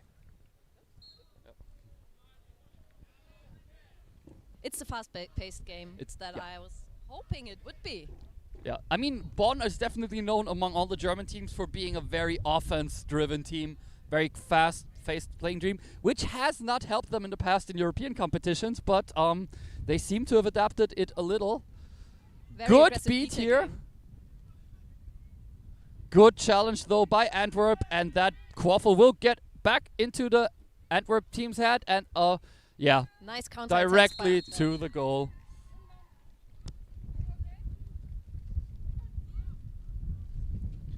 .30-10, the Antwerp team is already up. And I always expect Antwerp A to be packed with Team Belgium players who are also really great players. I don't know if it's the case this time, but that's what you would usually expect in the Quidditch community. And we have a switch in bludger. Leon Burgers here saying, this one is not game ready. So, ref says, okay, sure, we can do that. We can exchange that one. And some of off them we are go. not deflated at all. They are really, it hurts if you get them in your face. I'm speaking of with Speaking from experience. experience, yeah. Slow Really build up slow. by the Rhinos. They really have to take their time here. Nice long! Oh my god, Christian Zimpermann! 2020. Immediately the counter attack by Antwerp. Some good challenges here from Bonn. Good passing play, but the third try goes through. 30-20. Antwerp really, really like calmly. Like, okay, try 1 didn't work. Try 2 didn't work. Let's go for try 3. And Like, also, very awesome it's so calm play. chill. It looks Yeah. so chill when they are playing. Yeah.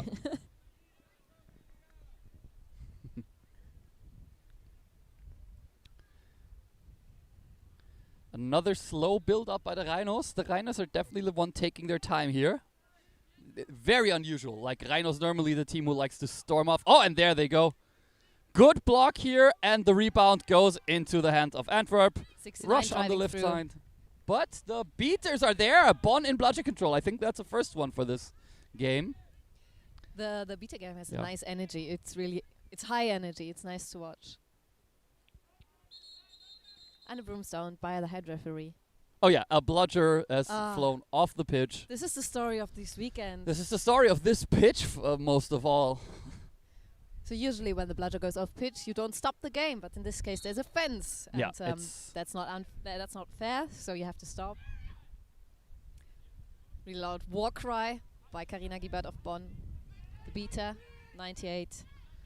nice And try here. Nice challenge. Oh, 69 Antwerp has the quaffle passes. and it the back. reset is used by Antwerp. Really long shot to number 12 of Antwerp on the right side. Behind the hoops of Bonn.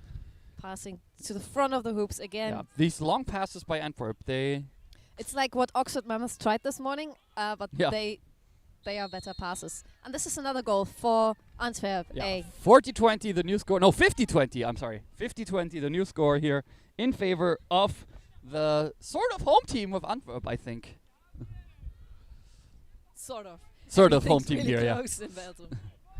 Yeah, basically everything in Belgium is next to each other anyway. They are just one team, a big team. Well, I think that's a different discussion altogether, but yeah. Ratatouille is what Rhino Oh, are a playing, nice whatever it tr- means. Nice passing. Oh, And this nice is a one goal here. for Bonn. 50-30. If I had to guess what Ratatouille means, it's what we would call Spielverlagerung in German, where you switch your... oh no, I only think I can explain it in German. Well, then disregard. I once Football knew what it tactics, means. German football tactics, Jürgen Klopp and everything, you know. Rhinos and Wow. Chantic defense here as this turned into handball. With a nice drum, and Yeah. with the 69 of Antwerp passes to David Seppel. I think that's up, yeah. They're really taking their time. Nice pass of Antwerp behind the hoops to number 3, and this is a goal, another goal for Antwerp A by number 3 of them. 60-30 is the new score. Yeah, Rhinos are semi in this game. Like they're clawing themselves into this game again and again, but at no point so far in this game has it looked like it's not out of control for Antwerp. Like Antwerp seems very much in control of this They're game. still finding themselves. Yeah. This is I don't know if it was an attempted goal, but now the Antwerp chaser has the quaffle and is Driving really up fast. from the right side into the center, Seppe de Wit. Stopped by Pia, who's a really good tackler, by the way. Lovely pass behind the hoops, but the second attempt, yeah, that was less lovely. Nathan Wilput again on the left side. Leon Burgers, the beater of Bonn, getting on the nerves of the chasers from Antwerp. Have any of the quaffle players of Antwerp subbed out so far? I keep thinking that I've It's seen the always the same same faces faces. all the time. Yeah. All right, David has the quaffle. It's on the right side. He's going forward. He's pressured by the Bonn beater, and there's another brooms down for a bludger. Surprise! It's a brooms down. It's a brooms down for a bludger again. Stopping And that drive in play, controversial. There's Nathan 69, and It doesn't yeah, matter. It's a goal. Yeah, it's a goal for Antwerp. Yeah. It's 60. Oh, nice catch here by Louis Lermit. But interesting try for a kick beat here by Leon Burgers. Oh, nice one. And there's some room here, and oh no, but the ball's intercepted by Antwerp, and that will be a quick drive here. By 16. Yeah. Another goal for Antwerp A. Quidditch Club. Yeah, they are definitely in control of this game so far. Lots of subbing on the Bonn side. We've got Martin Bayer as a new beater. Yeah. 80-30 the current score. Antwerp versus Rhinos Bonn. A nice beater duel. Oh, Yeah. that was unfortunate. Didn't work out in the end. The Bonn keeper trying to get through with the quaffle. Hopefully passing in a second. Not passing. Passing to 16, and it's intercepted by David of Antwerp A, who's going to the hoops, and this will be a goal, and it is a goal. It's another goal for 90-30 again. Antwerp's counters. The Rhinos do not have anything for them so far. Which just surprises me. I remember them of old as a really physical team, but they yeah. But to be fair, the chaser lineup, especially of Antwerp, is just, you know. Yeah, no, it's a train running into you. It's like a lot of them part of the squad that won the silver medal at World Cup in Florence this year, which definitely something all Belgian players will continue to talk to you about. So, A new keeper for Bonn. I don't know him. He looks really agile. I think he's quite a new player. And there's another drive by Antwerp, and Pass to This- the left side, yeah, there's and no that one is left through. of Bonn. Another goal for Antwerp Quidditch Club. 100 to 30, the new score. Bonn will have to think of something rather sooner than later, really. But they have lots of new faces, if I'm allowed to say that.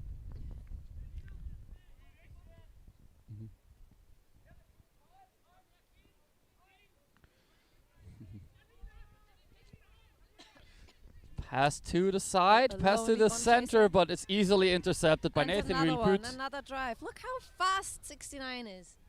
It's just a really, really fast Again, player. 110, 30.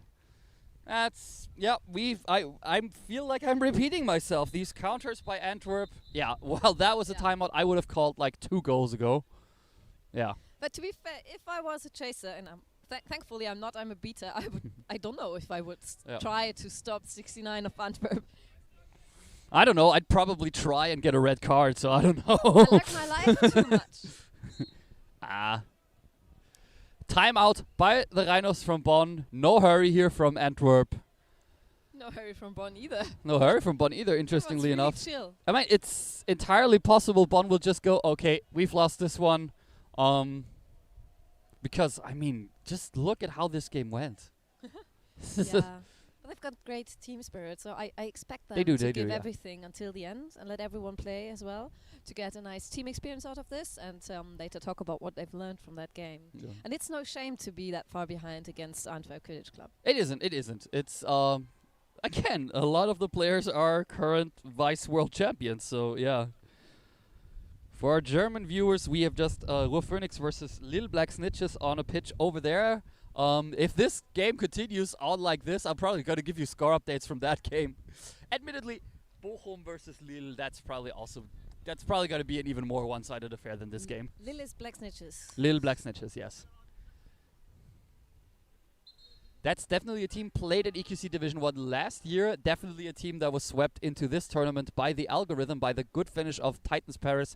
Yeah, this team would probably not be in EQC Division 1 on their own merits. I'm sure you know because you know things like this, but Yes. which NGB sends the most teams to EQC Division 1? Division 1 is a tie between France with 6 teams and the UK with 6 teams. Oh, wow. Yeah.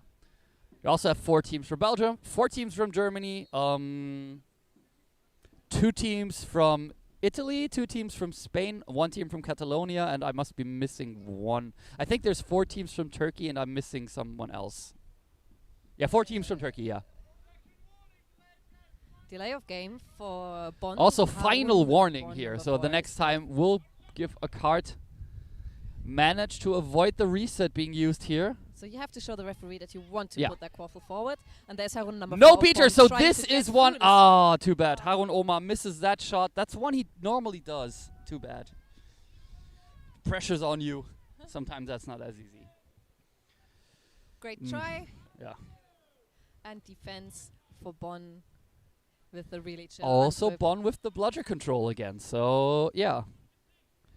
That explains why Antwerp have not been storming ahead immediately as they have done so all game. Oh, nice interception try here Have by the Bonn beaters subbed Oxford. at any point? Still the same people from the beginning? Bonn have subbed quite a bit, but from Antwerp, I don't think I saw. Okay, number 12 of Antwerp trying to get through with the quaffle. Prefers to 2 on the mouth guard. Another warning for delay of game, this time against Antwerp. And that had a referee said he's really strict about Yeah. delay of game. And that will be Bonn ball, but there are 2 Antwerp beaters with bludgers in their hands.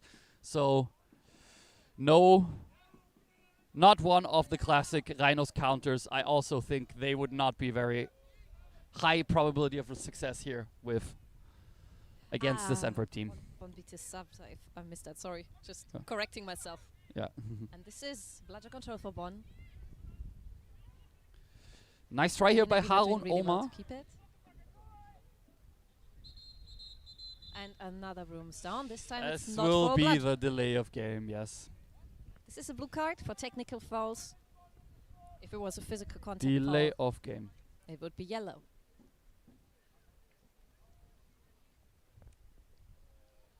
I expected this day to be terrible, actually, weather-wise, but it's quite hot, and I would recommend everyone who's still thinking about coming here just come. It's really, really nice. It's great atmosphere here in very green Belgium. Yeah, normally this would be an Antwerp counter really quick, but Karina Giebert with the bludger here. Pass to the left side. Nice beat by Leon Burgers. A lovely pass into the back. Lovely pass into the front. This will be the reset. Yes, and just Antwerp is just playing really like they have one brain. Yeah. They play with just one brain. It looks really nice. although you can definitely see that they've stepped off the gas pedal here. Like this is just a regular rotation of the motor right now. Lovely long shot goal. 120-30 should be the new score. I sadly can't see the scoreboard very well, but oh well, we have our other means of counting. Bludger control is 110-30 still. 110-30. So we're going forward. They are playing Ratatouille again. Maybe we can guess what it means.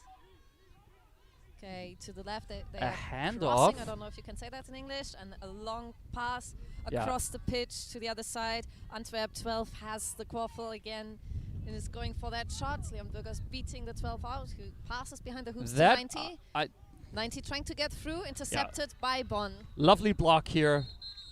And we have another brooms down.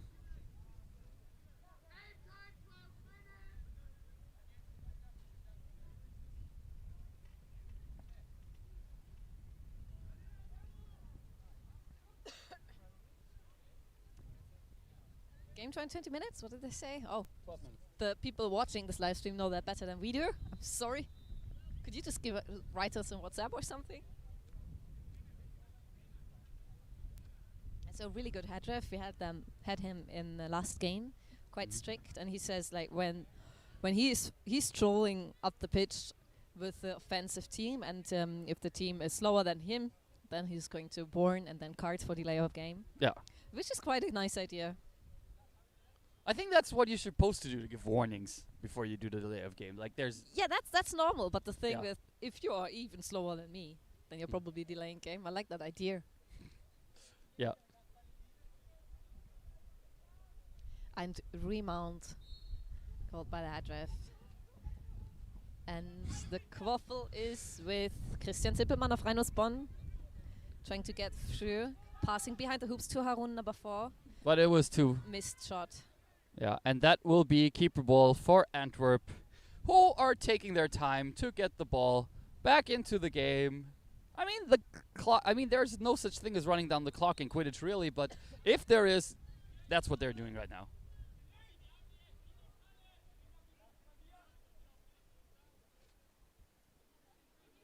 And again, really slow build-up by Antwerp.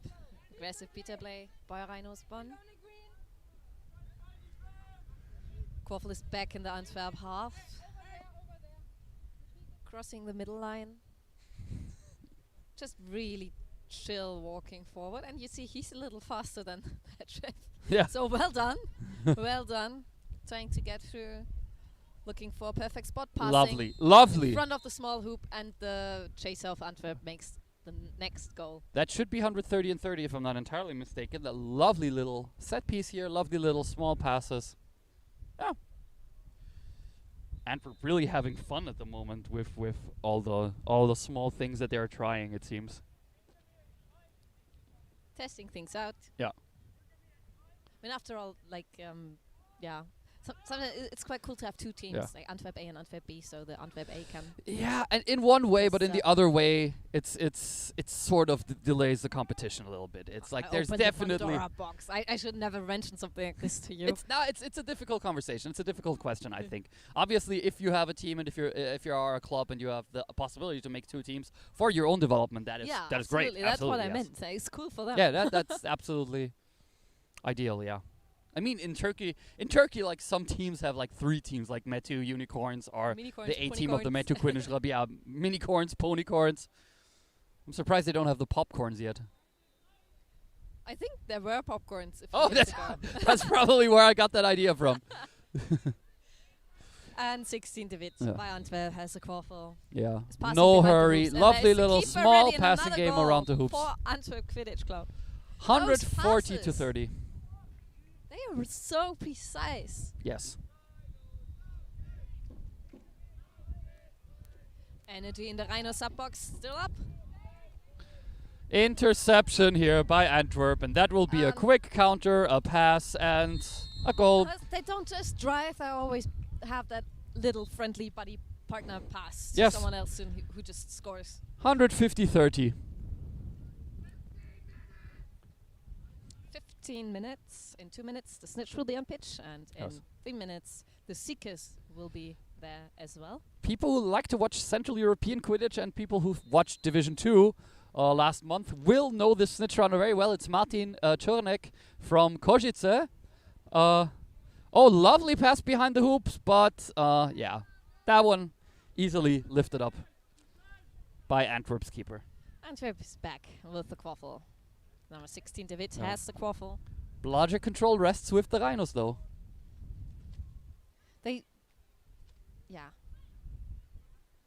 I think Rhinos have far more beaters than those we see in the game. I think they. I don't remember the English word now. And that is a turnover. Blend it That out. has to be inbounded by Bond, but there is a lot of time here for Antwerp to get back into defense. Nice catch by Louis Lamette. But is beat out immediately. Beat again. No bludger situation here, but no, the bludgers are back for. That is. That was a nice beater triple duel. Yeah. A duel where everyone had a question mark in their face. Is that right what I'm doing? Yeah, it's right. No, it's not right. Interesting Boom down, boom down. advantage call that I don't entirely understand. Also, something must have happened in that beater battle that this assistant referee was not fond of. Shout out to the referees who all wear Yeah. professional referee jerseys. I mean, isn't that sort of like the standard? Like, let's be real here. Well, now. That has to be the standard. I have a feeling there are lots of visitors here trying to see, wanting to see what Quidditch looks like. Yes, that will be a beater foul against Antwerp, I think.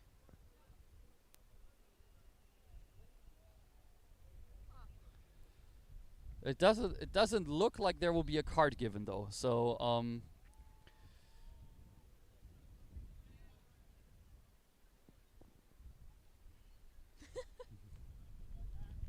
no card given, just a warning given. I'd be angry if I was Leon Burgers, because whatever foul was there, it basically decided the bludger control. Don't you think we have a really chill job here?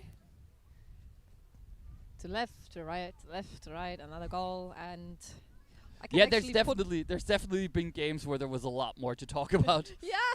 Yes. Okay. Cool. So David has the quaffle again. Yeah, and this another is just one. Another classic Antwerp. 160 to 30. I'm running out of things to say. Really, like this game is yeah. Oh, there's another sub. There's a new beater, Sebastian Stenzer by Rhinos. Oh yeah, that's true. Well, they've been waiting until now. We'll probably have a different lineup for Snitch on pitch. And another goal for the Rhinos. 160-40. Well nice done. going.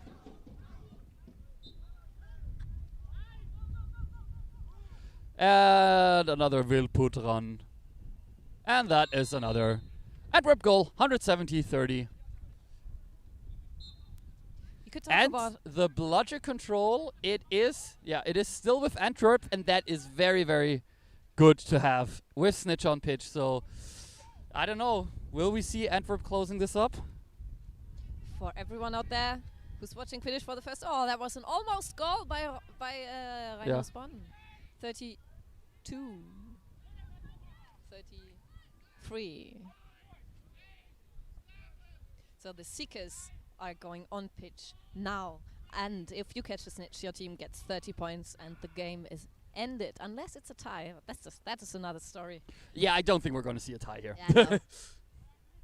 Once upon a time. Yeah. Hannah Große in as Seeker for Rhinos Bonn. And someone else for Merckx, Antwerp. number 3, Merckx. I was going to call him Eddie Merckx, but that is a Formula 1 pilot, a former. Another goal for Antwerp, 180-40, and now it's Merckx versus Czurnek. The seeking looks so dramatic with the dust in the wind. Yeah. That's quite cool. I hope a Quidditch photography person is here. I also love Bonn is not giving up here. It may seem Not like so. a broad way to go, if we, as we would say it in Austrian, a brader Weg. But yeah.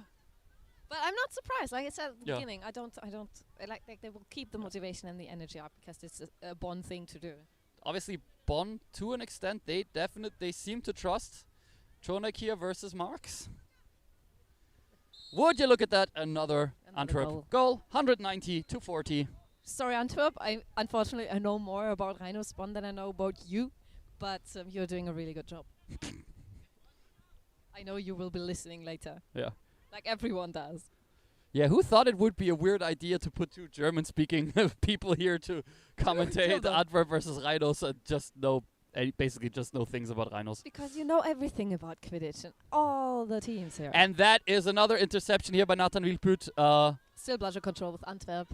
The ball. Oh, Baumer's here trying her best to keep the ball in bounds. Manages it. Wilput will put it in the hands of the chaser on the left flank, but he'll do it himself. Oh, no, he won't. Pass to Hanne Hermans, but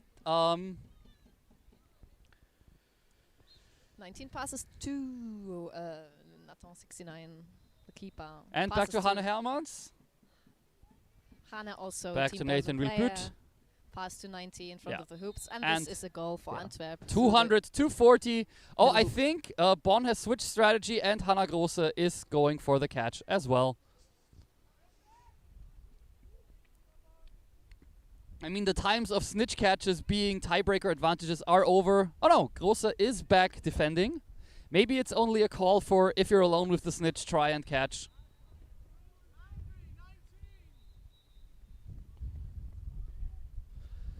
And it's a one-on-one again. This time it is Wenkeler versus Czurnek.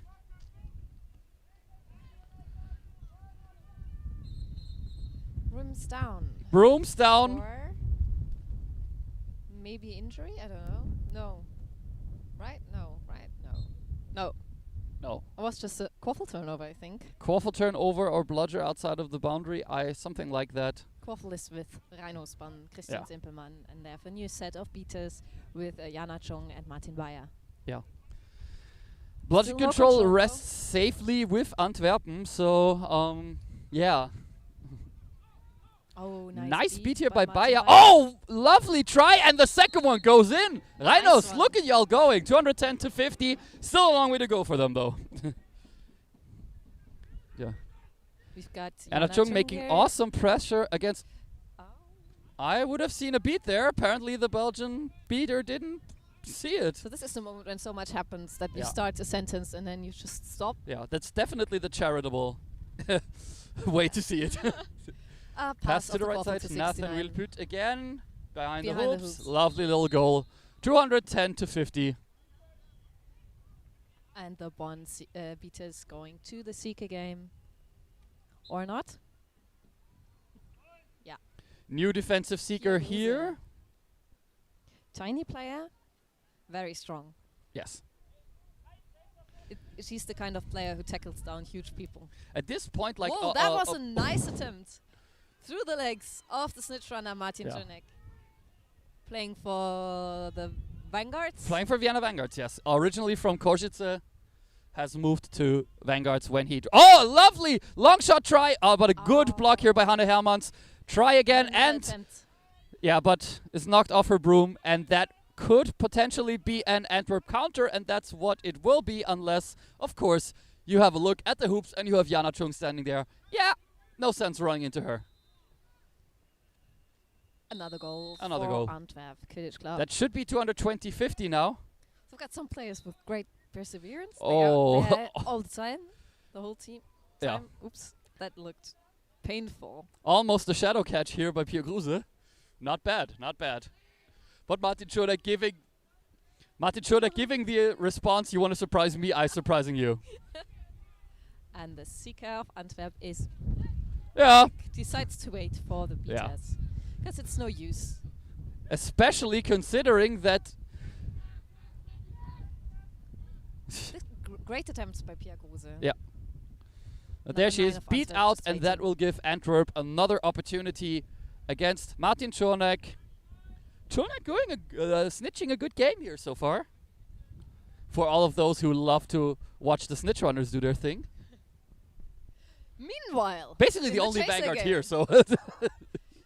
So Antwerp even more chill than before. Passing in front of the hoops to 69 will put passing back behind the hoops. It's always the same. Another try for a surprise catch by Pierre Gruse. I'd not be surprised if that's the way this game ends. Julia Pugnaghi tried to get the quaffle. Fortunately, the quaffle is back with the Antwerp keeper. The snitch is alone. Not for long. Number Yeah. 9 of Antwerp is And coming. Peter's doing a good job to keep the snitch bond free. and And Martin this is all. Schoeneck with what he loves best, collecting brooms. Hannah Grosse with a nice attempt here, but Martin Schoeneck just wants one more for his broom collection.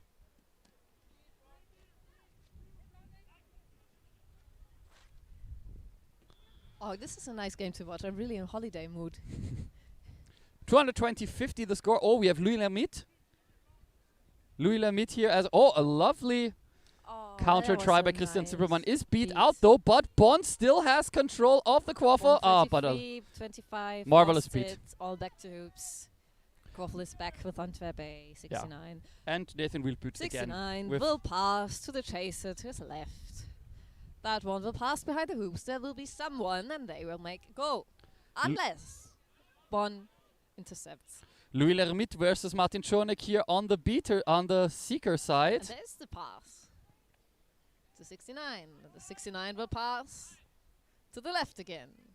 Oh, and almost definitely some of Hannah Grosse's dusty fingerprints already on the tag. Oh, and Really long Antwerp shot. with another seeker here. So now the Antwerp players Again, being marks again. confused themselves. Oh, this is a catch. Nah. That could potentially have been impeding. But again, those impediment rules, those are felt best by the snitch runner. And if he didn't feel impeded, then that's a good catch. Ending this game, well, pretty comfortably for Antwerp. Let's put it this way. Yeah. So this is the moment when all referees meet in the middle and discuss stuff. If there has been a foul right before the snitch catch, then the catch is usually not good. Depends on the foul, I think. But that one is good, and that will close this game off with a 250-50, if I'm not entirely mistaken right now, for Antwerp A. Well, pretty humorless game, I'd say. Start to finish, Antwerp were in complete control here. Rhinos showing off flashes of their power, but just outmatched by the Belgians. It was really nice. It was really nice Quidditch, but the one team was just stronger. Yes, there was a decided mismatch here on probably most positions. But a nice. It was a nice game. It was not much discussion. I mean, That's true, lots that's of true, thumbs yeah. downs, but that couldn't be avoided. Yeah, So very civil game. Nice 250 start to 50, the final score for Antwerp. We have some scoring updates from the other games. If you want to switch over to stream 1, you can see a very tight game between Werewolves of London and NTNUE Rumpeldonk from Trondheim. 50-40 for the Werewolves at the moment. On pitch 3, we have, sadly not on the stream, Metro Unicorns versus Ghent Gargoyles. 100-40, the Unicorns seemingly finding their rhythm again. Dementores A Coruña versus Oxford Mammoths. 90-70, a close game here with both Dementores as well as Oxford seemingly evenly matched. The opposite of evenly matched, Ruhr Phoenix Bochum versus Lille Black Snitches, 150-20. Yeah, Ouch. I don't think even Bochum can screw this one up, and they know what I mean when I say that. London Quidditch Club versus Barcelona Eagles rounds out our palette here with 60-10. Currently, you can read all of those scores at quidditch.me/live. Or at eqc2019.org/live, where you can watch both this stream as well as the main stream. And yeah, we will be bringing you Hacettepe, we've talked about them a Hacettepe. little bit, versus London Unspeakables on this pitch next. But if you switch over to Stream A, you can still catch a very exciting game in Werewolves of London versus NTNUI. Rumpeldunk currently 60-40. Huh? London scored one. Yeah. This is in my head Yeah. now for weeks. Yeah, and after that we will have ETU Honeybees from Istanbul versus Madrid Lynx on the main stream. And as I said before, on this stream, Hacettepe Quidditch from Ankara, Turkey versus London Unspeakables. Dare I say that I think the game on the B stream sounds more exciting than the game on the A stream. Maybe, slightly. Yeah, alright, We'll I see. think You will we're see. I think we're about done here. We already see our technical assistant here waiting for me to shut up already. Come I on. was Richard Tukovic. And I am Henny Schress. Thank you for Thank you. watching.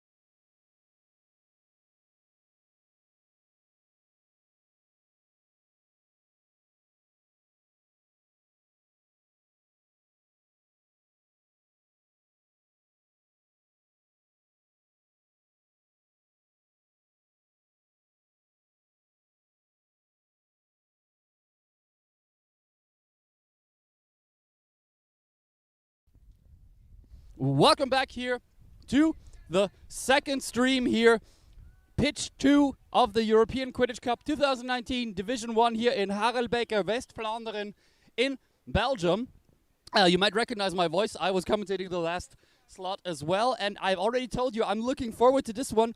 London Unspeakables Quidditch Club versus Hacettepe Quidditch Club from Ankara, Turkey. My name is Richard Tukovic, and my co-commentator is still eating, so I'm kind of fishing for time. I'm Sam Davis again, running straight from the last one, from pitch 1. Made it here just in time. A little bit tired now. I wasn't planning on running. So as we go, Neither of us are. If No, you're a commentator, you don't plan on running. We didn't sign up for sports. They've got the lineups now on the pitch, getting ready. The ref doing the final checks. So on the lineup for the for London, we have. Let's see if I can recognize any of these people that I've played with. I know the beater on the left. That's Monique Davis, man. Okay, so we've got Monique Davis on the left. That's the wrong sheet. I'm looking at the wrong cheat sheet. Is that? I'm yeah. terrible. I'm looking at. Hacettepe's once. This is London's. This is London here. Let's have a look then. Who would have thought that I'd get this all mixed up? Was fehlt noch? Thank you, Richard. Sorry about that. So we've just got papers flying everywhere now. So starting on London. Oh, we've got a lovely strip in the middle of the pitch there. It's a bit of a mooning from number 11 for London, which is. What is this?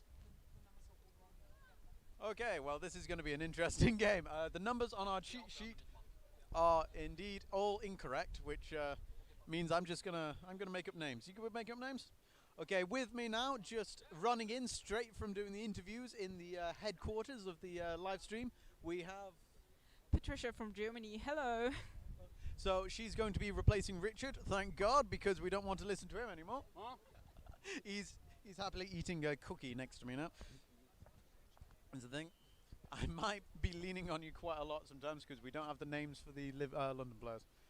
They are going to hate me. Last year I got a lot of complaints from London. Apparently naming them different things wasn't the best. Okay, Fabian in the middle of the pitch there, number 30. I know him. Best fashion sense in the UK. He's known for wearing a flashy jacket most every day. Oh, and Ollie Barker, number 89 there. He once broke 2 of my ribs. I'm not bitter about it at all. So we're currently waiting, I believe, for some pitch officials due to a game that's overrunning on one of the non-live streamed pitches. So we do have a little bit of a delay. So if you want to go and get yourself a nice cup of tea or go to the toilet, pop one out, now would be the time. The teams, we've introduced in quotes. So have you got, do you know the teams? I commentated one of the Unspeakable matches today. How were they looking in the game? Okay, 1 second. So again, as really always, windy, yeah. the wind's not going to be our friend today. So it looks like they are just preparing again to set the games up. The keepers all coming in. So how were they looking today, the London Unspeakables? They did well. The problem they had, I think it was the game against Ghent. I might be lying. I don't know. I don't really remember. The problem they had was that they didn't have a lot of. They had their one playing style, which didn't really work against Ghent. If it was Ghent. What was the playing style? What were they doing? Oh, it was mostly either driving or passing to a troll behind the hoops. And the other team was really good at just marking people, which was really hard for them because you can't pass to anyone who is marked. It is difficult. I know in Britain there is a big thing where people pass into areas where beaters are covering. That's a big thing that we need to look for. So teams have been recalled to their starting positions now with the refs ready to go. Do we know who the head ref is today? Yeah, that is Johannes from Karlsruhe. He's a German head ref who's been reffing Johannes, the head ref. for quite a while. That's good. So I'm hoping this is going to be a very, very efficient game. Yeah, I'm looking forward to see the Turkish team play because they're really new and the London team is quite it's quite an established team, so they good have a lot of majority experience. the London players, they have been playing for upwards of 3 years. I think most of them. There are some new players who've come in, I think, and taken up from a community, but they do have a very strong lineup. Straight in there, that is taken off from. Oh, I've already lost my play. It's number 24 there, taking the ball straight off the London player, being stopped at the hoops. Number 6 losing her footing there, falling, complaining about net contact, but I didn't see any there. It's a beautiful block by 11 from London. There has been a whistle. I think it's number 6 is complaining to the ref about possible net contact. Did you see the... I didn't see it. The only thing I saw was that the ref had an advantage flag and threw it to the ground, so I don't know if... Oh, it actually maybe he looks saw like something. he's going to the keeper. What is the name of their team again? I can't see. I can't Who pronounce is it. playing? Hacettepe. Okay. Hacettepe Quidditch in Turkey.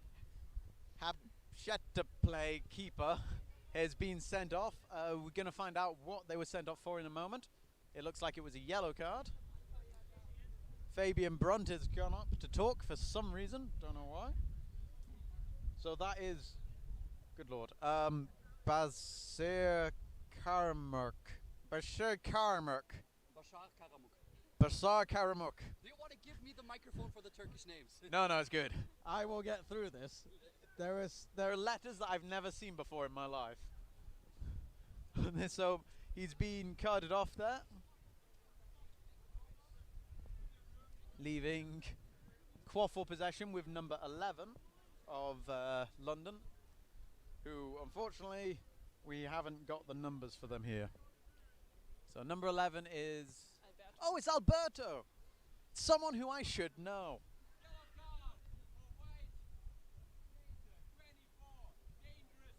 Okay, so it's a yellow card for number 24, Bashir Kermuk from Herkendip. Hacettepe. Which has given... that's all confusing. I think everyone was confused there. The yellow card was for a dangerous kick. It was. Oh, I think she wanted to pass to the referee because they have also black and white jerseys. That is a bit confusing. So here is a brooms down. I'm not entirely sure what this is called for, but there was a lot of very aggressive play going on here. I don't know, normally a bludger off the pitch isn't a stoppage of play, so I think it might be a case of there was some kind of kick-off pitch. We'll have to see what the ref says. Oh, apparently it was really just one bludger which flew very far away. Ooh, that was a beautiful hit by Alberto there, taking him down to the ground. Number 6 there for Hacettepe. Had possession, now no longer has possession. We need to have a rule about getting easier names. It looks like 14, it's putting it through the hoop, no goal there. Very tight defence by London there, pulling it in, making sure that they all... And here we have a Ooh. counter-attack, but it didn't go in, it was no goal. Good lord, Alberto there took a shot right to the side of his face. The sound that made. I'm surprised he's standing up. That was painful. Unnecessarily hard throw on that one. I think the stoppage of play is to return the quaffle to the pitch. I am amazed that Alberto is just taking that one like a champ. Ooh, that was a big hit. So we have Turkey in the offense with bludger control. So they do have an advantage now. Let's see what they actually do. With the bludger control, Turkey up there. I love the arm work that they're doing here. It is just flailing it about, tricking people, making sure that they don't know when the beat's actually coming. But it's the flair that he's doing it with. They're making Quidditch look sexy when they're doing their arms like that. It's insane. Oh, and there they go, going have for a napalm a... attempt. It's a 1.5 bludgers there as he throws his bludger back to the hoops and goes in for the tackle. To do Alberto now with bludger control. Sorry, with the quaffle. You'd hope he's not got bludger control. Nope. Looks like beaters are being spread out here. Oh! So close to being a goal, but Butterfingers there drops it. Here comes a quick breakaway down the pitch. Number 14 again, running it in. Attempted tackling, and there he goes, a goal. Goal for Turkey. Turkey is really known for their physical play and for their really good drivers. They have people who are... Yeah, Turkey is known for playing really physical, being really good at tackling, being really good at drives, and we can see that here from Hacettepe. Hacettepe. One day we'll get it. We'll get there. I think as Turkey are very good with their drives, it's quite interesting to see that London are actually very good at stopping drives. It's kind of a unmovable object hits a unstoppable force scenario here. Alberto not getting a grip on him. Neither does number 34. Straight through the hoop. Wow! That leaves the score at 20-0, I believe, in favour of Turkey. That was a stylish throw. Unnecessary maybe, but also really nice drive through two defenders. And the wind's picking up yet again. Okay, so game was stopped because bludger went over the fence. There's a new rule, every pitch now has to have a fence around it. Quaffle possession is with keeper number 34 for London, who's wandering down the pitch, but Turkey has broken through the beaters but decided not to press their advantage. They're falling back. Oh, nice catch. Beat. Turkey's beaters there really ripping through the offense play line. Turkey number 6 now having quaffle possession, running it through, passing it to the keeper. Keeper now going for it without any bludgers on defense. Turkey look like they're set to get yet another goal if they're not stopped here. Straight in it goes. That's 30-0 to Turkey. Also, it's amazing how they don't pass because they know they're going to get through.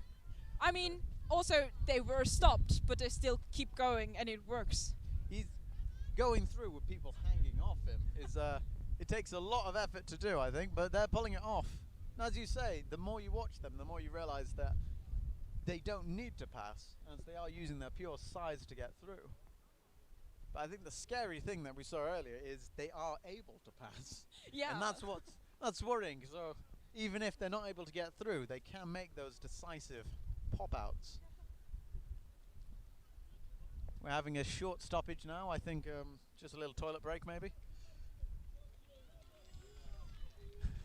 Number 41 for Turkey. Seems to be a crowd favourite. Oh my lord, what is that?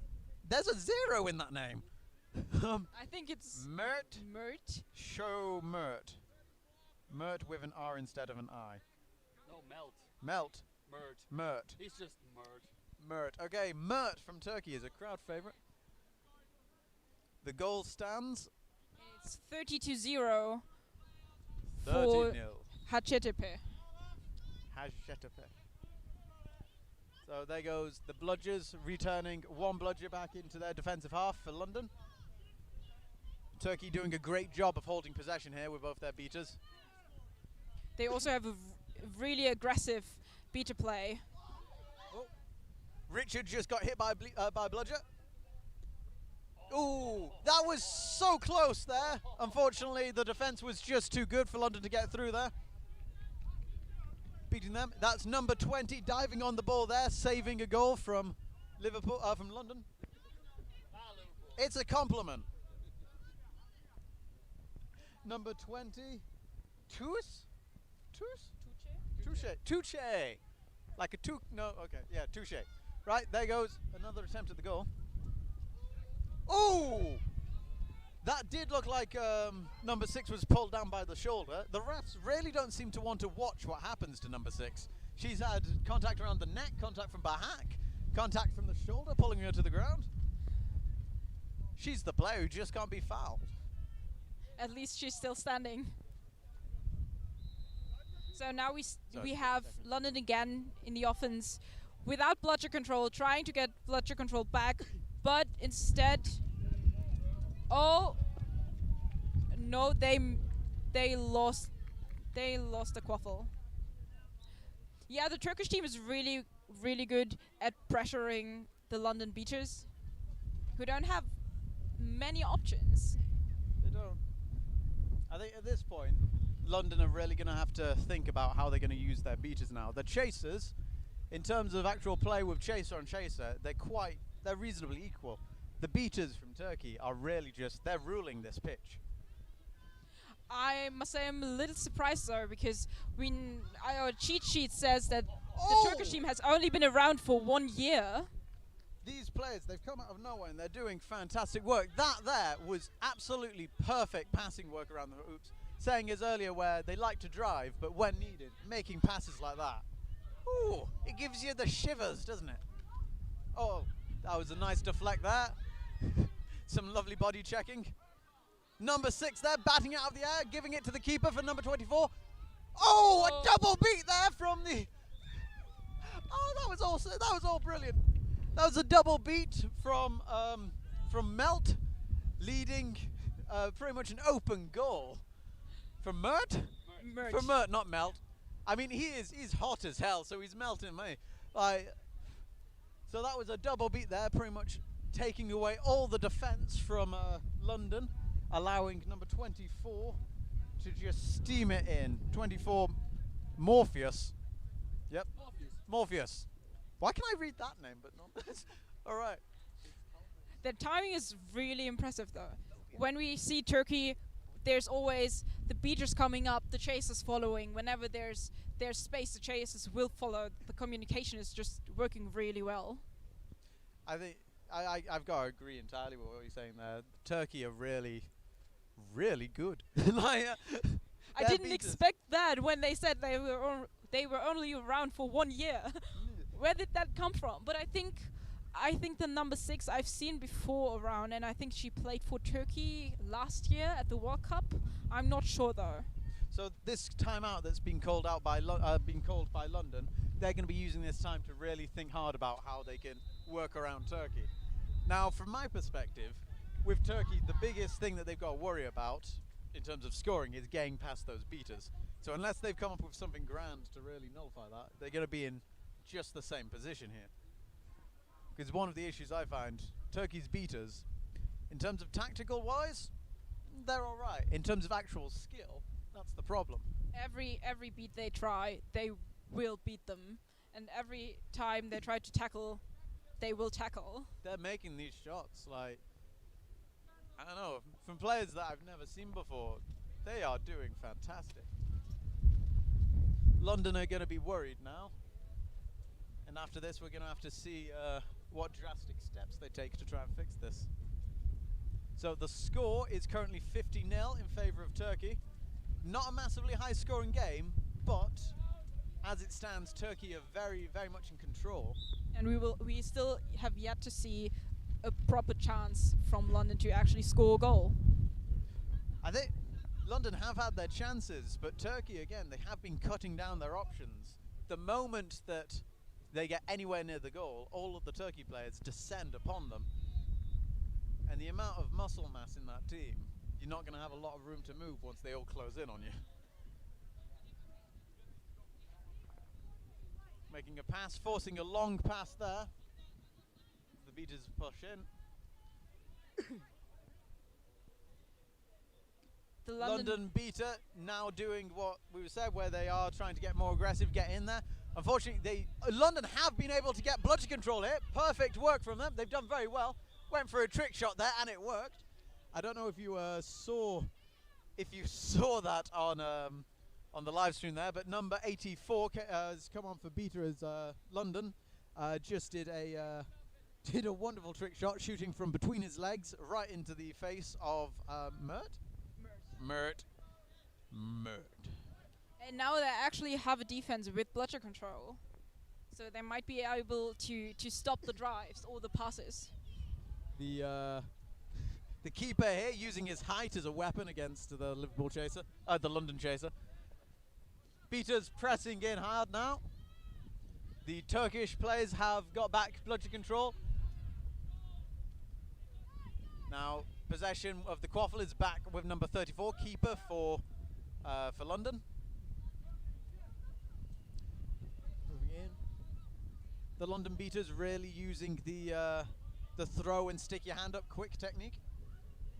Oh, and there was a nice interception, but London got the quaffle surprised back. that a whistle wasn't blown for that. But it looks like the ref has decided that yet again, if he didn't really mind that much about fouls. Again, using his height well to keep the ball out of reach. I've always wondered what it would be like to be a tall Quidditch player. I have no idea. I'm not even 160. I don't do centimeters. I do inches. I'm 5'8". I have no idea how high that actually is. It's about 3 centimeters shorter than the average man. So not that short. I'm a good height, but I wouldn't say I'm not a tall person. I've never been able to just stick my hand up in the air like some of these players do and just have people jump up trying to grab it. So London Beaters coming very high on the attack here, trying to disrupt the Turkey Beaters. They did manage to get through the defense, but there was a shot. He did miss the beat, and he's popped it in. But they called it no good, I think. It was beat before. They have called, so they did call it beat. Number 4 from Hacettepe, which is Gülsemin Chapar, saw that her beater partner missed the shot and beat the quaffle carrier. Very quick thinking. Yeah. Getting in there, making sure that they save the day. It's very close. I think that was the first time that the ball's gone through the Turkish hoops, regardless of not being called good. The score is still 50-0 in favour of Turkey.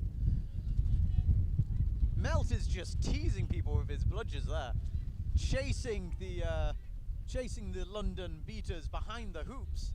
They're too scared to come out in front to face Melt, using the hoops as a bit of a shield. But Hacettepe doesn't really they don't go anywhere close. I feel like they're stuck in one place, even though they have bludger control. I think they're very much of the mind of if they don't need to do it, they're not going to do it. Like, as it stands, Turkey have control. Oh, there was a really nice shot. Really nice speed. I must admit, I'm definitely fanboying over these Turkish beaters. Yeah. They are doing fantastic work. Their technical skill level is just so great. Everyone's fallen down there. It looks like he has. I think he's got dust in his eyes there. There's a lot of dust kicked up in the air. Number 14 of Turkey has taken some dust to the face. He's going to need a shower after that, I think.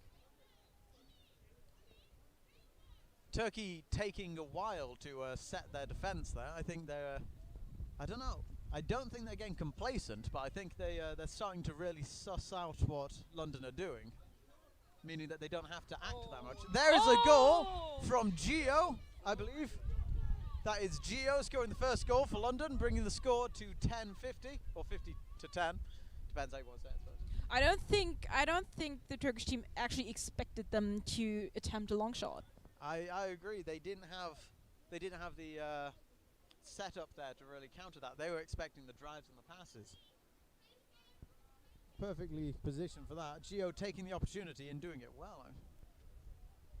Ooh, that was a lovely tackle there. Straight to the ground.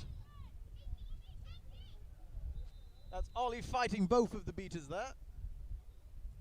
But what I have to say, I'm really big fan of Mert, as he knows when to throw and when not to throw.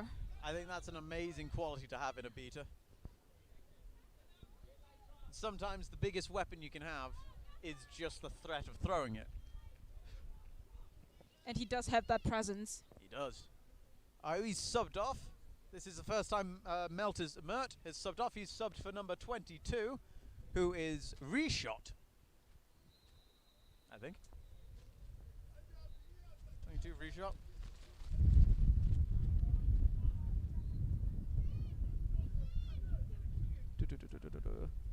Okay. So currently,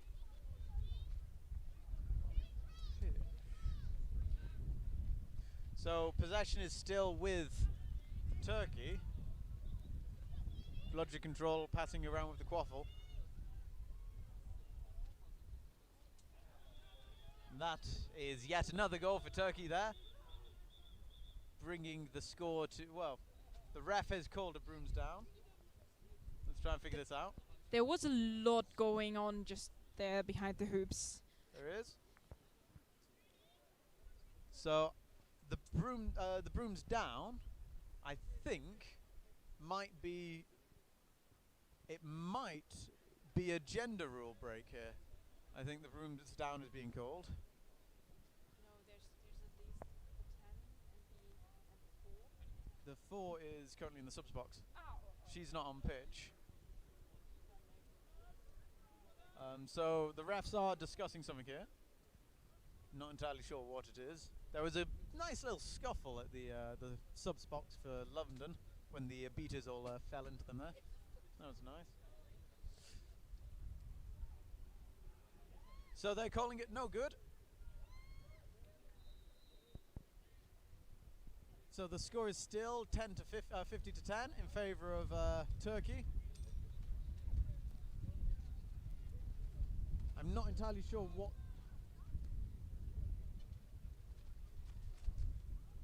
Do we know what the call is?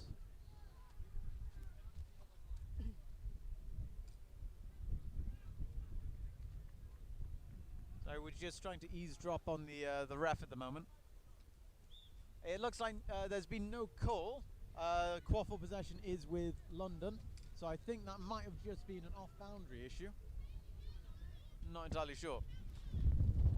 I think number 9 played for Vietnam last year at World Cup. I'm not sure though. Number 9 from the London Unspeakables.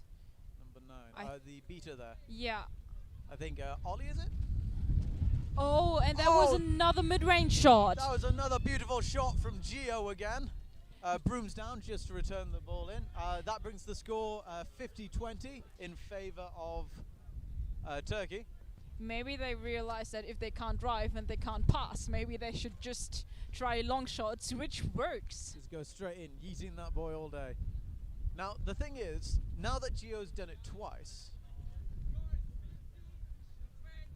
in the exact same way, I do feel that Turkey are going to start pulling it in and actually having people defending the hoops from those shots.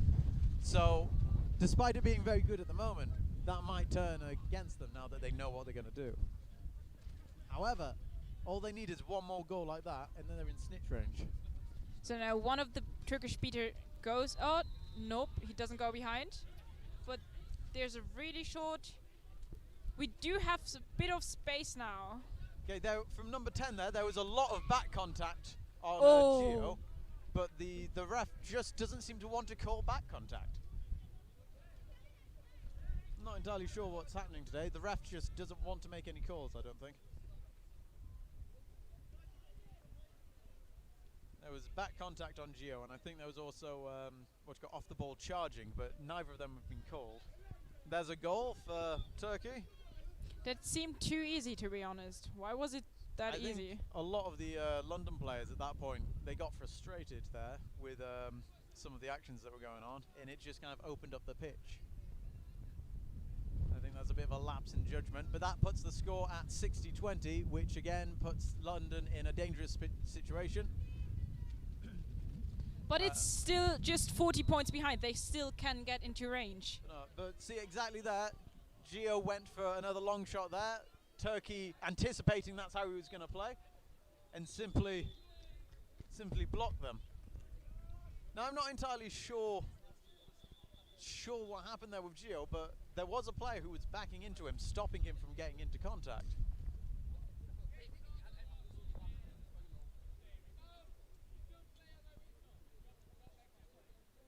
Now, I'm not a qualified ref, but there does seem to be a lot of contact that is a bit dodgy, that isn't being called by the ref. And Gio's being taken from behind. Oh, that was nice. Passing it back to Gio. That's nice a big speed. hit on Ollie Barker, I think.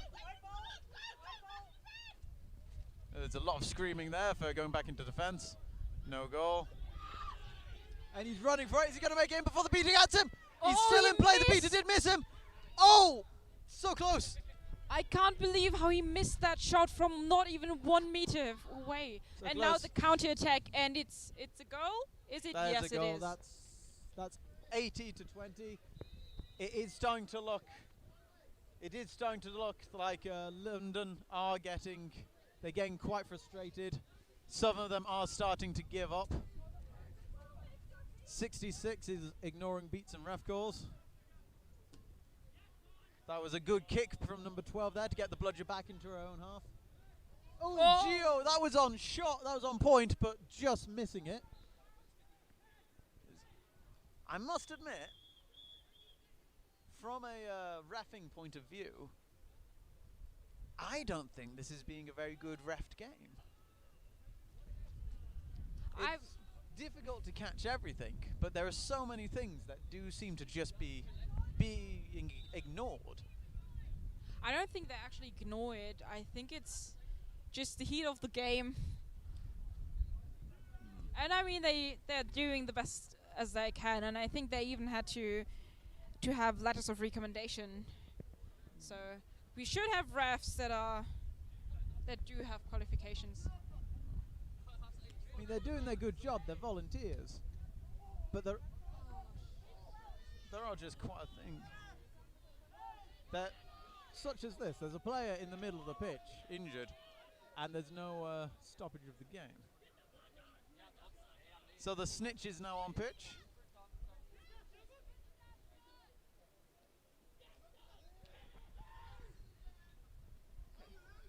Again, I could hear the beat on that, but no one called it. There's a goal there. That is 30-70, I believe, for Turkey. I mean, I'm not entirely sure. Even with the beater play just then, there was guarding of the ball. This is getting very scrappy as a game.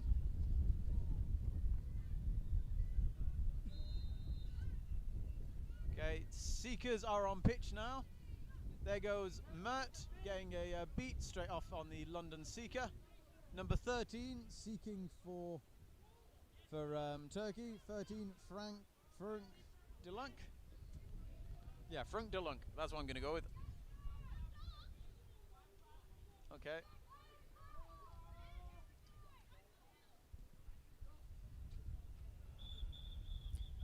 Okay, some kind of delayed penalty now. So the London team tries to defend. They're 50 down, I think. So it's 30-80. So they only have to score 2 goals, and then they're in overtime range. Does So seem now that way. they defend. They can still win the game, and I think that's the goal. The last time, I think they had a cold catch because they knew that they were not gonna catch up.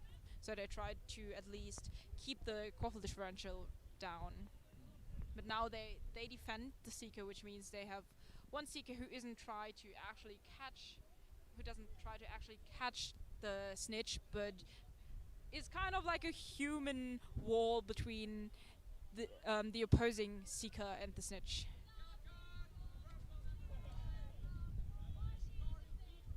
So we've got a yellow card for it ignoring beats. That's on number 5 from London, who I don't know his name. He hasn't put down the right numbers. So that's a yellow card on the Vita there for ignoring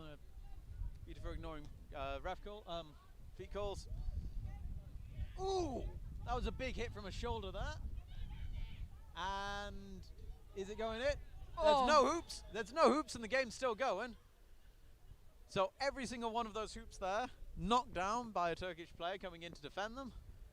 So the game has to stop when there's no hoop left standing. If there's even only one hoop standing, the play does go on.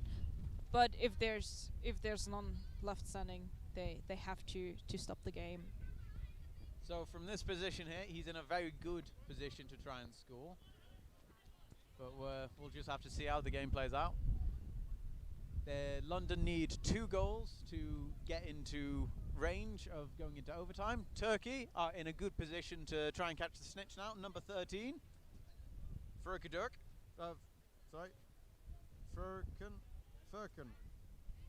Furkan Dakilic. Furkan Dalkilic. Okay. I'm going to let you say that because I'm going to... Furkan Dalkilic. Thank you. It won't sound right if I do it. Is on seeking. Is seeking at the moment. Even speak German. It's technically not wrong. Quaffle possession is still with London, right at the hoops. Was that?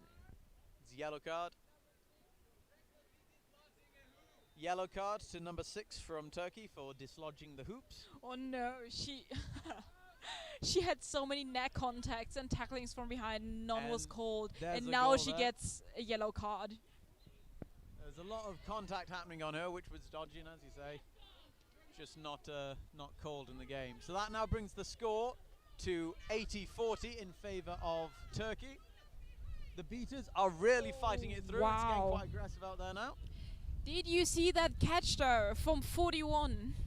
He caught a bludger thrown him from a really short distance and then beat the other beater and thus got bludger control. Turkey now have free range with the snitch as all the beaters for London are currently occupied on the defence of the hoops. Turkey getting very close to catching that snitch, taking 2 dives now on it. There goes Melt just clearing out the London seeker again.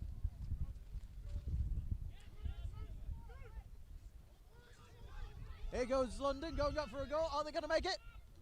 And he's not made it. Hoop is broken. Here we go, going back in to try it again. And another hoop's gone down. And there it is. He made it in the last hoop. This now brings London into range for overtime if they decide to catch the snitch. Which they should. I think they should do it.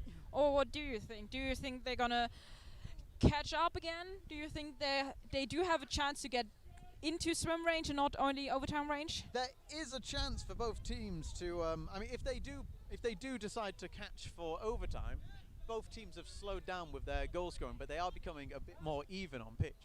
And I think a lot of it is that the beaters are being drawn more into the seeker game now, and they're fighting amongst themselves. So the chasers are left to their own devices. So I think in overtime, London might have a better chance. However, if they score 1 more goal, they could win it anyway. It's taken down to the ground. There's a big crush there. Number 34, keeper for London, is now sat on top of the keeper for Turkey. I think Turkey should just let go because I think they're the better team right now. And if they, oh wow! Well, no, Turkey have pulled it out. They've almost pulled out of a crush there.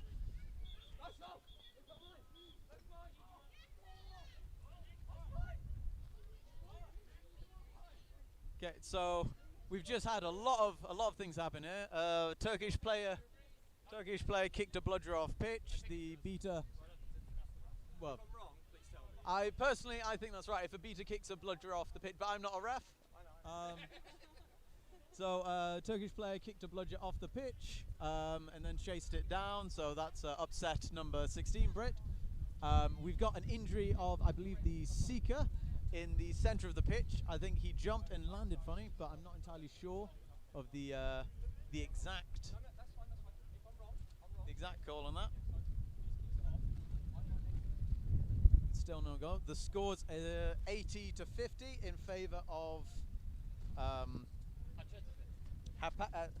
Hacettepe. And here comes the wind. We've got a lot of discussion going on now. Now you're hearing me in stereo. There we go.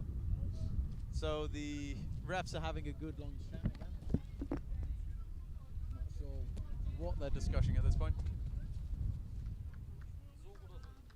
So the teams are both taking a little bit of time to have a little bit of a break while there's a brooms down.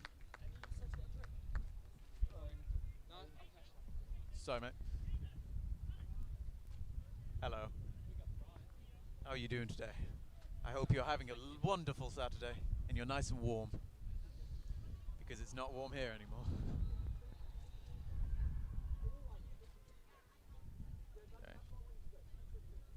So the beaters have just communed from London, and I believe their tactic is always hit the seeker. It's a good way to go. However, it all depends here now. If London are able to get that quaffle off of the Turkish player in around their hoops and are able to make a breakaway, if they can score that goal, there's a good chance that they can get to the snitch, and it would be bliss. How are you feeling today in terms of the game? Are you feeling it's going well for you? I mean, slow start, but we've picked it up and we started getting back into it, so it's a good laugh. They were 5 up, and now they're 3 up, so, you know, smashing it. Slowly but surely getting your way back into it. This happened in our first game. This happened in our first game. We were like 5 down, and we've come back to go ahead and then catch. Oh, sorry. Nice. Well, good luck. Looks like I think timeout has been called. I believe that would be from Turkey. I think London used a timeout earlier. I don't think they actually called a timeout, to be honest. I think the refs are still just discussing, so the teams decided they can have a chat. Just going for a bit of a talk. Very well. So where do you play normally?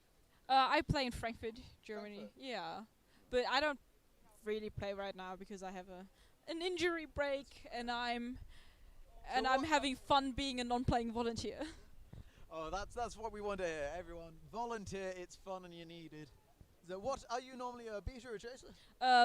Last season I started as a beater. The 3 years before I played as a chaser. And you? Where do you usually play? I normally play in Manchester. I'm a beater up there. In terms of, like, as I say, you are more of the expert on the chaser game than I am. Then, if you've played chaser for 3 years prior. How would you say the teams are ranking up in terms of chaser on chaser ability?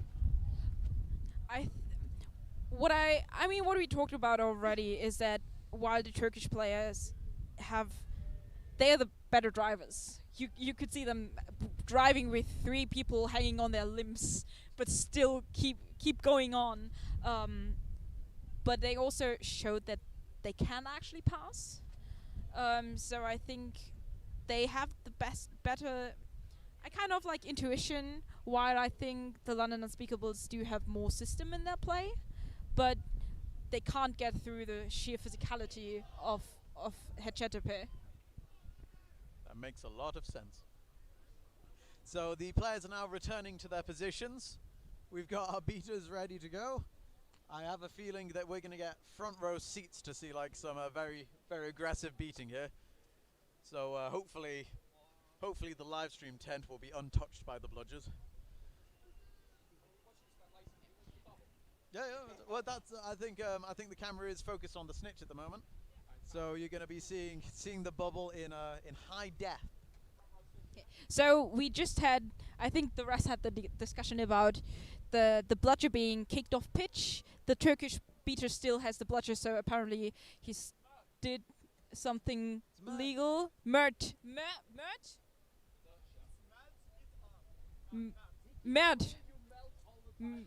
It's because you're hot. I call you Melt because you're doing well. You're on fire. Absolute melt. To be fair, a little bit of a plug here. The cafe over there does an excellent cheese melt. It is wonderful. Had it for lunch yesterday.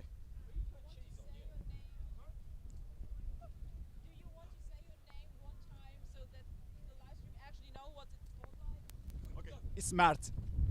Did you hear that? That's his name, and we are deeply sorry that we can't pronounce it, but I can't roll the R. It's alright, in a bit I'll do Wonderwall. So, okay, after this very long stoppage, it does look like we are finally ready to consider possibly maybe at some point in the near future getting back to playing in the game. A little bit. I mean, I might see if the wire for the microphone stretches, I might go to the food van. I think we do have time. So I think the hoops are being replaced because, well, they've spent more time on the floor than most players. There's also been a yellow card. I haven't heard the ref. I don't know what the card was for, but now Turkey has the quaffle and scores. That was an easy score. They just got the quaffle just in front of the hoops. That brings Turkey to 90 and 50 for London, which brings them out of range. So London now have to guard the snitch. They can't catch it. If they do, they'll be knocking themselves out of the tournament. But there was a puts them back score. into overtime range. So the seeker for London is going back at it, trying to get that snitch. It looks like there's the brooms down again to reclaim the ball. I think. Also, the Turkish players trying to discuss something with the refs. So apparently something has happened somewhere on the pitch. We didn't see it. Maybe on the live stream you can go back a bit and watch the scene again. I must admit, at this point, I've stopped looking for the fouls on the pitch. There's a lovely hug in the middle of this madness.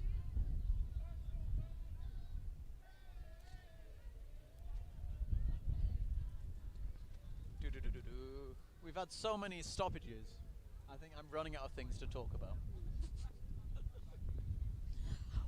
Right. Well, do you know the ranking of the teams in their group? I thought you were going to ask if I knew the Muffin Man. No, I do don't. not. I also don't know the rankings of the group. I believe this might be a playoff. So London have won one of their games. I imagine Turkey have won one of their games. So this might be a decider of if they're going to go into upper or lower bracket. But don't quote me on that. We're about to find out how they've done for the rest of the day with our beautiful assistant, Richard.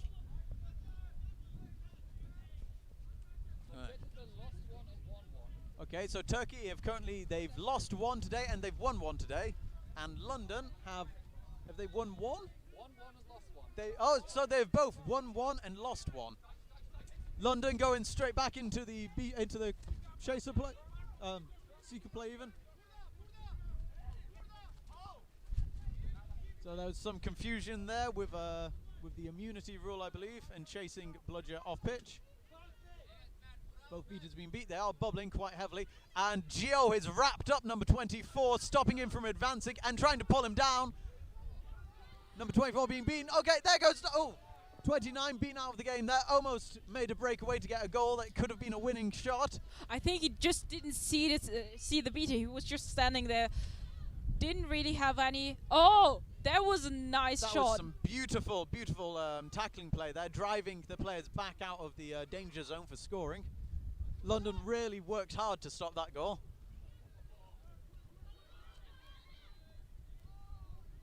It does look, they have been able to rip the ball out of the hands of number 24. There was a bit of a fumble at the hoops. London have been able to gain possession there.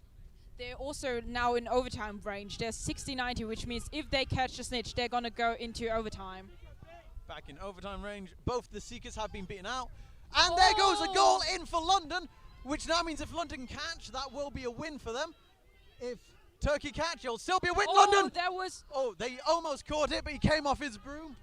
He had his hands on it, but unfortunately, he lost his wood. What happened to the Turkish beaters, though? Just 10 minutes ago, I think they're beginning to get tired. Yeah, maybe. They're making long shots. They're making mistakes. They're missing all the goals. Oh, was that legal? That was a clothesline. She has been taking some serious contact. Like, she's got some serious contact she's been taking today. So London has bludger control and is guarding the snitch. Okay. Currently, London have quaffle control and they're being sat on at the Turkish hoops. Gio getting in there to push off some of the Turkish players. They are wrestling for it on the ground. You're right. It's been hit by the thing. Turkey, number 24, is making a breakaway down the hoops again. There's very little to stop him. He's going to go for the goal. Is Gio going to stop him? Gio tried, but he got the goal. That takes London back out of winning range. They are only in overtime range now.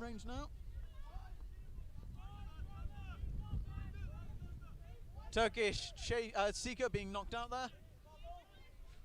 London going back to try and get that catch for overtime.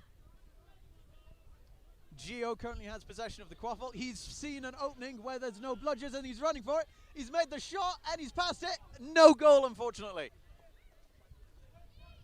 It was a dislodged hoop, but they've decided that doesn't matter. And there's a goal that puts London back in winning range, with the score currently being 100 to 80, I believe. And there's Brooms another down Brooms has been down. called. London keeping the bubble around the snitch. The game is also getting more heated. More heated yeah. Wonderful. So there's currently a stoppage. Not entirely sure what this one's for. I think they're discussing if a player intentionally dislodged a hoop or not.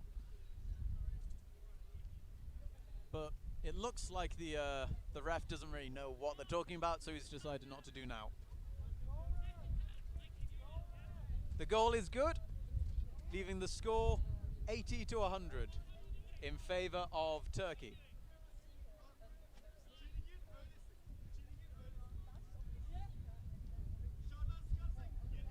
So the Turkish beaters are currently discussing with each other what they need to do here. One bludger close to... Yes, all bludgers have now been removed.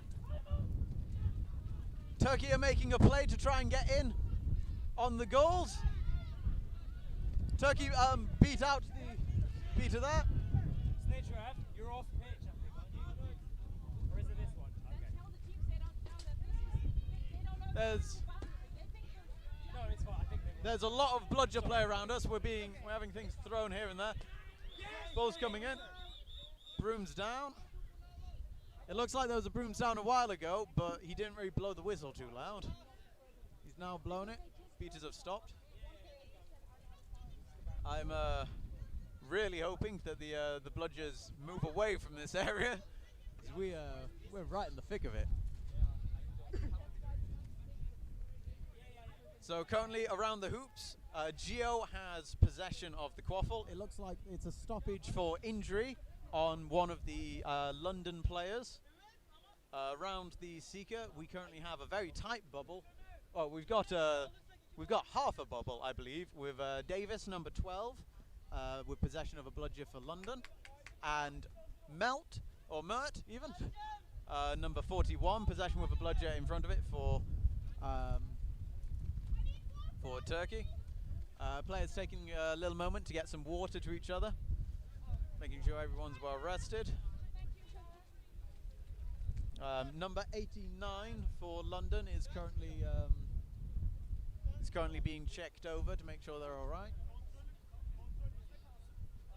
Ooh. That's an intense game. I didn't think London would come back in the first 5 minutes. They have really started pulling it back from a point. They were 50 down, and now to be just 2 out of, well, they are in range, just barely. Gio currently has possession of the quaffle, and the only thing standing in front of Gio is Mert and one chaser. So if Gio can get up there, he could very, very easily now cement their safety a bit more by having 20 points in range.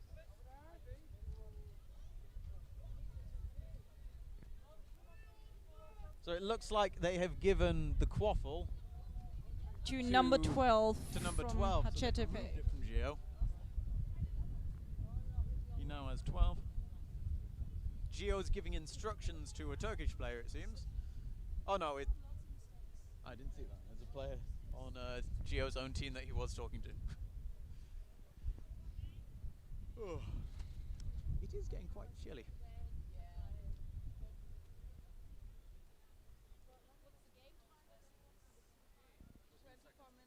24. Is that it?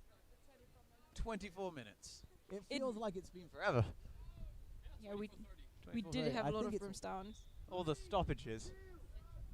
And there it goes again. There's a goal for, that was number 12, scoring a goal there for Turkey, which leaves the score at 110 to 80 in Turkey's favour. Oh, he's going for a 90-point snitch grab, but he didn't quite get it. Oh, that would have been brilliant. Good old 90 there. So it looks like Fabian Brunt now is on for Seeking. However, he was beat before grabbing that snitch. Here goes Gio running it in, trying to get past all the beaters there, and he dodges a beat, going for it, and he's popped it in. That puts them back in range with another goal from Gio. Fabian going back in for the snitch. So it it's looks like there's a 90 to 110. So London is still in swim range. At this point, I'm pretty sure the teams are just going to be trading goal for goal now. So I think it's going to become all about that snitch play and the bludgers, how they're going to be able to get in there. So currently, Ollie, number 9 for London, has bludger possession. There's a blue card. So there's a blue card for illegal contact there. I've never seen. Oh, illegal interaction. So I think, did he started the run before returning to his keeper zone. So once a goal has been scored, the quaffle has to be passed back to the keeper in the keeper zone. The player there got a blue card for picking up the bludger, the quaffle, and running with it before the reset. Currently, no team has full bludger possession. Ollie has 1 bludger. Ollie has 1 bludger. There's a bludger in the center of the pitch on the ground.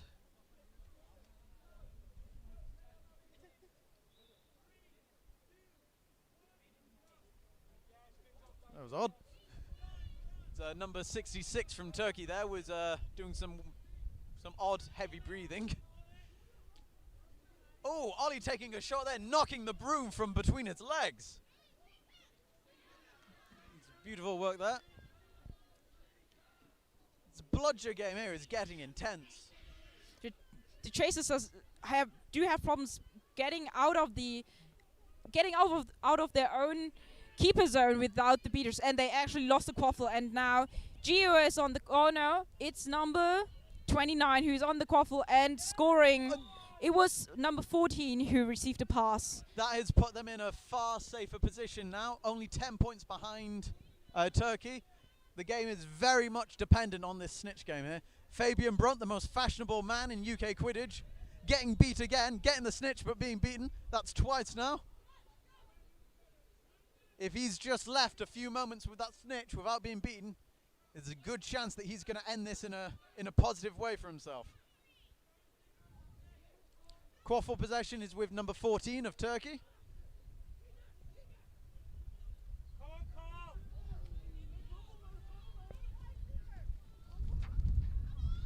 It's beat on the Turkish seeker. Both seekers have been sent back to hoops. Beat. It looks like Gio has claimed the quaffle as keeper. Number 14, I think, is complaining about some form of head contact. Snitch game is really heating up with number 33 really going for it, but taking a beat from a long shot there from number 4 of Turkey. Turkey beating the snitch. So there was not a goal Ollie has from not London. noticed the seeker is currently in need of help there. Ooh, big shot there to the head of the seeker. Oh, there we go. Just got hit by a bludger. There we go. Right, all of that. All the seekers are now down. The snitch can have a bit of a rest for a moment. There was some really intense beater game just around the snitch. Having to move. So it looks like, again, all the beaters are going back in to try and get on that snitch. Ref being smacked in the chest with a bludger. It looks like Turkey have free reign with that snitch now. If they're left there for too long, this is going to be Turkey's game. They've worked hard to keep it positive for themselves. Gio there, holding the ball. Because he's pressured, he doesn't have to advance it, so he's now wasting time, waiting for his seeker to get back on that snitch. Tactically, he's keeping the game here. Going for a big old run. Getting straight in past all the... They've called it a boundary line.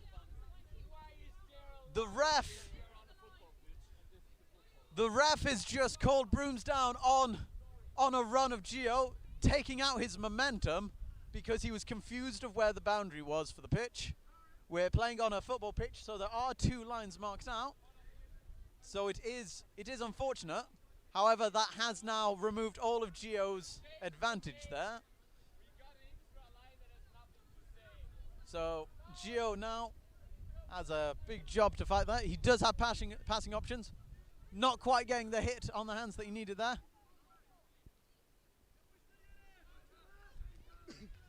Fighting it through, going for a goal, and he's scored. That brings the scores even. Now it is 110 all. That was scored by player number 29 of London. Hello. Turkey now has bludger control and tries to protect their Seekers and also beat out the London Seekers. But London he just caught the snitch. There is a snitch catch from London. That does look like it's going to be the final say on that. Have you noticed anything untoward? 1, 2. Just having a quick look there. No, that's their team. Yeah, the London squad here. So we're just checking some of the players on pitch now at the moment, having a look at what's going on, seeing if there's any possible ways that the call can be called no good. I can't think of any. Did you see anything on pitch that might affect the call? There might be gender rule because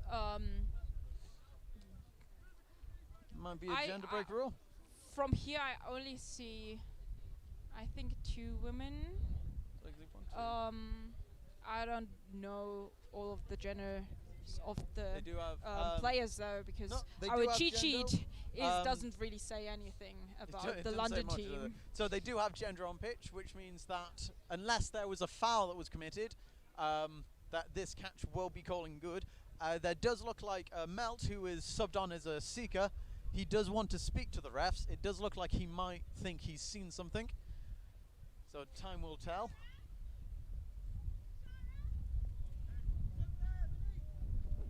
We're going to have a look. They're having a big long talk, so someone might have some reason to think that it's not a good catch. It was on the other side, so we didn't really see it. It was unfortunate for Turkey though, because they did have bludger control, but they just focused on one of the beaters and not on a snitch for just a moment, and then London caught. I'd say it's very unfortunate for Turkey in the sense of they've been leading all game, they've had bludger control, they've been doing very well. To be pipped at the post like this, it's going to be a bad feeling. It's not going to feel good after doing so well and having, you know, their bludger play. It's absolutely superb.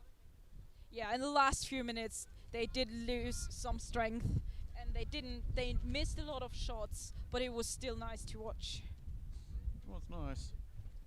London, very slow to start, but I mean, once Gio started taking control on pitch, I think they've really pulled it back. They have done a good job of actually getting back into the game. Yeah, it's really hard to come back after being behind 40, 50, 60 points, Well, and now having I think it's an even score right now, or London is even leading. I don't know. I can't see it from here. The scoreboard says it's 120 to London, 110 to Turkey, but I'm not entirely sure if that's correct. The catch has been called good. That is apparently 150 to London, 110 to Turkey. London, I believe, now have made it into the thing. How you doing, Gio? It's just coming. Gio, how do you feel after that game? Knackered, phenomenal. Bloody Alberto, what an amazing player. An emotional roller coaster. I believe, does that now cement you into the upper bracket? I think so, yeah, because they beat Rome, we beat Rome, so we're 2-1, they're 1 and 2, yeah, I think the upper bracket. Brilliant. Well, I'll let you get back to your team, mate. Have a good day. We're saying goodbye for now. Oh, hello. See you. Goodbye.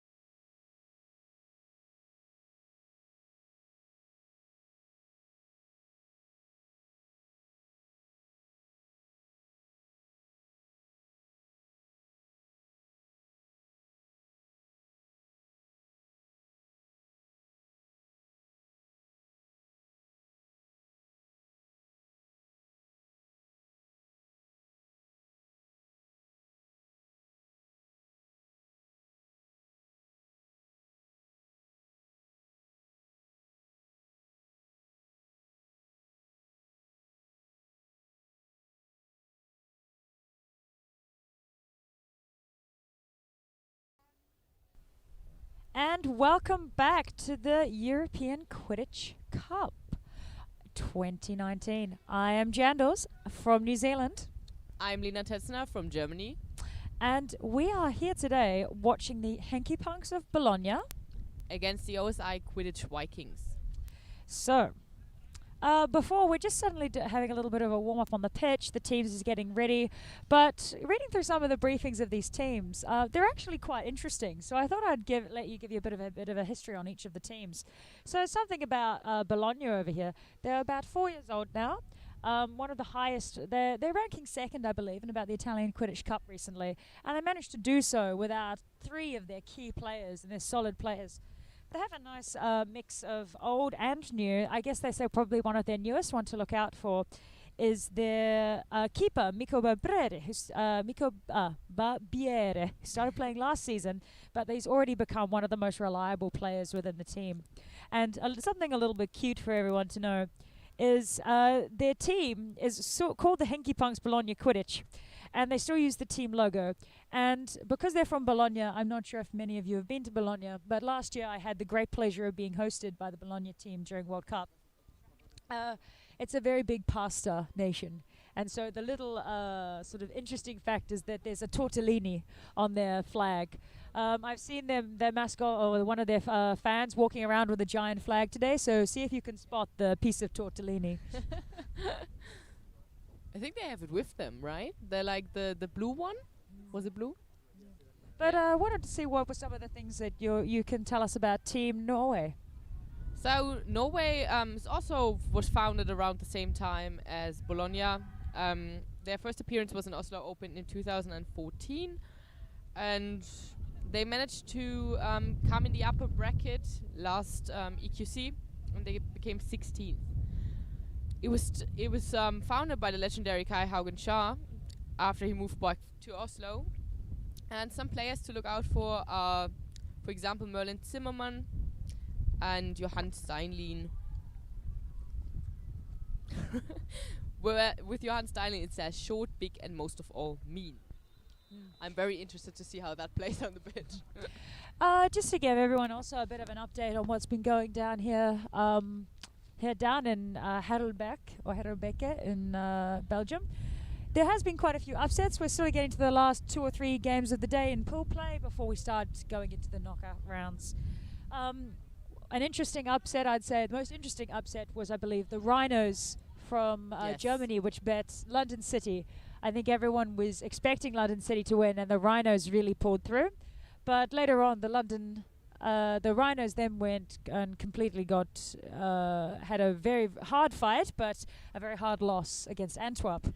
So actually playing at the same time on Stream 1, you'll be finding London City versus Antwerp, which I think is probably one of the most anticipated games of today. So for those who are looking on Stream 2, hello, thank you for being here with us. But if you just scroll up on your screen, you'll be able to watch the other game as well. Don't take the viewers away.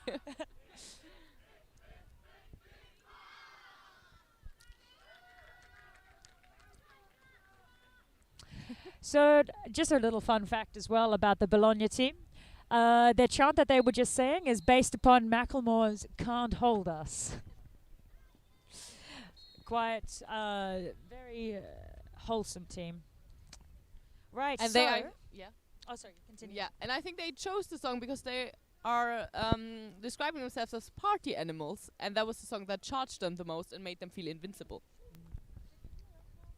There's quite a lot of players as well on this team that played for the national team at the last World Cup. So they've definitely got some very, very strong players. I believe Norway did send a team to the World Cup last year. So there are potentially a few players as well over here. As you can see, the wind is really starting to pick up here in Belgium. You can see the balls rolling across the pitch. And also you heard from the last couple of live stream games, there's always someone running after sheets that are falling off the table. It's interesting. But that does not blow away our spirits, does it, Leah? No, it doesn't. No. So it looks like and an interesting coin toss has meant that the teams are switching it up a little bit. Oh, we're very fortunate to have one of the best coaches and referees from the UK, Steve, here. One thing I found out earlier, and here's a fun question for you, Lena. Do you know what that purple sock is that he's carrying? That purple sock. Yeah. I know what it's being used for. Mm. I think when there's the brooms down, he throws it on the ground so he knows where he needs to go back. It's the advantage markers. I've never seen them before, so I it's also a haven't nice. seen them before. It's a fun little thing to see that they're slowly making more and more developments here. All right, the teams are preparing. Because I think the last game I commented, I just thought the head referee just is losing his sock again and again. But no, it makes sense. One of the great fortunes as well of this World Cup is that all volunteers actually get free accommodation and free breakfast and dinner across the whole weekend, which is very good. So as you can actually see in the background, possibly on the live stream, a whole bunch of big green tents, which we've been calling home for the last couple of days. And they are great. We thought they would be freezing at night, but it's actually all right. Especially when there's all 10 of you. Yes. All having good we chats. We have 13 people in our tent. 13 people Yeah. in your tent. All right. But back to the game at hand. Here we go. Brooms up and it's back to Bologna. Straight beat onto number 4, Teddy. Also known as Alberto Nicolini. And already brooms down.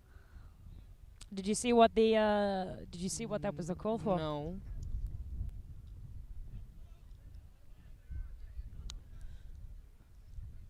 But let's see what the referee says.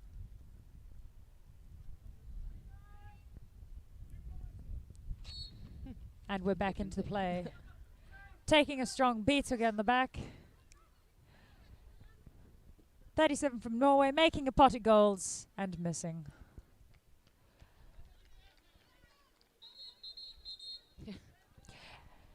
I was talking about this earlier. I've seen a lot of players making those long shots sort of from the keeper zone line towards hoops. They're not a particularly difficult shot to make, but I found it curious how many I've seen. Not too many people are comfortable driving and assaulting the hoop line. Yeah. I found in Europe this weekend. There's a couple of teams I would stand out from that though. There'd be the Rhinos or the Lynx. I think no, it's not the Lynx. It's the Honeybees from Turkey. So they both have been very, very good at making drives through the hoops. Number 12 of Norway having a very strong possession and straight through the hoop. That's a goal to Norway. No, contentious goal. Potentially there was a foul. Let's wait and find out. Also, did you see in the first few seconds of the game, the bludger control has been changing so quickly. Like whenever I wanted to say, oh, Norway has bludger control, it was already different. This is So now it's bludger control with the Vikings. Keeper pulling the ball up the pitch. A very interesting offense. They're doing a slightly what's called I believe a Y shape. So 3 chases up one and one sitting down the back. Taking out the keeper. Ooh. Nice try. And Norway running down. And a good block and a beat from Bologna. Also, he ran straight into that beater. That was quite interesting.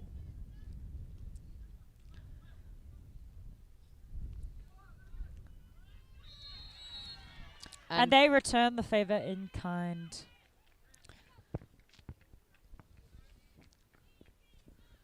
Very interesting play by Bologna.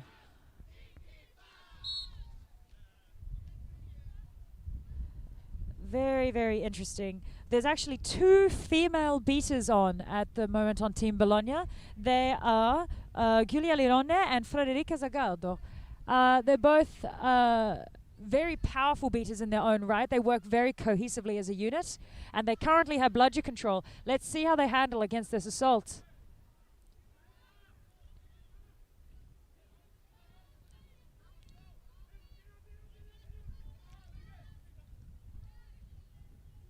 number 12 from Norway really tried to do that alone.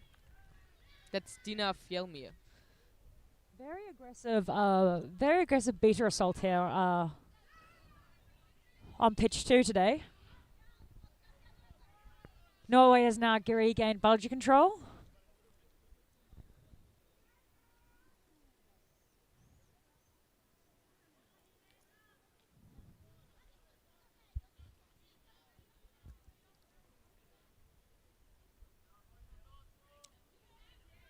Bologna really slow build up. With a long shot and no go.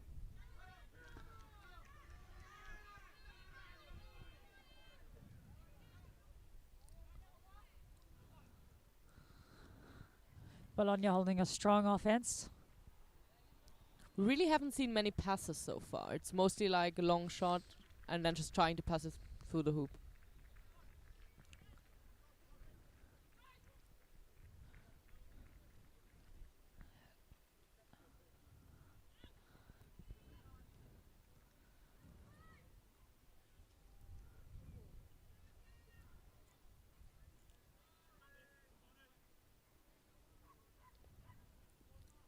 Just holding them And there. reset used.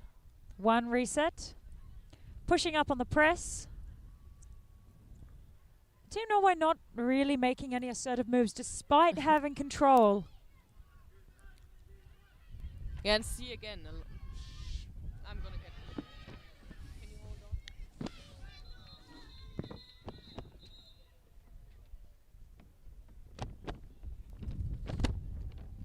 Our apologies. Lena has just had to make a quick departure to retrieve another piece of paper. And back. The wind is really picking up here. I think it's going to be increasingly difficult as the day goes on. Thankfully, we have a nice sun in the sky and a crisp 15 degrees.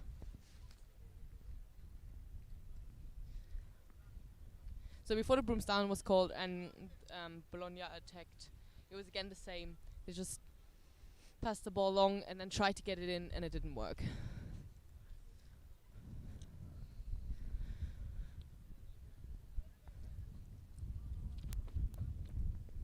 Do we know why there's a brooms down, Emma? No, we watching Steve with great intent. Current score is 10-0 to the Vikings, and we're currently sitting at about the 4-minute 30 seconds mark.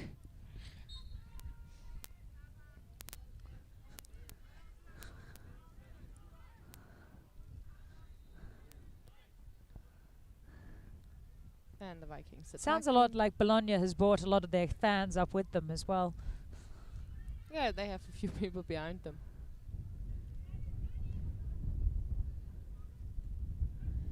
Team Norway, really good ball handling skills, really firm ball handling skills. A lot of amazing cuts from Norway. That's a little bit of chaos.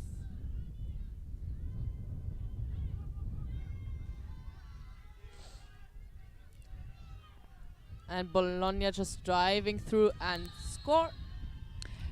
Score is Amazing 0 goal to by 20. By number 18, or Babere Mirko. In true fashion. Oh, it's 0 Another to deliberation 30. by the refs.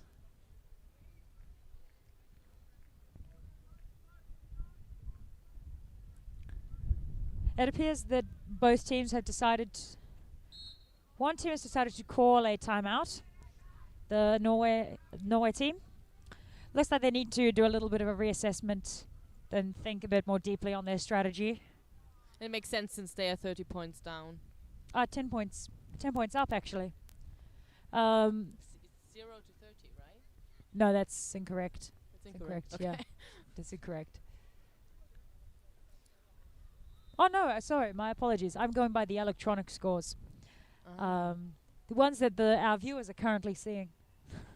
So we apologize. The score is currently 0 to 30 to Bologna.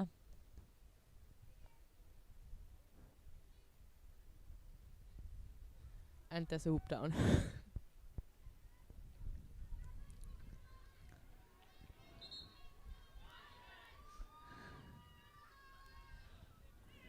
Okay, Bologna really bought some fans.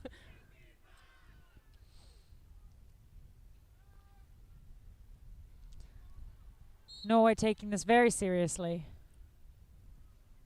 As you should. It's a serious course, game for it's a serious ETC. people. Their the articulation, I could say, or the spread of their teams on offense is magnificent.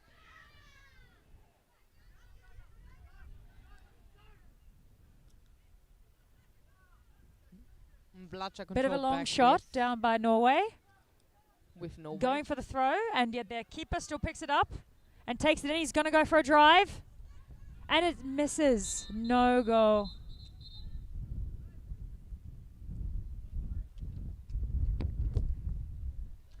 Goal ref is claiming no goal. I did not. I would also make the same call from where I'm sitting. Yes, same. So that for any of our viewers that are interested, there are on average 5 to 7 referees. Goal is good. Interesting. It appears that one of the refs did see, and one of the reasons why we have so many refs. 2 goal refs, 4 assistant refs, and a head ref. Your 2 goal refs generally tend to, as you can imagine, watch the goals. But then we also have the 4 assistant refs watching beats and the head ref watching quaffle play. And right now there's a brooms down because 2 of the hoops have fallen down. This is gonna keep happening during the game because the wind really is very strong. It's really starting to pick up.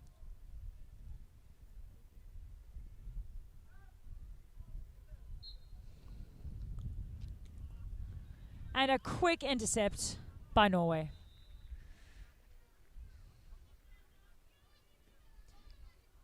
Number 4 on point. Really hassling the keeper, which I believe they are legally allowed to do once they're outside their keeper zone.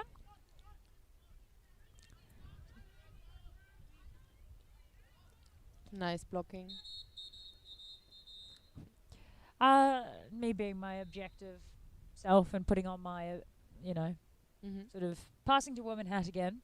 I have noticed that Team Norway is not utilizing its female players as much as it should. I have seen them pull 1 or 2 screens, but very little ball time at all. In fact, I don't think I've seen any passes to them as of yet. So, something very You're important to note. Also, they don't. I'm just looking for the female players, and it's just the 2 of them, right?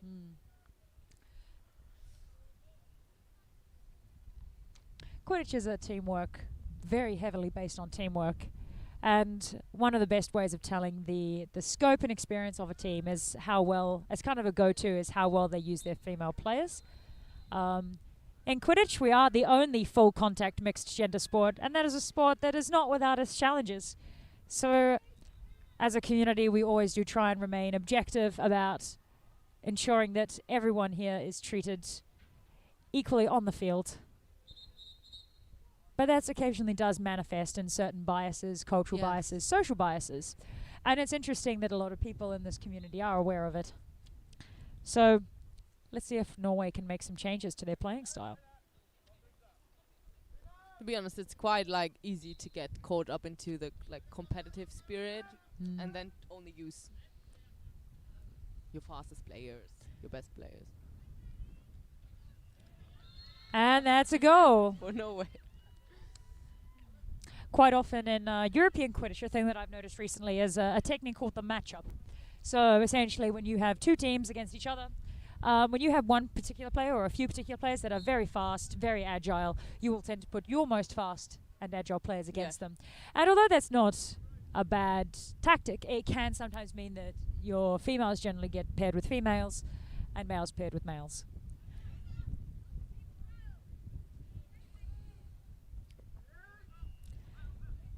Beautiful agility and footwork from 27. Oh, Cuts wow. through 2. Pete Vander goal. 3 people. was amazing. What an incredible drive towards hoops.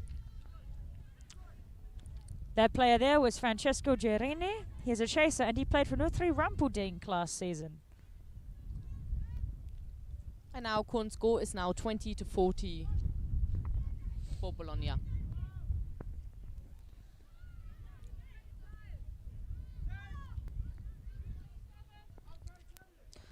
We're getting a blood trail.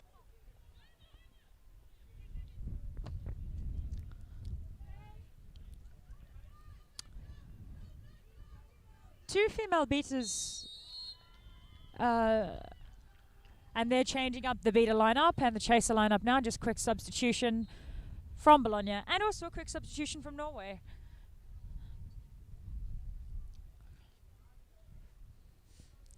We got two new players on pitch.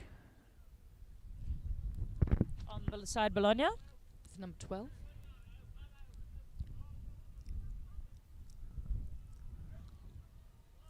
Who is not on my list.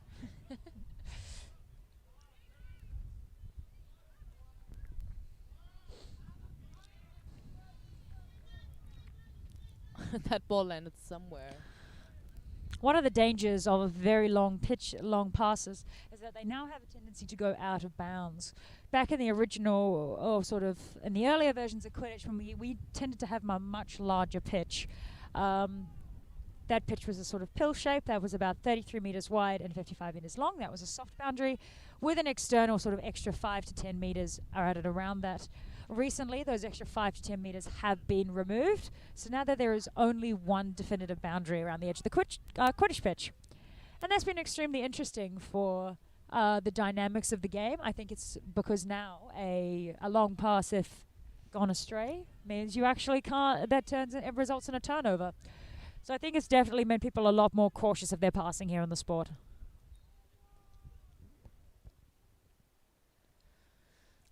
Amazing female point from Team Norway. Sticking with it, going with the double point. Doing a man-on-man defense.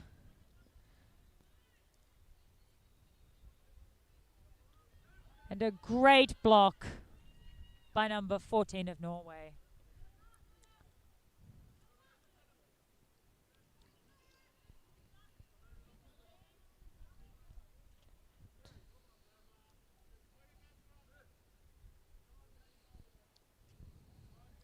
Scores 30-40. So that timeout certainly seems to have made some changes with Norway. Oh. 2 tries and no go.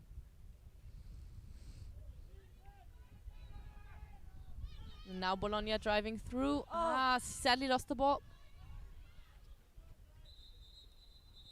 I think that could potentially be tampering with the hoop.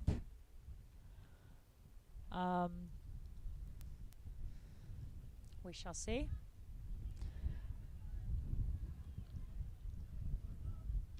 Do you have any fun facts there on your list while we're in a Broomstown?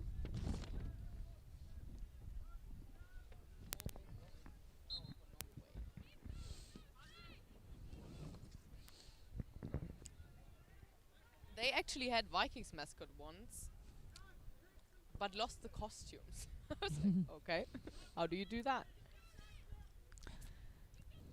And apparently a chant that just says crush. Beautiful block by number 18 Wow. from Bologna. And it's a goal, second time.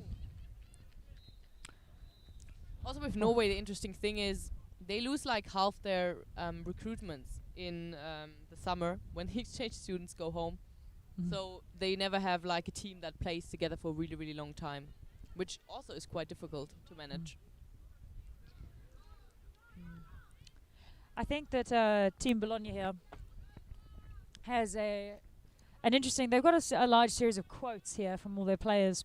I think one of the most interesting is here from number 80 that says, "The only time I screamed louder than no bludgers was when I was stuck in a toilet in elementary school."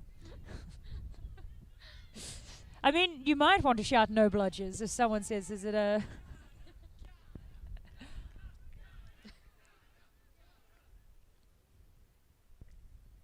Norway also really like to complete that list. There are some great things on here that we can't say on live stream.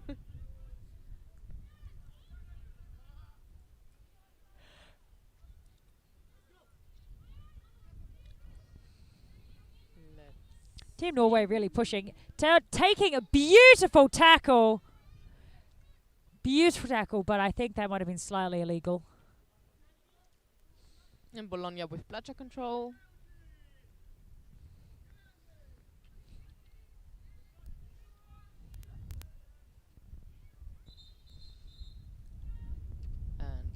Currently sitting at around about 13 minutes. So we do have another 4 minutes left in the game before snitch on pitch. But this could be a potentially very high stakes. Both teams are 40-40.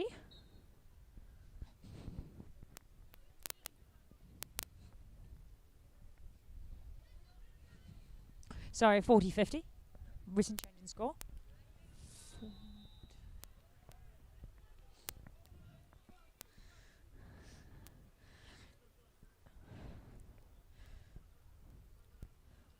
One player from Norway that you can really look out for is number 2. He's a beater, Merlin Zimmermann. He's playing some amazing moves.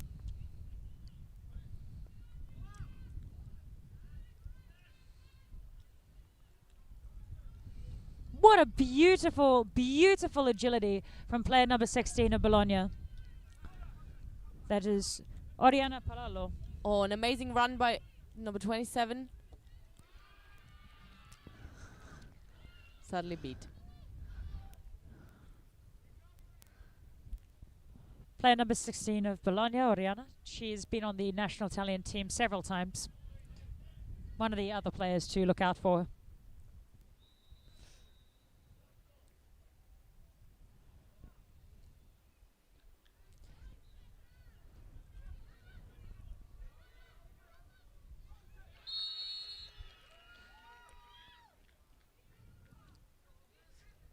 Goal for Norway, which sets them into the lead for the first time in the game. It's now 50-40. Get a strong sense that Bologna has been playing their A team. They started out strong, and they've been subbing out their less experienced players. I think that's now becoming evidenced. You can sense a little bit of the nervousness on some of the other members of the team. But also Norway have been stepping up their game. They've definitely been pushing harder with their beaters. Big long shot across pitch and just received by Bologna. Still retaining possession, taking a nice shot over hoops and slick intercept. I don't know, but back in Australia, I was always told that's one of the worst type of moves you can do.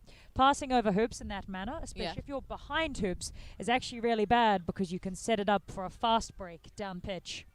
If you miss that goal, or if someone intercepts that goal, you've essentially got all your chases stuck down on the wrong side of the hoops. That's true. So very, not a particularly advanced technique, but I am surprised that Norway was bringing that out. Another goal for Norway. Score is now 60-40. Yes. Oh.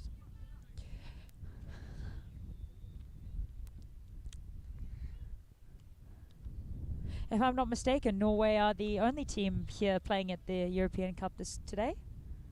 You mean from the only Norwegian team? Yes. No, I think there are some. Yeah. Ah, good. I think there are 4 teams. Not actually sure. Coming in, beautiful intercept. Again, those long passes just betraying Team Bologna.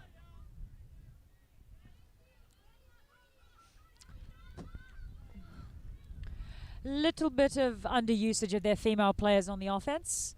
Lack of trust is a big thing, and I call it when I see it. Still awaiting a decent screen.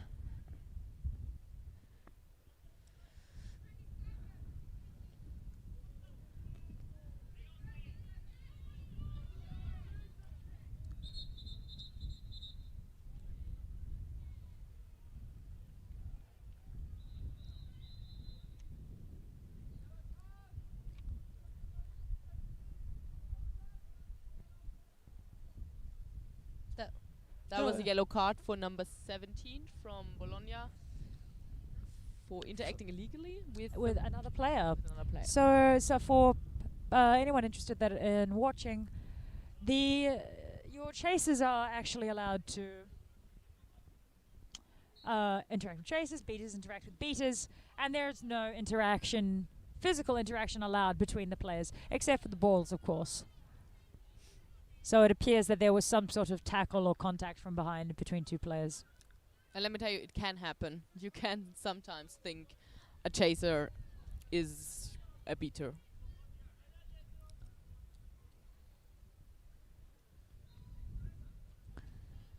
It's getting close. We now have our snitch on pitch. So the time for timeouts is over. Oh, and I've actually seen that snitch before. He's a good one. And the game was very, very long. Yeah, we should probably be quite careful that we're not going to get, assaulted by Seekers. Oh, yes. Yeah, because last game he played very close to us. Despite the rain that we had last night, the pitches are very, very dry. Yeah, you could really see where there was a lot of gameplay going on. It's the brown patches on the pitch. We now have a blue card in the box for Norway. Let's see how they will use this goal.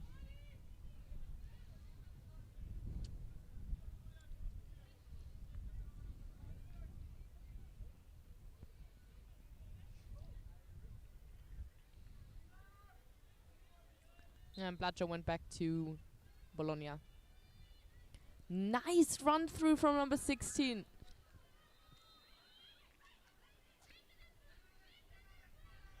That's a big huddle now. And the winner was Bologna. And Seekers are on pitch. Score is, if I'm not mistaken, 60-40 for Norway. Running down the pitch just in front of the camera there was Pauline Reyes, who's the IQA, one of the IQA board of directors, head of events, just saying. Charging of a beater. That was a foul.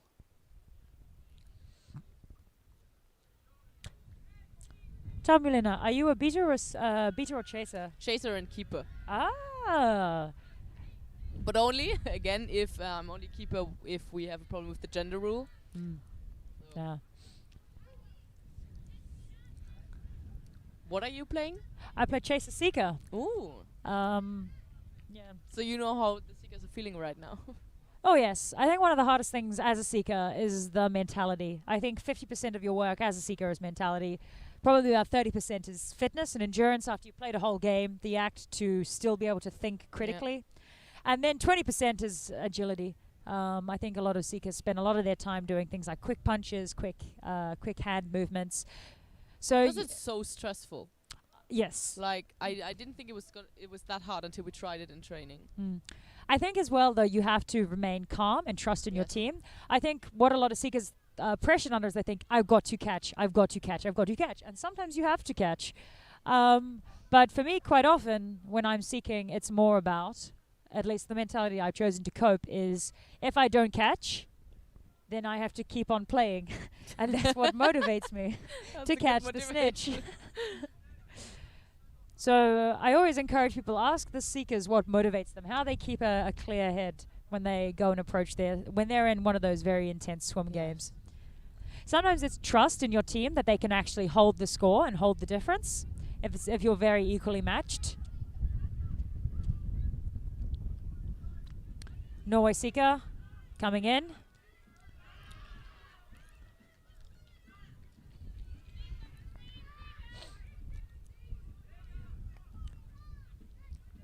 Meanwhile, the quaffle is with Norway Seeker making quite stiff arm movements there, not really being quite hard on the agility. He's sort of trying to look for an opening rather than making opportunities. So takes a quick sub off. And quickly beat. Good assault by number 3. Oh, big and a dive.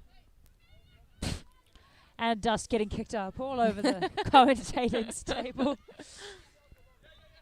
You will apologize if we cough a little bit. And a goal for Norway. It's 70 to Thinking. 14 now. So now it's within, it's catch or die. It is. Oh! Ah, he caught it, but the snitch I was falling believe down already. the snitch, I believe, is injured. Oh no, we've got a thumbs up. He's all good to go.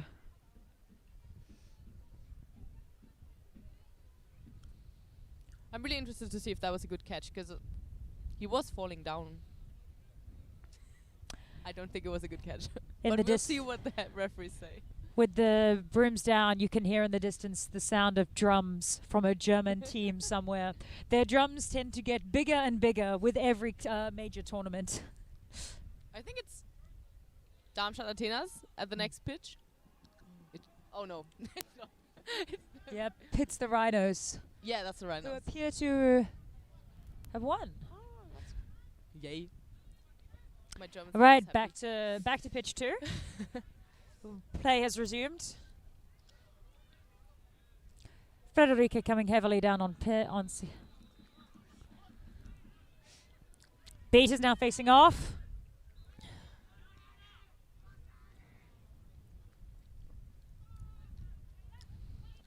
Both beaters from Norway now in the Both beaters snitch taking game. the hit.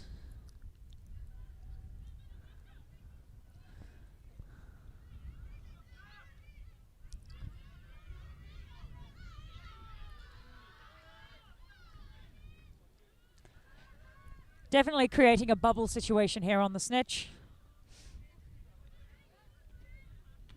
It has rapidly become a beater game.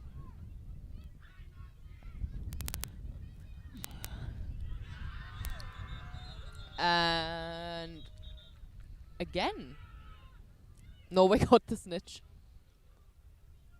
Not good. Good. I think it was good as well. Moment of silence for those few intense seconds. If we look over to Team Norway, Merlin Zimmermann was already celebrating or congratulating his teammate. a hard hit for Bologna. Great victory for Norway. Great Both victory. teams equally deserved this. And it's catches over. Good. There we go. Right, well, if you thank you very much for sticking with us here on pitch 2, but we will be back with you in a few minutes. But for now, good afternoon and see you next time. Goodbye.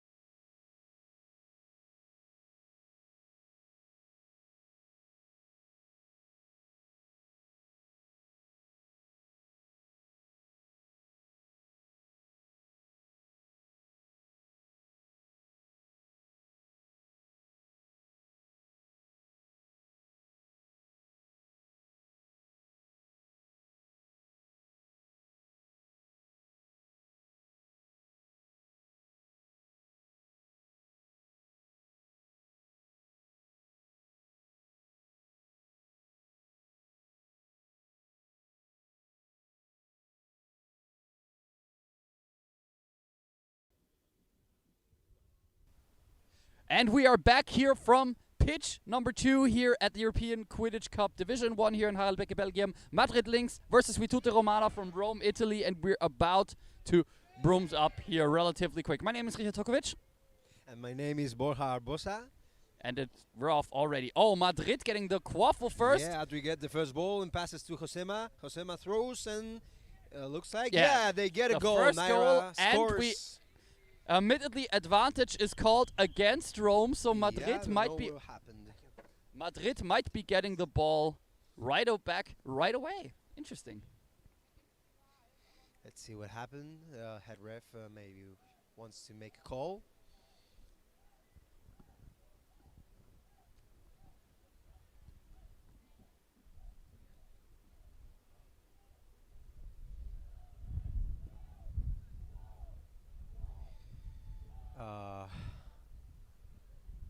Okay, they're making a sign of contacting the neck. I think they will make a warning or something like that. No, they're pointing their hoops, but the first call was pointing Virtute's hoops, so maybe that was a mistake from the ref team. Interesting. Okay, yellow card to number 32 from Madrid Lynx, Barbara, who maybe contact from the neck, or at least that's what I've seen from the head ref. So that will mean this goal does not stand, and we're back to 0-0. Yeah, contact around the neck. That looks like it. Yeah, and the goal's no good. Yes. So the game's still tied 0, and Virtute has the quaffle to try to make their first goal.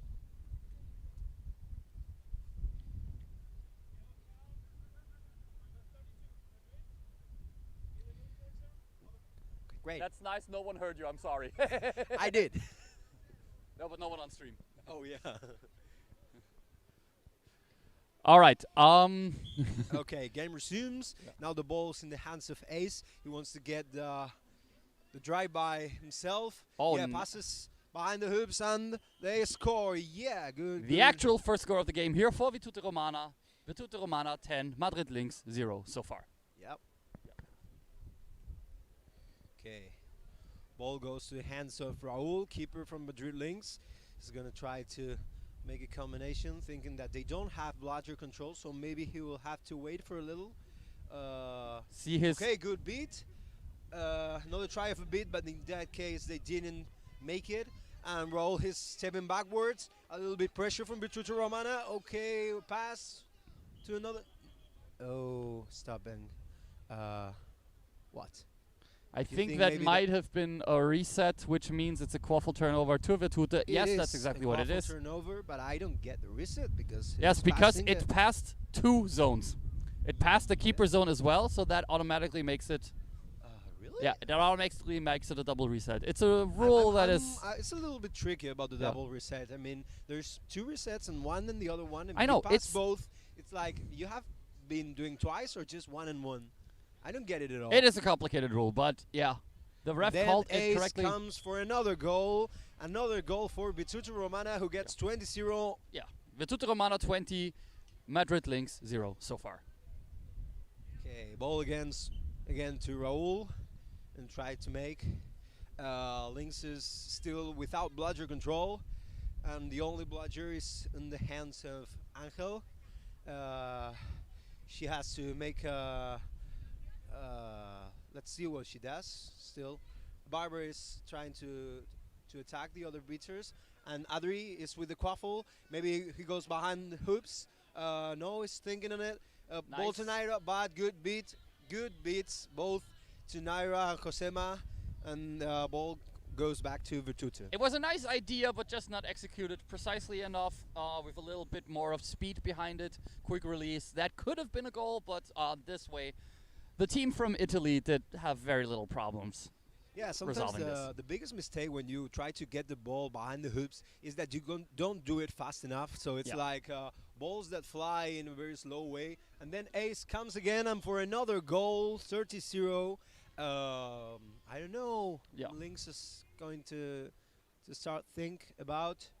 There's no timeout still, but Oh, yes, it is. I That was reading is his mind. Obviously not ideal. It's obviously not ideal to have to take your timeout this quickly, but Yeah, obviously, necessary. obviously what Madrid are doing didn't work so far. Might have waited till perhaps another goal because the situation does not change too much if you're 3 behind or 4 behind, and that is super early to take your timeout. So Yeah, but I don't Yeah. know. Maybe you wait too much. You have 50-0 the score. That's true, that's true. And then It's a you philosophical find yourself question, yeah. out of the game, totally out of the game, which already Madrid is. But if they have to find a way to solve it, no, it's not too late. we're having a look right now at the huddle of Virtute Romana. Our camera person has put the camera on them. They will have very few things to discuss here. They're up 3 points. The game is firmly in their control. Probably not really because the timeout is taken so early. I mean, what can you really discuss about your opponents here? It's just like, well, we scored 3 goals. That's basically all the information we have so far. Yeah, and from my point of view, Virtute didn't get to do much tactics about the Yeah. goal they scored. There were just some individual cases and attacks very well made, very good quality from the players, and they keep doing that way. So far, that all of that was individual talent and athleticism that we saw. Yep. Okay, play resumes. Raul has the ball again to conduct it to the other team's side of the field. And once again, Lynx has no bludger control, so they have to figure out how to dismount that situation. Okay, Hector is trying to confuse some of the bludgers, but he got beaten very fast. Passes the ball to Naira. Naira gets beat, but tries to know a pass to Aurora Good. that didn't get, and Virtute gets the ball again. Have used their reset in that time, though. I don't think they heard that really, but I they don't won't know, care. but they got the ball so quickly that I think the head ref didn't thought about that. Oh, very well, Naira, very good defense Yeah. to not leaving the player from Virtute. Yeah, but number 73 from Virtute was actually making a good call by calling for the quaff. Oh, a nice long pass behind the hoops. There's a lot of space, Oh. but a beater Yeah. doing her job. That's a play very normal in Adri. He Yeah. tries to get in a fast race. Sometimes he does, sometimes he doesn't. Yeah, I mean, the beater, Virtute's female beater there behind in the defense did her job really well, positioning and everything. So, yeah, no real danger here. From now, they're watching. We're watching a game where the beaters are very well positioned. There now looks like another fight on defense where Naira got the ball and passed it to his mate Raul. So I mean, Naira has been so far the score doesn't indicate it, but it does seem like Madrid has adapted a little bit. Madrid don't seem as completely blown out as Yeah, they it's- did previously. Yeah, it's a Too bad, 0-0, too bad so- it took them this early timeout. They could have probably used that tactically, but I mean, yeah. Okay. Fake handoff here that didn't fool anyone. Let's be real. The main difference I still see between Virtute and Madrid Lynx is that Virtute has been having bludger control since I think the game started, Yes. and Madrid Lynx doesn't know how Good to interception here Yeah, by really Virtute. good. Pretty sneaky. And now pass Pass that to no could one though. end, That yeah, it will be doesn't. that will be a Lynx keeper ball pretty easily. Yep. Oh, Hector tries again to get the bludger, but it's no chance for him to do it. And between that, Nice- oh, oh. Aurora doesn't take the ball there, and they're trying to fight, but no, keeper. Nice pass to number 21, Aurora. Yeah. Yeah. Loves wine too much is what I have written here. I am not going to imply that that took a part in her not catching the ball, but yeah, as I said, I'm not implying that. So now we have the ball in the hands of the Virtute's keeper ace, and it's trying to look for his teammate, number 10, Sensi. And let's see if there's an individual play. It looks like there's going to be individual play for the higher hoop, and it does score. Yeah. 40-0. There, the North score, Virtute Romana 40, Madrid Lynx so far 0. What do you think? Are you worried about this game could end really soon if this continues? I mean, we have at least 18 minutes of gameplay, so there's Yeah. always that. But It's a lot of also, game, but so far, of course, Virtute have been the dominant team. But I'm still standing by my statement that Madrid have been. Oh, and there we have the goal, 40-10. I was basically proven right immediately that Madrid come into the game a little bit better here. Big drive here by Virtute, and that one. Goal. That one's in. Goals for Virtute. 50-10. Yes. And let's see if Madrid Lynx can find their opening hoops. But they do have the one score, and that just psychologically that's a big difference. Like, we can score, we've did it once, we can do it again. Yeah. The first goal sometimes in some games is more psychological than real. You have to figure out how to do it, and once you have, your moral is getting higher, or at least that is how it should be. It does at least have that impact. Oh, another interception. That number 10 has Sensi again, has gotten the ball and has scored really easily. Virtute Romana 60, Madrid Lynx 10, and the Virtute goal scorer running through the middle hoop like a skier going down the Hahnenkamm and taking a couple of sticks with him. I like That's basically what it looked like. That was a good one, Richard. Yeah. And that might be the only piece of knowledge about skiing I have, despite being Austrian. But not bad at all. Yeah. Okay, Raul. It's oh, Raul. Didn't Raul play for Schalke once? Yes. Oh, different Raul. Oh, some pretty good beating here. Good pass, Carlos, but he cannot make it. Once again, keeper Ace has the ball. He's running with the ball. He's going to score with the ball. He scores with the ball. Virtute Romana 70, Madrid Lynx 10. Once again, yeah, I might have spoken a little too soon, although I do feel like Lynx are improving as we speak. Yeah. Too bad there's not another timeout for them. Yes. Because maybe they would need it. Also too bad that Virtute still seems stronger than Lynx so far. Now, another one. Another lovely interception. Like the third pass, they got caught in that kind of... They're like making another present and another one to Virtute. 80-10 already. Yeah, 80-10. And after the goal, we're looking because Miguel could have made a foul, maybe a dive, an illegal dive, like the head ref is signaling. Let's see what signaling. Yeah. But I mean, the foul would have been before the goal, so unless it's an actual yellow for dangerous play, then yeah, this one is basically meaningless. No, it's a yellow. It's a yellow. Oh, and he goes to the. Maybe he considers that the dive has been after. But if it's sounds after, the ball should go back. Well, no, it depends. If you do the... Yeah, no, if it's a quaffle relevant foul, then obviously the ball goes back. But yeah, okay. Oh, no, we figured it right. It's obviously penalty time served by the goal. Diving. Okay. Diving, yes. Okay, so game continues. The score is 80-10. And the last goals were really easy for Virtute. They even didn't have some easy interceptions here. Yeah, good interceptions though. But Madrid Lynx have to watch more their passes, especially their passes to when they have an opponent doing pressure. And that was a pass off the beat, technically. Miguel takes the ball. Miguel has and the ball is already back in Rome's hands. Sensi gets the ball again, passes the ball to Ace, and Ace scores for Virtute. Lovely, 90-10. This has been very, very hard for Madrid Lynx. Very hard game.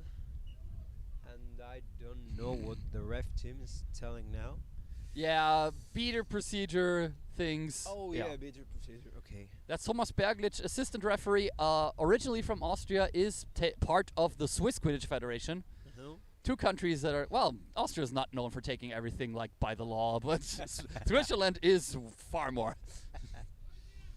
Okay, let's see. Nice beat here by the Lynx, but the pass to attempt, shoot from Miguel, but Ace was in the middle, ready to stop that ball, ready to get that ball and to start again their team's attack. Let's see if he goes straight through. Yeah. Oh, nice beat from the second row, but Ace does not. Well, Javier, number 7 from Madrid Lynx, get that great great beat. Good beat Good beat. that stops Virtute's attack. I mean, And there's now he's also gonna try to the recover opposite side of bludger. the truth that if you have to make a beat like this, then something else went wrong. But yeah, that still doesn't take away that beat was awesome. Oh, nice try. Pass Tried behind. to It's swatted pass. behind, so that would make it Madrid's ball. Yeah, that would make That it. is Madrid's ball. That is Why Madrid's are they? ball, but I don't Yeah. know. Yeah. Megel Yeah. is concerned about that. He's, Yeah. he's asking for the ball. It was swatted out of the pitch by Vetute, so that would make it Madrid's ball. Yeah. Okay. They're putting just in the line. They're telling. I expect they're telling Megel to go for it. Yeah. Yes. Okay. Okay. Goes Yeah, for well, it. That's the correct one. Yeah. And well, he has to inbound it now. enters the pitch. Not yet entered the pitch, but he has to do something now. Oh. Oh, was that a goal? I That was cannot a goal. believe it. I cannot believe it. What a goal from inbound. Megel. I think his teammate didn't. Yeah, his notice teammate didn't that. realize that. Yeah. And yeah, it was with the quaffle. Like, what? Really? Yeah. Goal? Yeah, Fred, that was a goal. She's still. Yeah. I cannot believe it was a goal. Yeah. Fred Klee, our German viewers might know her from her time playing at Looping Lux Leipzig. She has been playing for Lynx for this entire season, I think. Yeah. Yeah. Well, we know the Leipzig. They are a passionate bunch. Okay, Barbara Nice tries well. challenge Good here. tackle. And now on the floor, tries to get ball back, but no, she gets the tackle. Aces are still with the ball. Playing the whole game by itself. No Yeah, changes, no basically. substitutions. Let's see. Still thinking. No, some pressure from Javier, but he can't do it. Tries to enter. Oh, good no. beat, but it seems like it I wasn't think in time. It was Yeah. beat before, No. but The head ball had already left his hand Yeah, when you're- the beat connected with him. A second too late. So this will make it Virtuta Romana 100, Madrid Lynx 20, if I'm not entirely mistaken. Yeah. Yes. Cannot see the Yeah, score from here. scorekeeper is but when we see blocking it, our view. We'll try to figure it out. Okay, Megel with the ball. Some more pressure from Virtute. He tries to put his beater in between so that can protect him. Another shoot that doesn't get it. One more time, Ace put his hand in the middle of a shoot and takes the ball and scores. Another goal for Virtute Romana, 110-20. Wow, that's a hurricane team. Yep, that's.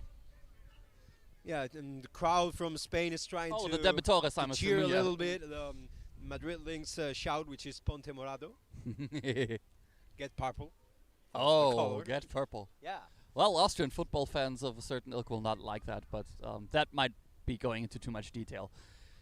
Have Virtute let up bludger control even once in this Oh, game? another good shot! Great goal from Pochi. That Yeah, Madrid proving me wrong right away, 110-30, the new score. But my question still remains: have Virtute given up bludger control once in this game? I don't think so. If they have, I lost it. Yeah. Well, yeah.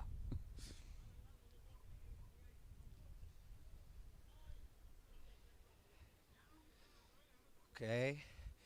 Now once again, Ace with the ball. Let's see what he does. Takes things calmly. Wants to think. He doesn't make really a lot of passes. Oh!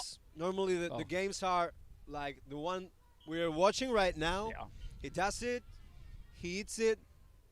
Yeah, He makes it. 120-30, the new score for Virtute Romana Yep. against Madrid Lynx. But yeah, we've had like 3 Madrid goals, and only 2 of those were free goals. So, Back pass, yeah. but not. Fred was not there to get that ball, and that ball is there to get out of the pitch. I mean, Fred is tall, but she's not that tall. No, not that tall. Maybe if she could jump a little more. I don't know, man. She jumped a little. I mean, what else is she gonna do? No. It's, you're right. You're right. Yeah. Yeah, Virtute not in a lot of a hurry right now. Understandably so. Bludger control, quaffle possession. So, what are we gonna see now? Already Another up drive from 9 goals. Ace. He's gonna pass the ball, maybe. Or not. I don't know. He's He can do it. He proved that he can do it. Yeah. Megel is trying to. Oh, he gets beaten. Yeah, Megel had a confusion with the out of boundaries line because he Yeah. thought he push Ace to out of the pitch, but he didn't. No. And then Ace, came for another goal. And Pochi trying to run. He can do 120. it. He can Oh, do it, yeah, he yeah. can do it. Ooh, in that Oh. case, he didn't. But very Too well bad. intentioned. It's a very good point of view that once you have scored, you can run to your opponent hoops. It was a good idea, but the execution to the end not good. 130-30, the new score here. Yeah.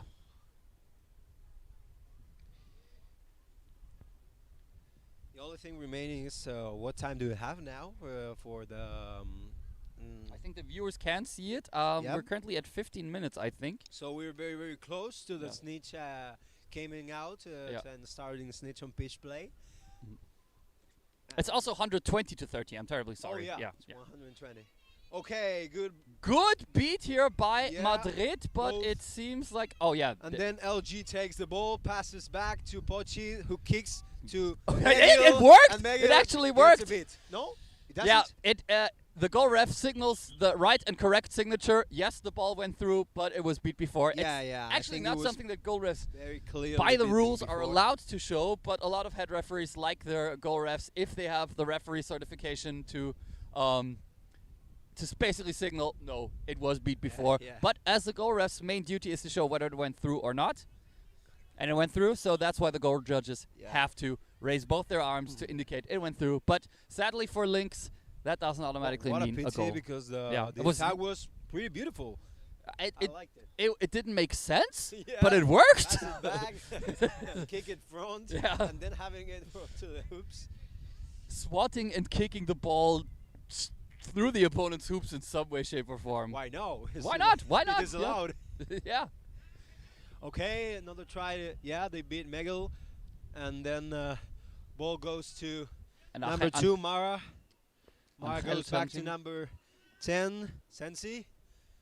And then a pass. Oh, no. In this case, the ball goes back to Pochi. And Lynx keeper ball, yes.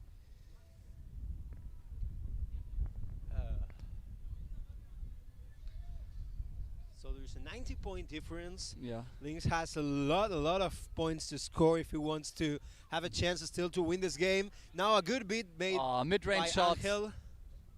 Mid-range shot by the Yeah. hoop. Yeah, that didn't work. Not a good one in this case. Angel gets a beat. Shane for her. Yeah. Oh, and then Adri is trying to get the quaffle back, but I think that he got a tackle and maybe not a good one. Yeah, that seems like trying to intercept into the inbounding procedure. Yeah, I don't know. Let's see what the. I think what that the might referee even be a tells card. us. Admittedly, I'm not well versed in the inbounding rules. Yeah. You cannot play outside the boundaries. Yeah, that's the thing. Yeah, absolutely. You have to give the player at least a little time to inbound. Okay. No. It's called a back to hoops, so yeah, maybe. probably the right call. Yeah. Probably the right call.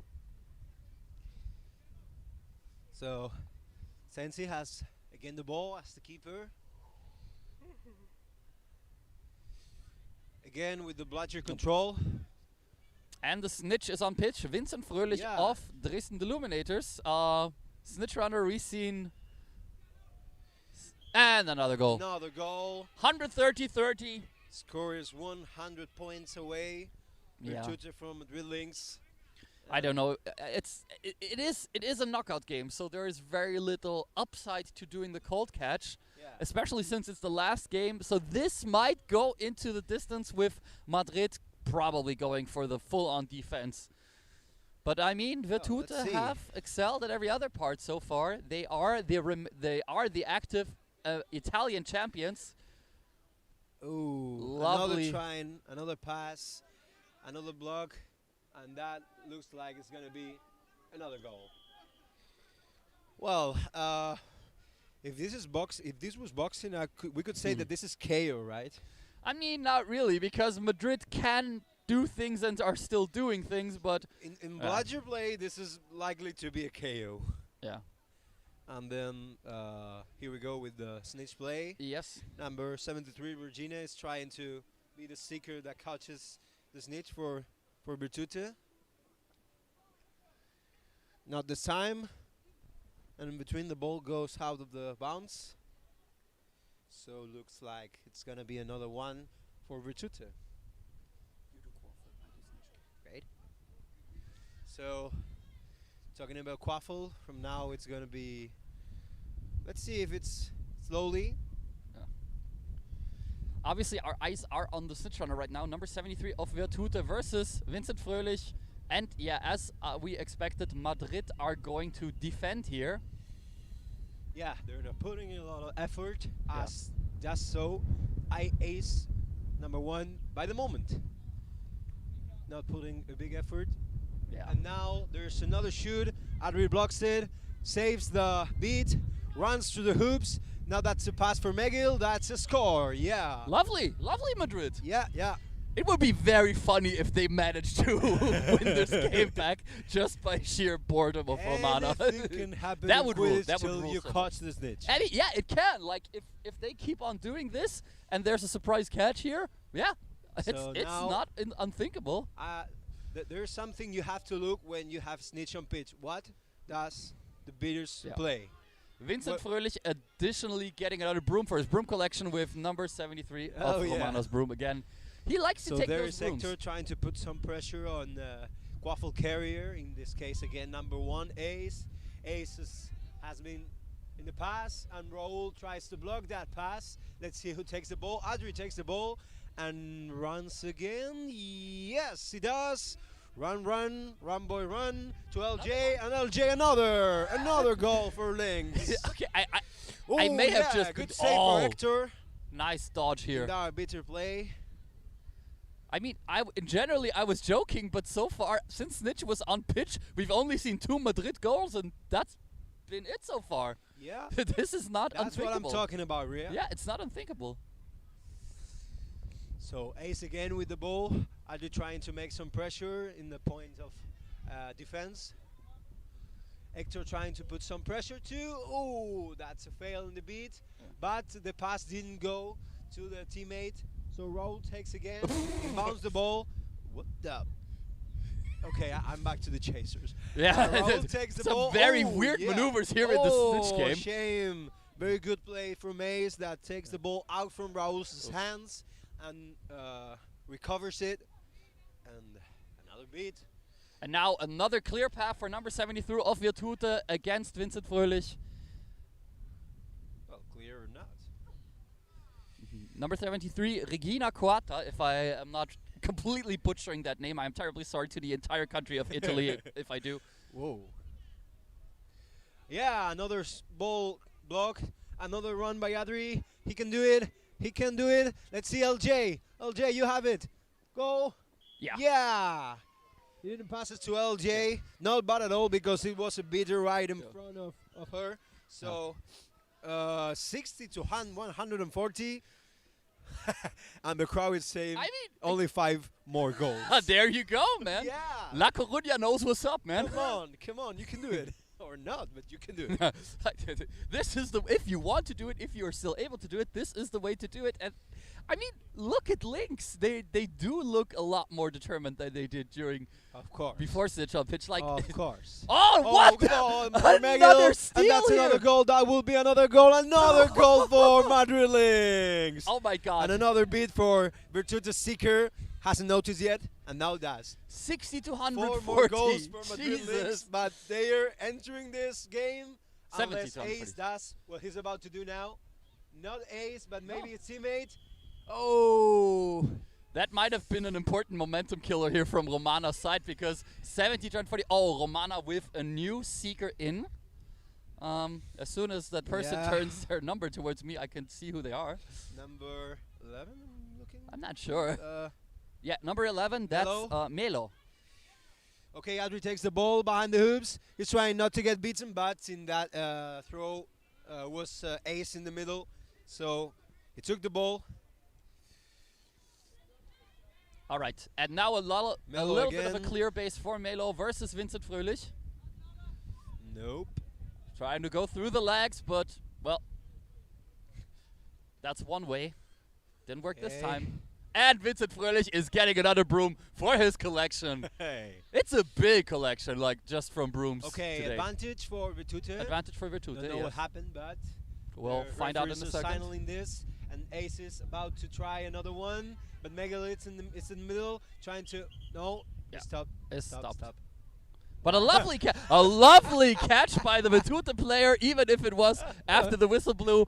Marvelous. Really? Yeah. Now you're subbing. Now why? A lovely pass, a lovely catch. Let's give a hand here for Virtute. Just keep her the ball. Just let her finish. Yeah. She's about to finish. Yeah. And as we know, in all walks of life, it's not nice to not let someone finish. Absolutely. Yeah.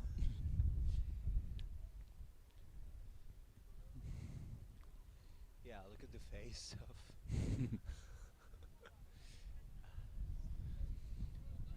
We have some insanely close games on the other pitches. If you're watching on stream A, you're seeing Glasgow 40, Barcelona Eagles 60. Whoa. Super close game. Super close, yeah. NTNUE versus Antwerp B 100-30, not as close. But Oxford versus Bologna wouldn't have expected that. Oxford 80, Bologna 120. Ooh, some spicy content here on the other pitches. Yeah. Okay. Yellow card versus Madrid beater, I think. Yeah, Lydia gets the yellow card. Yeah. And the number 25. And back on pitch again, Iaba, please. You know you're she back gets on the pitch. goal that she deserved for that good catch. Also, Madrid is full squad again. The second she decides to go back because the penalty time is served by the goal. Yeah. But Madrid apparently don't realize that. Meanwhile, we are back. Lydia, you're released. Come on, go through it. And no goal, but Adri can take the ball. Takes the ball, and he can enter or passes to Raul. Shame that he didn't get that pass. He has to turn. No beat here. Loses the ball finally. Ball is back to Virtute, and now it's back to Hoops because. And now Melo versus Vincent Fröhlich. Ooh, good beat from Javier here. Cantu. And another Virtute goal. Yeah. So that means 2 goals that she's not gone in through. Can someone please tell her that she's allowed back in? Good beat again from number 7 Madrid Leagues Cantu. Oh, or maybe maybe Madrid got a second yellow and that's a red, and she's serving the full time. That's probably it. Oh yeah. Yeah. And while we were talking here, Melo put a pair of his dusty fingerprints on the tag and is still on his broom and is looking. Another ball for Ace and another score for Virtute Romana. The score is 180-70.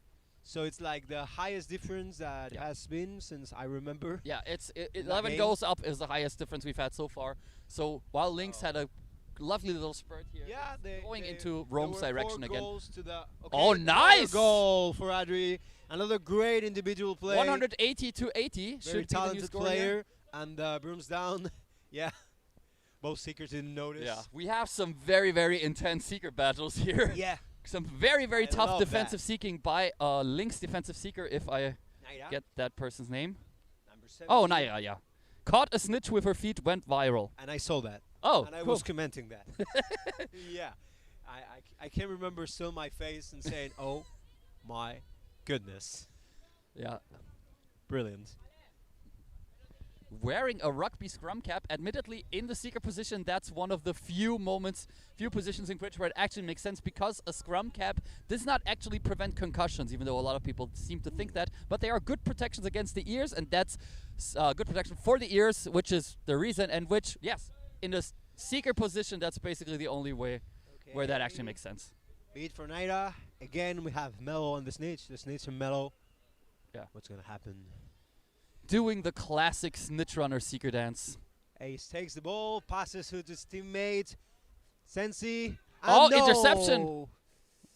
But beater. Raul takes again the ball for Madrid Blades. Oh, another broom for Fröhlich's collection. This man loves to take his brooms. His brooms, others' brooms. You know what I'm saying. Brooms in general. Okay, a ball for Aurora. Aurora is trying to... Oh, passes to Adri. Gets beaten, but gets to pass the ball. Adri throws, but no. Another broom for Not Vincent again. Fröhlich. Oh man, And I Ace really do. gets the ball again, gets through the hoops, passes to his teammate. Lovely. And yeah, that was a great score. 190 to 80, the new score for Romana. Number 26, Casoli, gets that score for his team. Oh. Nice aggressive going by Melo. Yeah. Be careful not to grab the snitch clothes. Another goal for Raul in this case. Another goal for 190 Madrid to Lynx. 90 is the new Yeah, score. 190 to 80 or they're 190 changing that? 90. Okay. Yeah. So 100 points for difference. Yeah, 190 90. Hector is trying to gets beaten by Quinty. Okay, goes Some very intense positioning to here. the other Viter. Yeah. Okay. Oh, and there she is Lydia again. gets a great beat. And Hector saves a good one. In between, number 10, Sensi gets the ball again. Passes from Pochi. Tries to move from Adri. Passes to Ace. And Ace with the ball. Yeah, another goal. Another good score for Ace. 200 I don't know how 290. many have scored yet. Yeah, I feel like It's of the 20 goals, Ace a has lot of scored like them. 15 or 16. Yeah, totally. It feels like it at least. So the score is 200 to 90. Oh, another broom grab. Vincent Fröhlich. Oh. That hurt. That was not nice. Yeah, no, Oof. not at all. Oof. I feel like Melo will have to. That's what happens when you have that brooms that in the corner they have Yeah. like a Yeah, I'd sub out too if I were Melo. Another goal for Ace, another good attacking. And they're asking for time maybe for the handicaps. Yeah. They're saying snitch Some first not handicap. optimal. 28. Okay, 28 means second Some handicap for very the snitch. yeah, some not optimal going Okay, here from the another time and pass. scorekeeper table. Tried to find Pochi, but No. they didn't. Sensi gets the ball again. And it's another 1-on-1 Regina Coata versus Vincent Fröhlich, but he's getting another No, broom. Not by now. Yeah.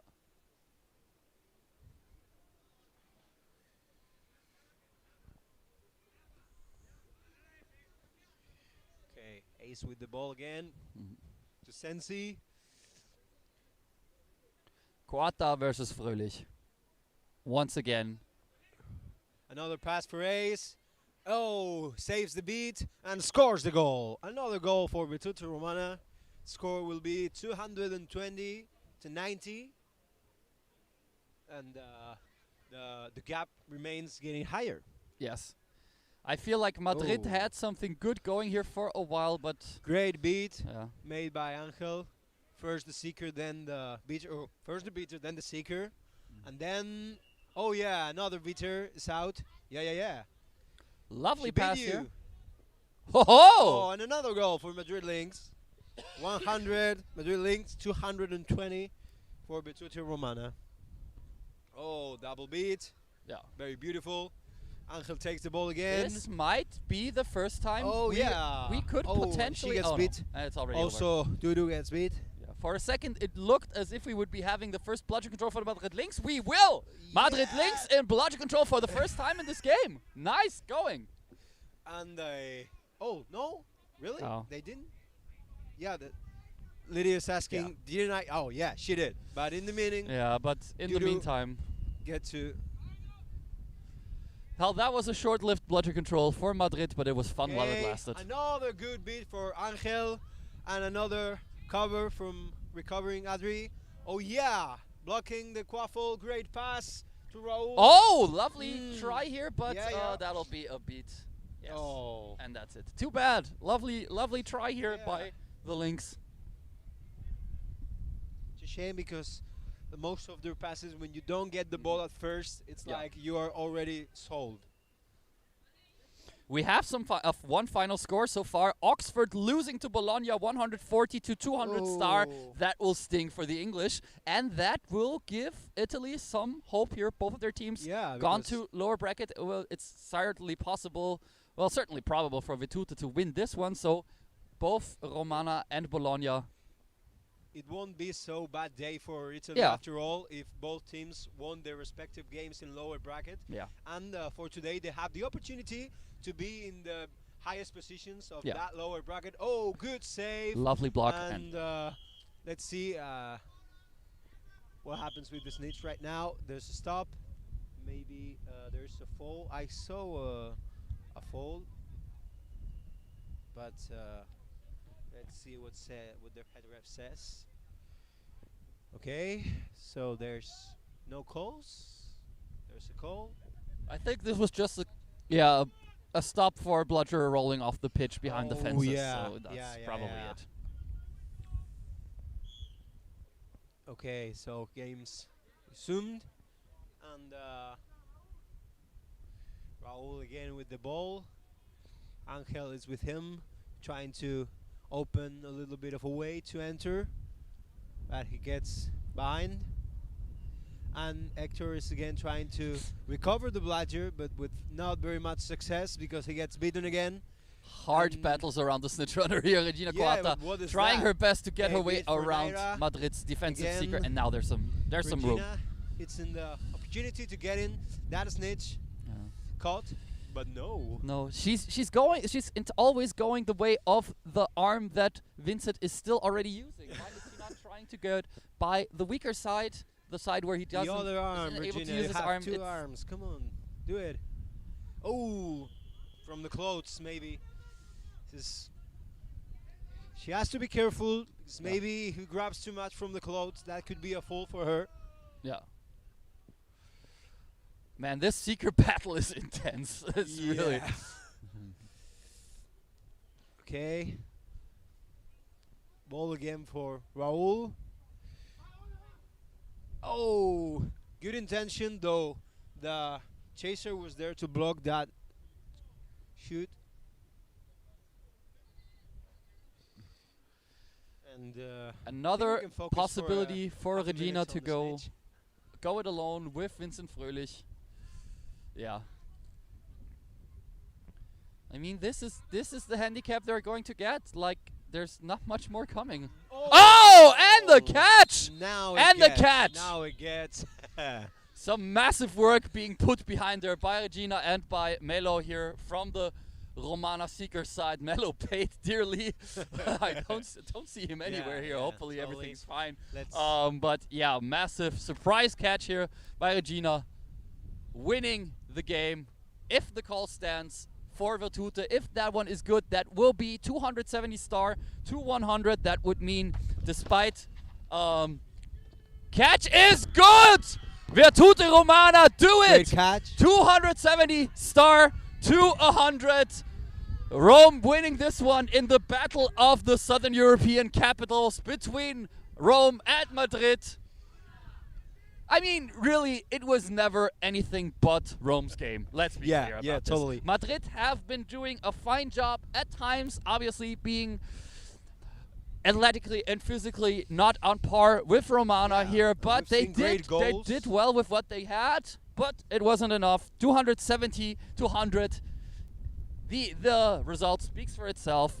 totally. I think we are done here. We're gonna give back to the next slot. I'm not entirely sure. I think the next slot will be Hacettepe Quidditch from Turkey versus Olympia, the second team of Paris Titans. But be aware, schedules can change. Pitch markings can change during the bracket play, so keep that in mind. See My you name was there. Richard Tukovic, Thank you, Richard. My name is Borja Bosa. and we'll We're see you done soon. here.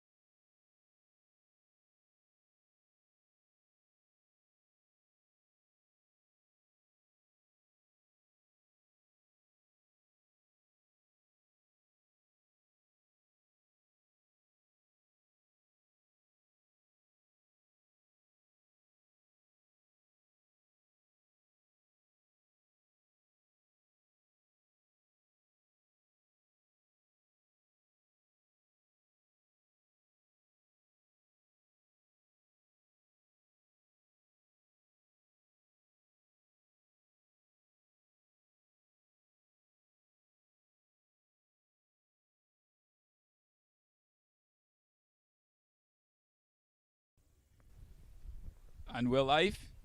Welcome back. My name's Lucas, and then here we have Sam Davis as my second commentator.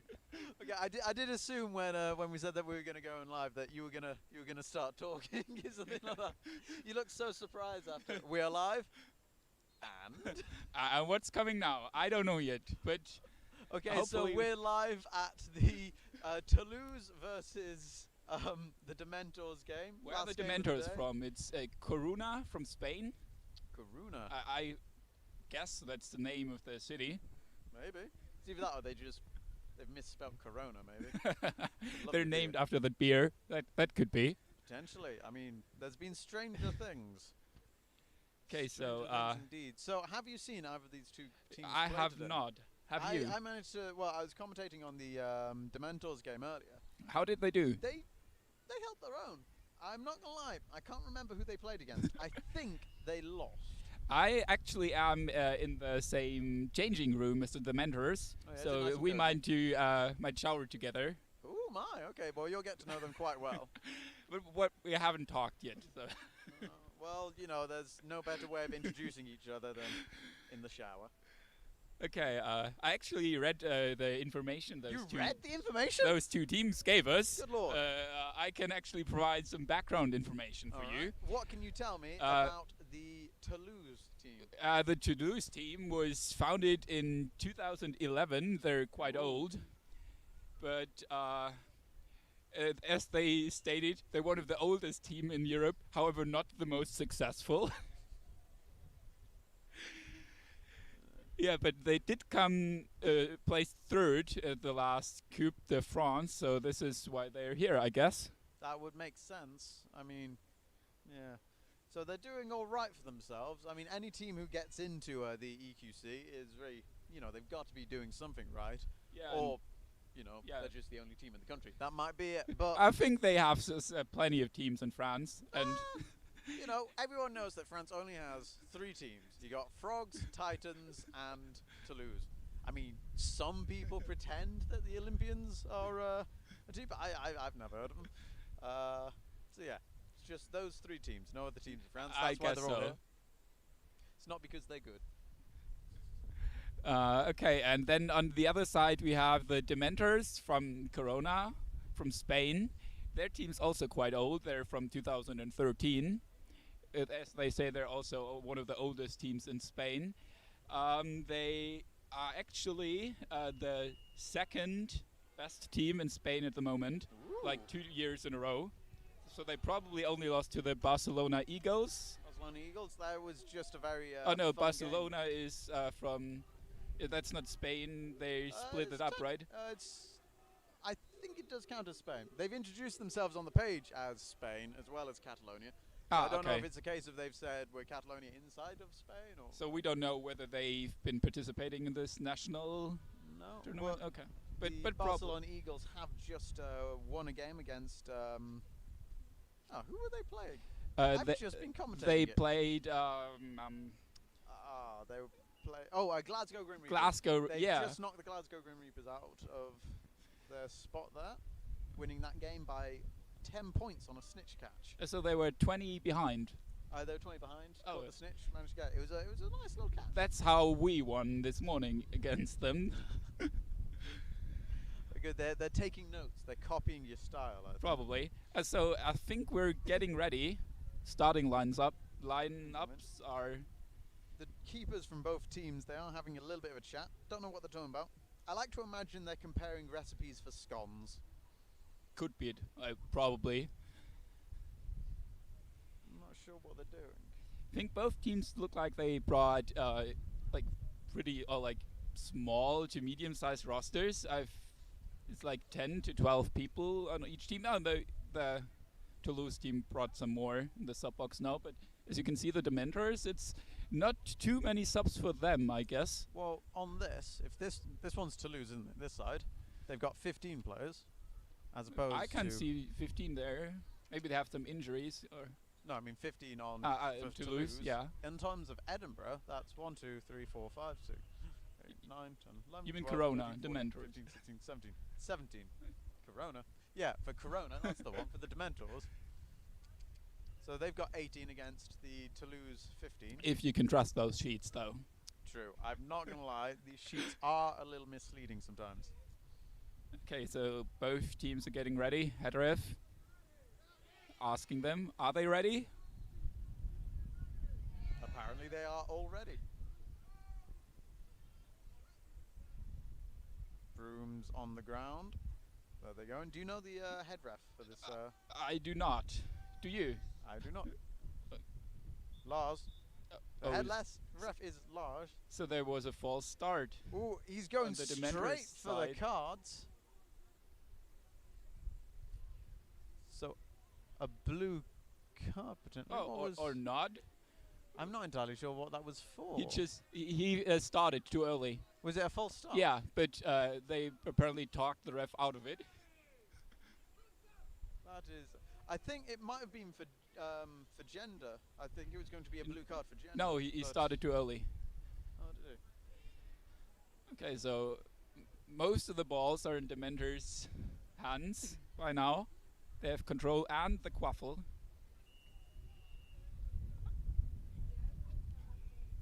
It's getting quite slow, but there they start a drive and nice shot. Straight in there. That's number, what is that? That's number 8 from the Dementors, which is, hang on, I think, Pato? We think so. So that's, oh, that's Dementors. That's. Then okay, we have got the sheets the wrong way round. Okay. So that's a goal we believe scored by Pato. You have to check whether those names sound French or Spanish to you. Yeah, this sounds very French. This sounds very Spanish. But So I've just read the names on one of the Toulouse players' backs, and it corresponds with this sheet. I'm just confused. Oh, very nearly a good steal there, but he ended up being beat out of the game. Number 8 for the Dementors now. So it's again Pato. Potentially Pato. Okay, number 20. Yeah, okay, yes, it is Pato. Number 8 is indeed Pato. Handily enough, he has his name on his shirt as Yeah, well. That does we help should have out. looked at that. That might be The the first beaters point, are like pressuring the Toulouse defense back, and they're coming very close. They are right in on their hoops there, the beaters for Oh. the Grim Reapers. Another nice shot. He was being wrapped, but he still managed to pull that shot off quite nicely, I'd say. All you need is one hand and an arm, maybe some legs. That's how you make a Quidditch player. So it looks like the Toulouse players are arguing that there was a beat before the goal. There's a brooms down for sure, but I haven't seen what it was for. He's making a little note in his book there. He's going to be writing his memoirs later and needs to make sure that he's got everything down that he needs. Oh, he writes down the name of the players who complain, so he can give them cards when they come on field later.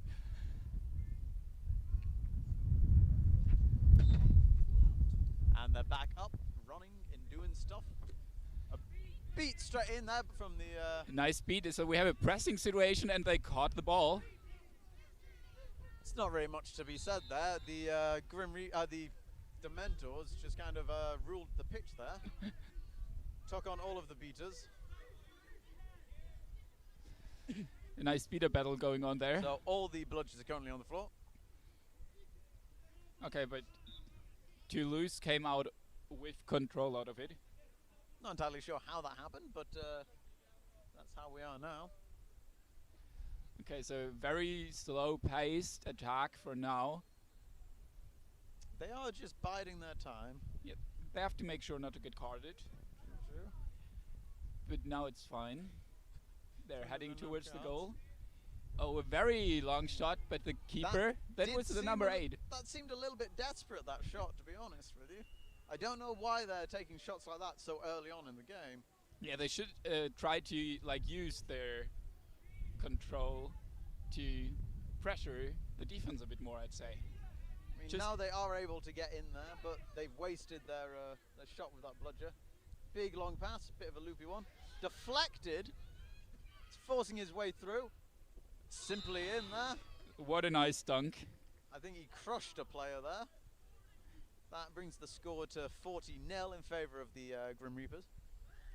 That was, I really hope someone got a photo of that, like a real nice crisp one with all the dust going all over it. That would have been beautiful. I think the Toulouse player there who got landed on was that 20?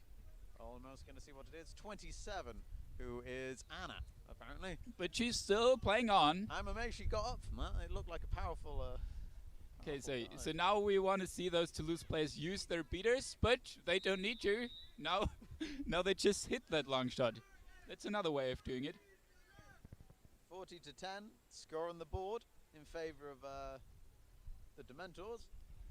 Yeah, so I think like most of the time now Toulouse had bloodshed control, but they couldn't really make use of it. The bludgers do seem to be far best used on the defense for Toulouse.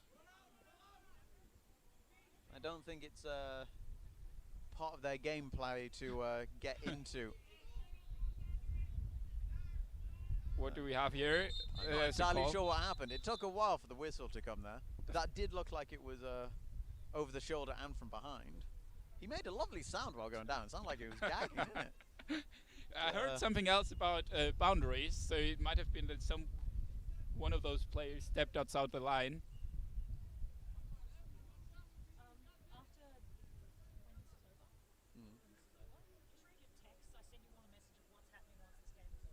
Right.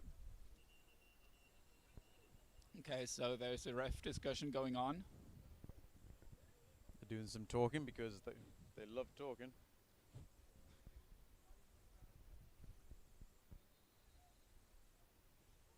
It looks like the ref is giving a warning for dangerous contact. For number 16, who's the dangerous player? It's a Toulouse 16. It's Benjamin Mauban. Do you know French? No idea. No.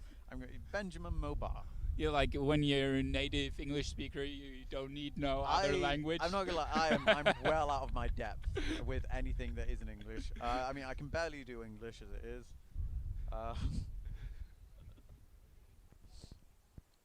We'll find out very soon what the call's going to be here. The refs have gone off to have a little bit of a chat, so I think it might be a bit more serious than just a warning. This is taking quite a lot of time now.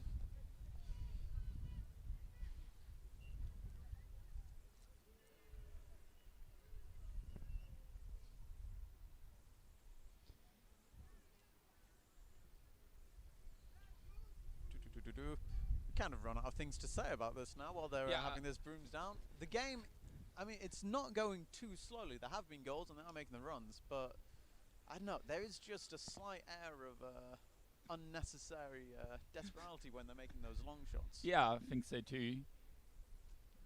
They did get one in, which was very nice, but they're not really making the turnovers that they need. Yeah, I'm just looking at this paper here. Have you seen number 1, Bastien Barbero, play for Toulouse? Oh yeah, apparently like he's their star beater. That's what I read on this paper. So Bastien, you should try to like give your chasers some room in the offense. They have been doing lovely defenses, but now they need to use those bludgers on the offense, I'd say. No, I fully agree. They're not able to push into the goals while the Dementors have their beaters pretty much unopposed at their hoops. So they are being forced to make long shots. This is long now. Okay, other than that, what I read here, the beater to watch out on the Spanish side is Pichi, I don't know, number 10. Have you seen him so far? Peaky, number 10. I don't know, but I'll keep an eye open for him now. I don't see that name anywhere. Number 10. It's he's all the way back there, but he's not on the list. He's not on the list. He's a ghost player. Snuck in, not on the list. Oh, how dare they? But he's all the way back at behind the their Toulouse hoops. Yeah, the Toulouse hoops, is it?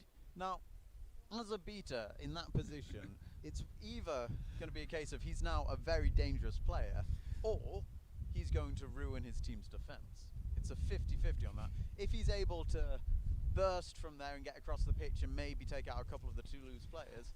Again, very dangerous player. If, on the other hand, Toulouse are able to get the quaffle here and Toulouse beaters are able to stop him there, he has just wasted their entire defensive bludger for. I think it also depends on who's gonna have the bludger after after this long broom's down, because if Toulouse will get the bludger here, then he will have no chance to be in defense in time to stop that goal.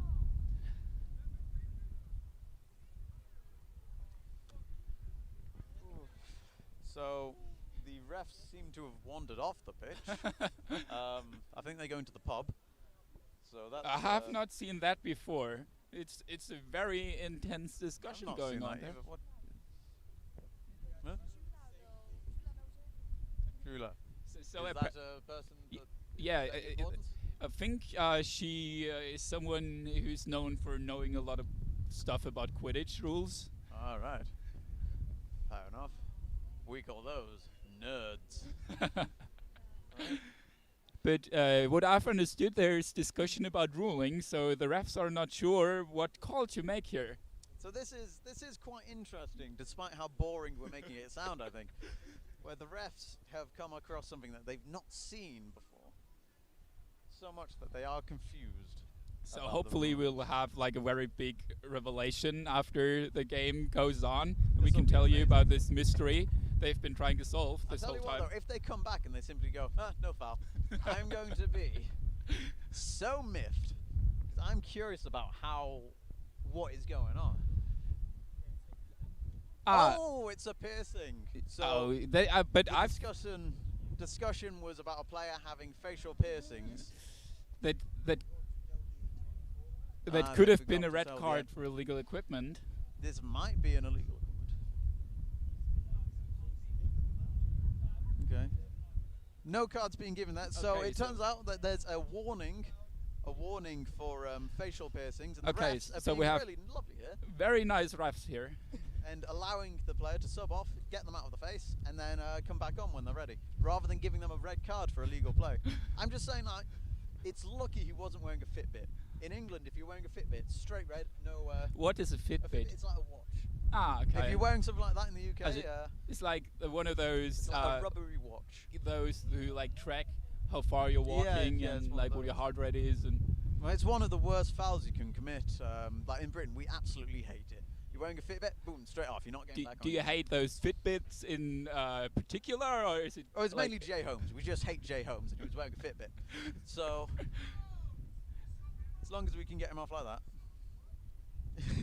So, we had an errant player on the pitch there. Okay, so we might be starting soon again. Okay. It looks like Toulouse are in a very strong position here, both with the quaffle and also the bludgers right on the defence there. The beater from the Dementors is trying to run around. But he couldn't make it. Not quite. So there is the 40-20. That's exactly what we were saying was going to happen earlier with the beater behind there. Yeah. Something like that. It's a very dangerous play on both accounts. So pitchy it was. Yeah, let's see now how he will do when he's with the ball. Like 40-20 is an interesting score because it now brought Toulouse back into swim range. Like they can now win when they catch the snitch. We're very far from that, but they might want to at least hold that score difference. True. I must admit, I'm not entirely sure how far through the game we are at the moment because of the amount of stoppages and how long it's been. It might be a case of we could be 5 minutes into the game, we could be 15 minutes into the game. Oh, we've just seen a strong tackle, but the refs didn't like it apparently. The refs do look like they're going to call that as back contact. Ooh, dear. Oh. That was definitely around the neck. That was another. I believe this might be two Dementor players being carded off here. This is going to be interesting to see how this plays out. Y'all love a good carding. That could be what Toulouse needs now to catch up and score. True. But we've missed it, another stoppage in play. So. Well, you know, I was going to say it's lucky we get a lot of breaks, but it's getting a bit chilly now. Yeah, it is. Yeah, I don't know whether our viewers can hear the wind howling around our microphones. Probably. if they We do need to get some wind guards, I think.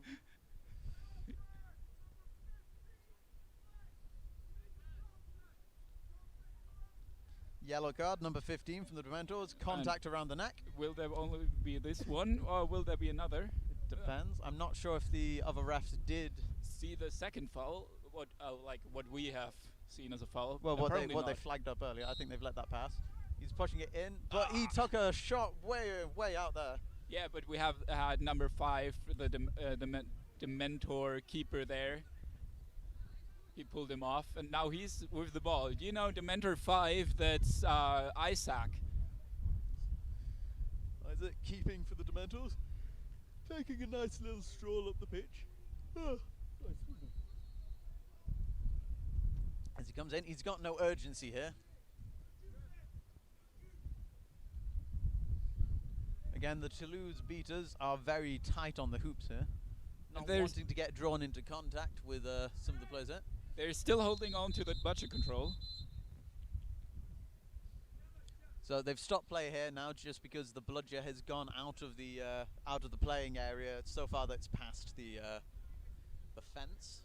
So for safety, they have to make sure that the game's stopped before they come back in. That's also very handy because now he's back in game a lot quicker. And right behind the attacking chaser there. Oh, so that's the goal for Isaac. Nice. But now we have Toulouse keeper countering. It's number 4. Yay! Well done, number 4. You scored. That's it's Yves Ferris. Yves Ferris. Yves. Like my girlfriend's telling me to say Yves. Okay. Yves? She knows like French language. Like in what? Have you heard about If Yves it's not Saint Laurent? Chanel, I don't know. Yves Saint Laurent. But apparently this keeper is named after him. Okay, fair enough. Well, those jersey designs look quite nice, so they do. Maybe there's a connection. They have some very nice wraps there. What are you laughing at? The assistant ref there just having to do a little bit of a run to avoid being trampled there. Her face was quite worried. Oh, but we have another missed shot of Toulouse. So they get so many opportunities now, but they have to actually score in order to win this game. Can you see the score? I can't. They've got a leg in front of it, unfortunately. I think it's around 50-40. 50-30? The score is currently 50-30 in favour of the Dementors, which again means that the game is entirely in snitch range for the time being. Okay. And we still have those Toulouse beaters with the bludger control. I think they've never actually let go of it. They like their bludgers. Oh, that was a nice beat on the keeper. There was some miscommunication between the refs. One called them beat, the other safe. Oh, that was some lovely passing work there from the Toulouse players. Number 16 popping it in from a pass from number 4 there. So Yves again passing it to Benjamin. Oh, I can read Benjamin. I don't know. I was putting an accent on it now. That's Benjamin. Everything you sort of like. What is it? Simon? Okay, Simon. Right, I can do that now.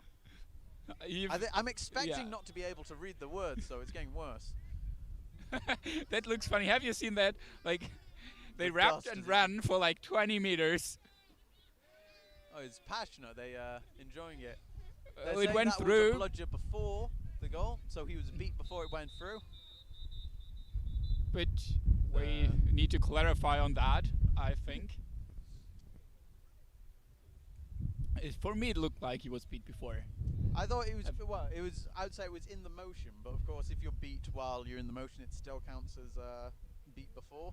Yeah, even though you're still allowed to make that pass, if it would have been a pass, it would have been fine, I'd say, but for a goal, it was beat before. It looks like, I think just a slight foot injury there. I think he was stood on, so the keeper for the Dementors being subbed off there.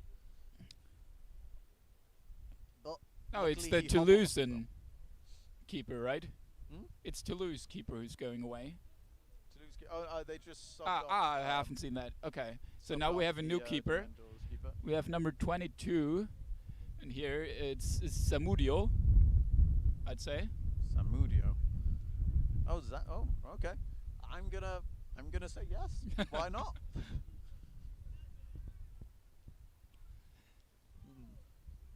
There they go, picking up their sticks. So Quaffle is currently being collected from the hard boundary there.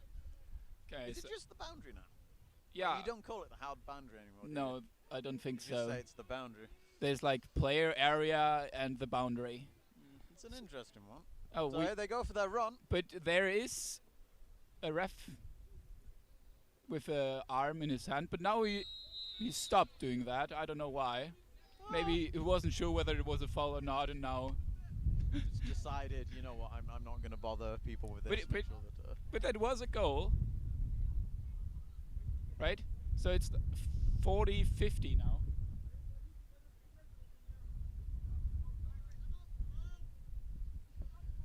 Okay. Dodger's very close in there. So nice he deflect blocked there. it, and now he passes. But there's number 22, the new keeper, and People are loving the dunks today. Jumping in, dunking it down. Don't know why, but it looks cool as hell. oh, there was a nice beat there. Both players beat each other. And while there's a nice tackle, but the Dementors really don't want the Toulouse players to score here, They I'd do say. not. They are desperate to stop to stop the goals there. I think number 22, they got a little bit confused. The ref said turnover. It was a turnover for the keeper, but he got confused, so stopped his run there. But there were also those famous two beaters with bludgers and Toulouse in defense. Sure, you don't really want to run into them too much, do you? No, you do not.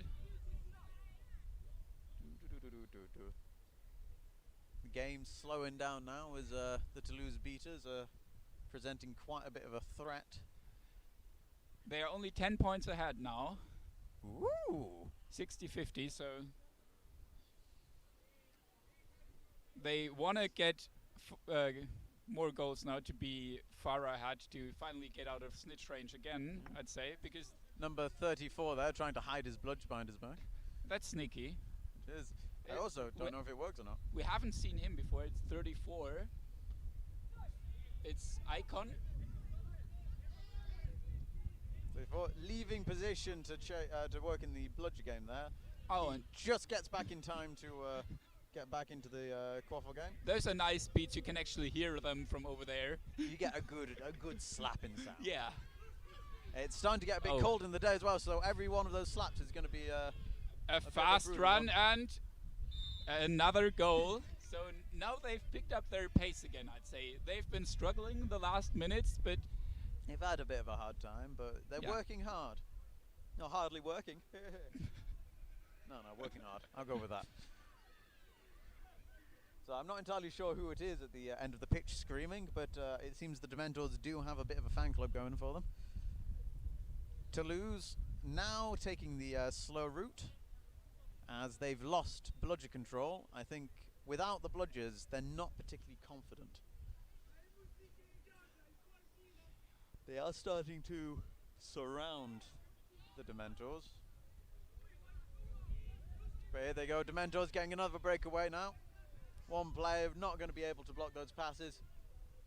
Pops it straight through the hoop. so it's 80-50. It's 30 points ahead now. So they can feel a bit more comfortable now. As long as they don't relax now and they keep this going, the Dementors should be able to keep out of snitch range. Keep it, grow the distance. And Dementors finally managed to get a hold on that second bludger. So maybe that's why we've seen Toulouse struggle the last minutes, because they've just been too used to having that bludger control. Though the Dementors do seem to be a little bit nervous about getting into very deep beta play. Oh, whoa, whoa. That was some serious She's goalization. in the hoop. It's a shame you can't score by putting yourself through the hoop, otherwise that would have been beautiful.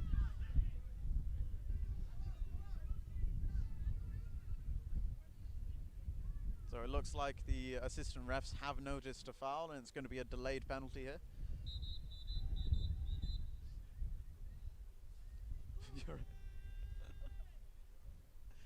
So we're going to see just what the foul was. I think they might say it was high contact. Yeah, for the chaser who wrapped the Dementors player with the ball. Does look like it. Are you tired? Yes. Very. I thought you slept longer than everyone else and missed your first commentator slot this morning. No, Or no, am I slept mistaken later there? than everyone else. I think I slept probably one of the least other than the committee who were up late working. Working. I've seen some comments about a bar last night in the chat. Oh, me? Oh, no, I wasn't working. I was at the committee. I was saying the committee who organised it. So that's a yellow card there for number 1, Beta for Toulouse. Ah, so it was the beater. Very naughty Beta. That's Bastien. Apparently a good beater with a lot of potential. Oh, that's nice.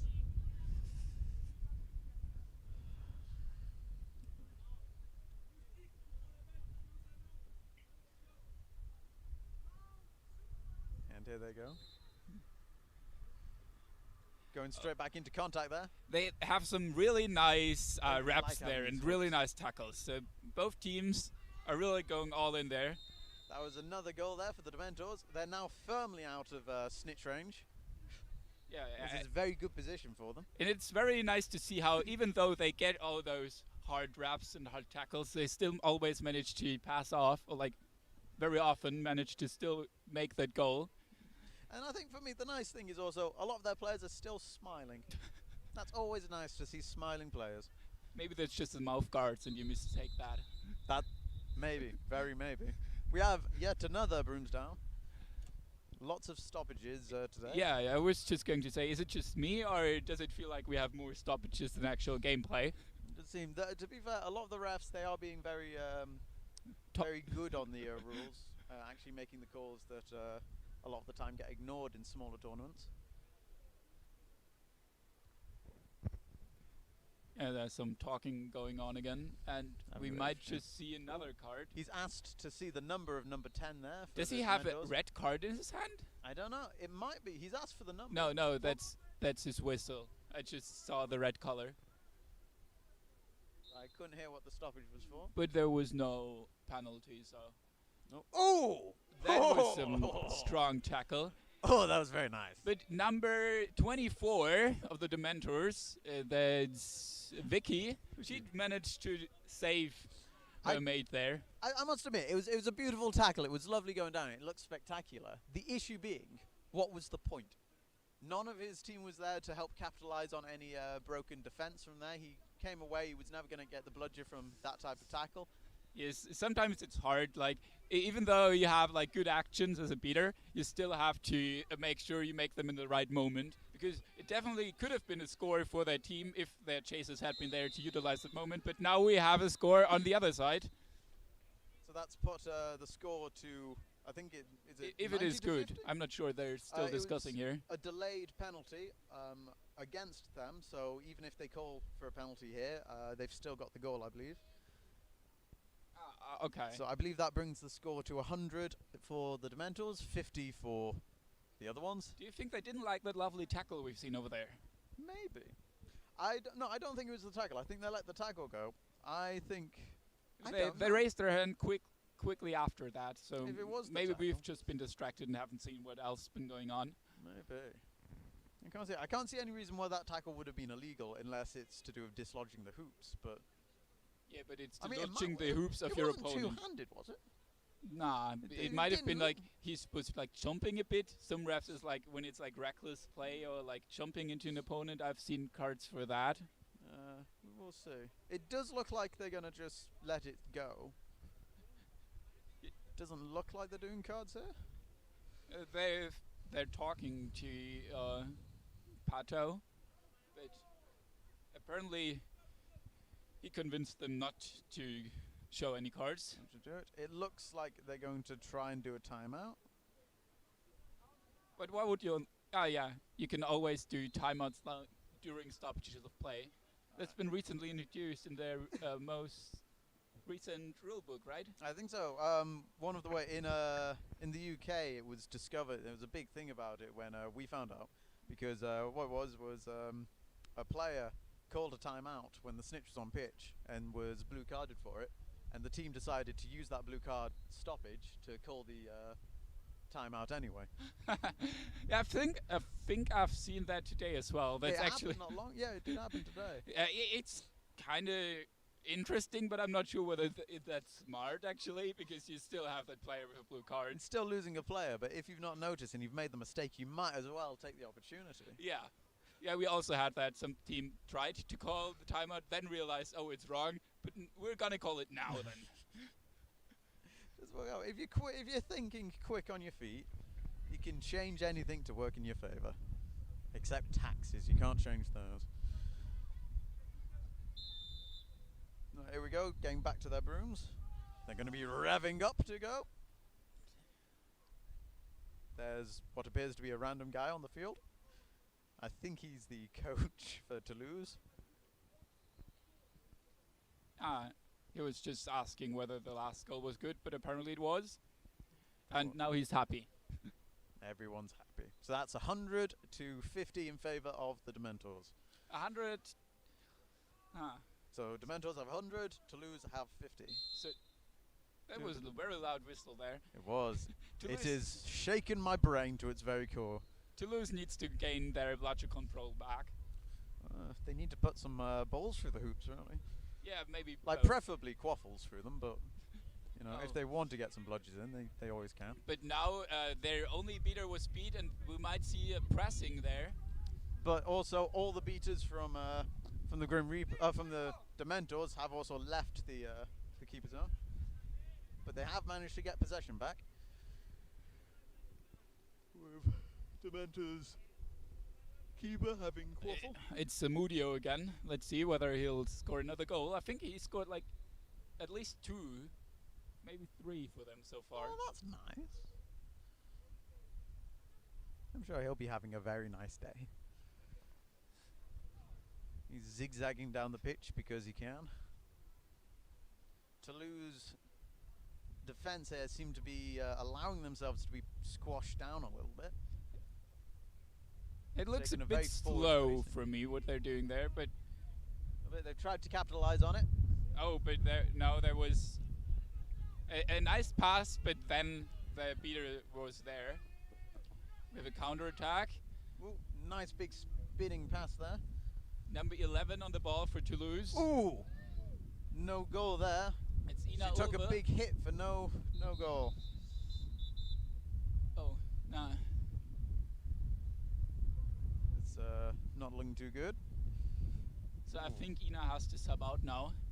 I think she wants to sub out now.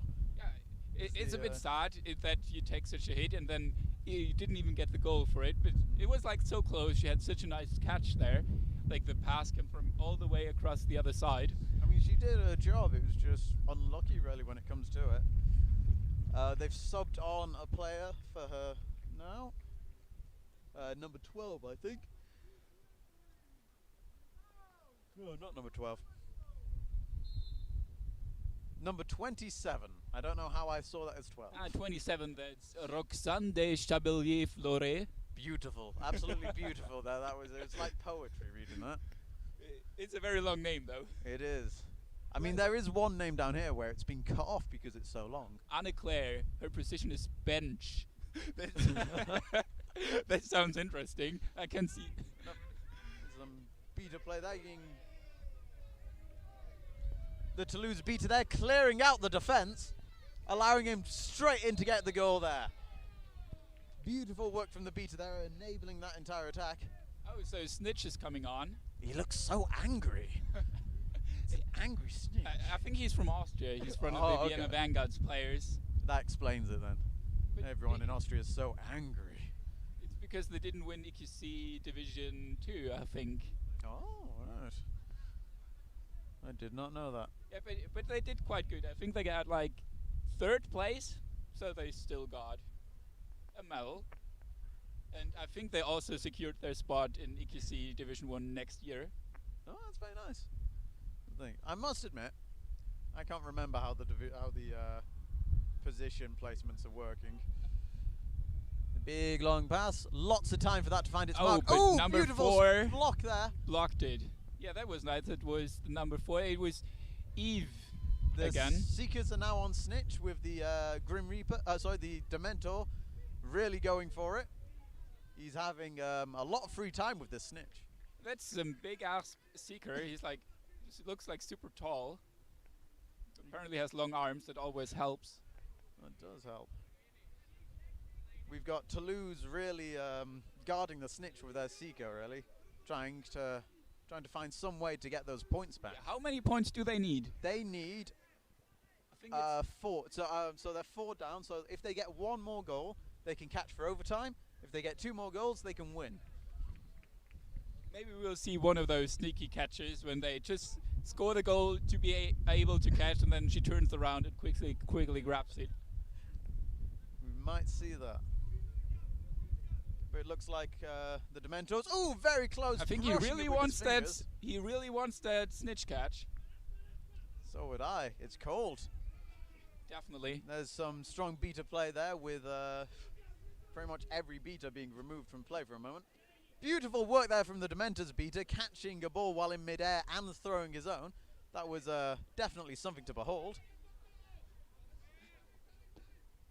The Toulouse beta there, choosing to aim at the beta rather than the Seeker, might just cost them the game if this Seeker gets back in. Toulouse currently have control of the Quaffle, and I think both Bludgers. One Bludger is coming back from over there. Yeah, they do have their Bludger control back. So let's see whether they can hold it for that long again. If they can bring their Bludgers back and oh, what a lovely catch from number 24. Vicky from the Dementors. Very nice catch. I'm impressed. That was quite fun to watch. Looks like there's there's some down. screaming. We have been distracted, and during that time the Quaffle players did something bad.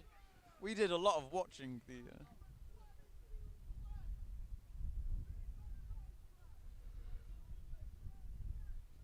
I contacted around the neck. So that's number 2 from the Dementors. 22, oh, 22. Well, let's say 2 as well. They can have a card as well. It's Samudio, who's the chaser now. So the Dementors, they can still risk having 1 or 2 goals being put in against them as long as they can keep around this snitch. They are in a very strong point. It's just if they want to allow what looks like it's going to probably be a goal, or if they want to get straight back in on the snitch. Number 24 from the Dementors looks like she's going to race in to try and get that chaser. And another brooms down. This is going to be another yellow card.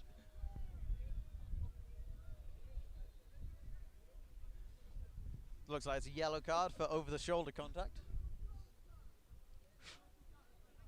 Ooh, it's a doubler.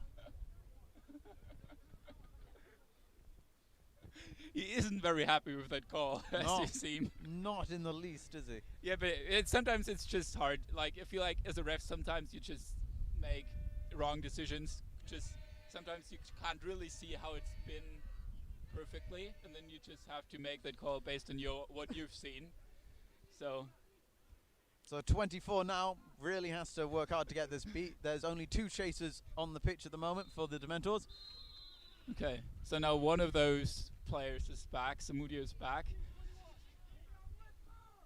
And it's now 100 to 70, I believe. 70, so she would be able to catch now, but she's still defending. I think they're gonna try and get that 1 extra goal, especially seeming as the Dementors are down a chaser. If they're able to get this 1 goal now, they could come back and win it.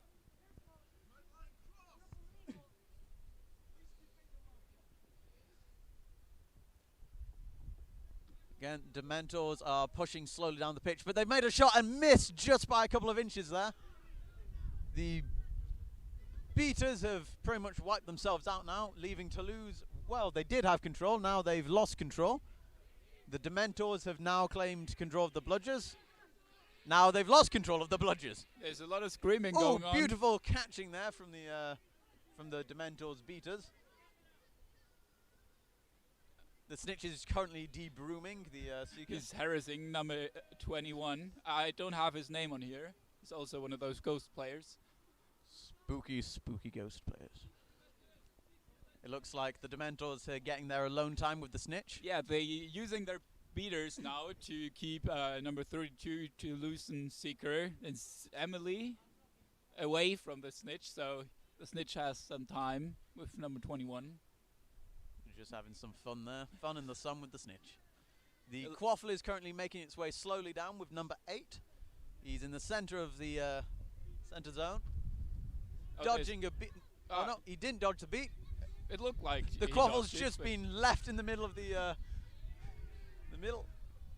Again, there was a quick breakaway, but with a long range beat there, it was stopped, saving the Dementors from having a goal. Very fast-paced game here. Nice big pass, and here's an easy hoop. Lovely pass, easy hoop. Dementors again are back out of range for the Snitch catch. That leaves the score 110 to 70 in favor of the Dementors. Ooh.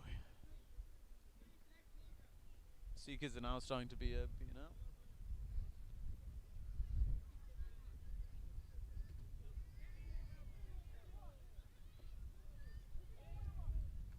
There's a lovely little crush there with the beaters, one sitting on top of each other. The Snitch and Toulouse Seeker there look quite bored in the middle of all this. For good measure, go. Leave me. So we have first handicap for the Snitch, so he's now only allowed to be like 1.5 meters around the midfield line. I think so. I think it's like 1.5 meters, like 1.5 yards or whatever weird metric system we have. It's a certain distance away from the midline pitch. That's another goal for the Dementors, leaving it at 120 to 70. They're now quite safely out of the danger zone with the Toulouse. They still need to make that catch. We have seen some interesting turnarounds today. So that was a wonderful face beat there, but the keeper was outside of the keeper zone, so the face beat did count.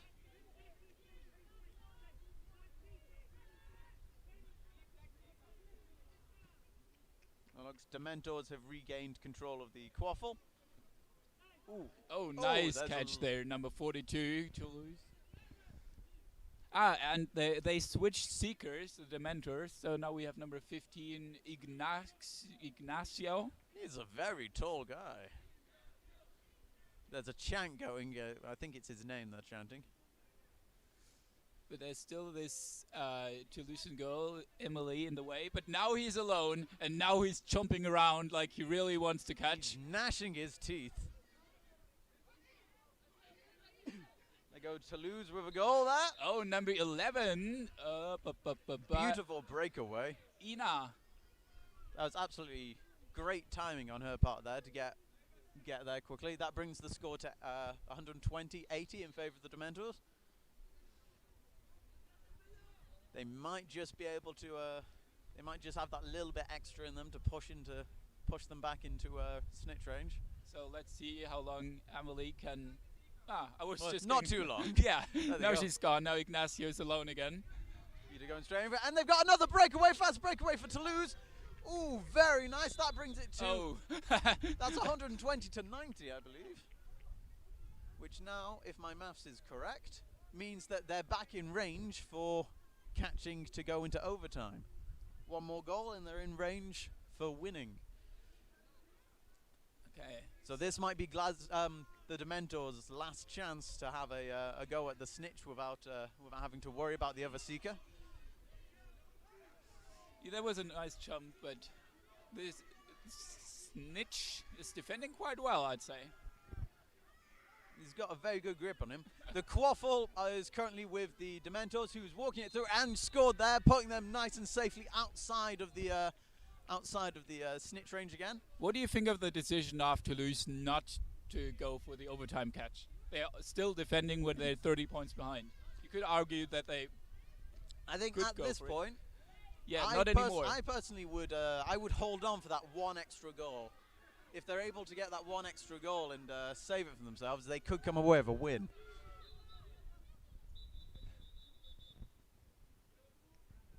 Another broom's down, so. Lovely time for a rest in case we were getting tired, I think. Yeah. It's getting quite late now. I think we're the last game. Nah, I see there's another one over there, but yeah, it's taking its time over here. One of the last games of the day. I just heard all of the other players of my team are already in the restaurant. There's a restaurant. Apparently there are in Harald Baker. It's. Oh, I'm gonna have to find some of that. And we're having pizza. Ah, now I want pizza. I've had pizza 3 nights in a row now while traveling and all that, and now you've made me want it again. Thank you very much. What type of pizza are you having? I'd say I'd have. Good question. I'd like paprika and pepperoni. I like that. That is a good choice. A good pepperoni. I like a meat feast. I'm a vegetarian. Are you? All right. That does kind of explain why you didn't just go for normal pepperoni. Yeah. That makes sense now. Snitch play again is heating up here as the bludgers have been removed. Have you not seen entirely that? sure how legal that was. He has been sent back to hoops. He just pulled her away by the shoulder, pushing her to the ground there. But he is. He's coming back in now with a big smile. Toulouse are making a breakaway of the Quaffle again, but being beaten out. Quaffle has been stopped in the middle of the pitch, but number 11 picks it up and is taking it down to the ground. There's a lot of, in that short amount of time there, the amount of changeovers that the Quaffle went through that. And that's a goal for Toulouse, bringing them back into snitch range for overtime. Toulouse might go for an overtime catch if they get close enough, but they've not really been able to get anywhere near to the snitch to have any effect for about 3-4 minutes now. So, yeah. I'd really be happy if one of those teams catches soon. It would be nice. I want this pizza. I am very chilly, and now I do also want pizza. 28 minutes the game has been going on for, I'm told. So, though there's only one arm left for the snitch now, so that makes it a bit easier for the Seekers, I'd say. Maybe a little bit easier. Toulouse Beta running right in there to try and stop that. Toulouse defense there, very, very good, stopping the Quaffle there. And they've got a big breakaway, but again being beaten out of play, stopping the bludger dead, the Quaffle dead even. Toulouse Dementor's keeper now having possession. Doing a little bit of screaming. One of the Dementor's beaters is having an argument with the refs on pitch. It's not a wise play really when you're having to yell back at the refs. You're never going to win that.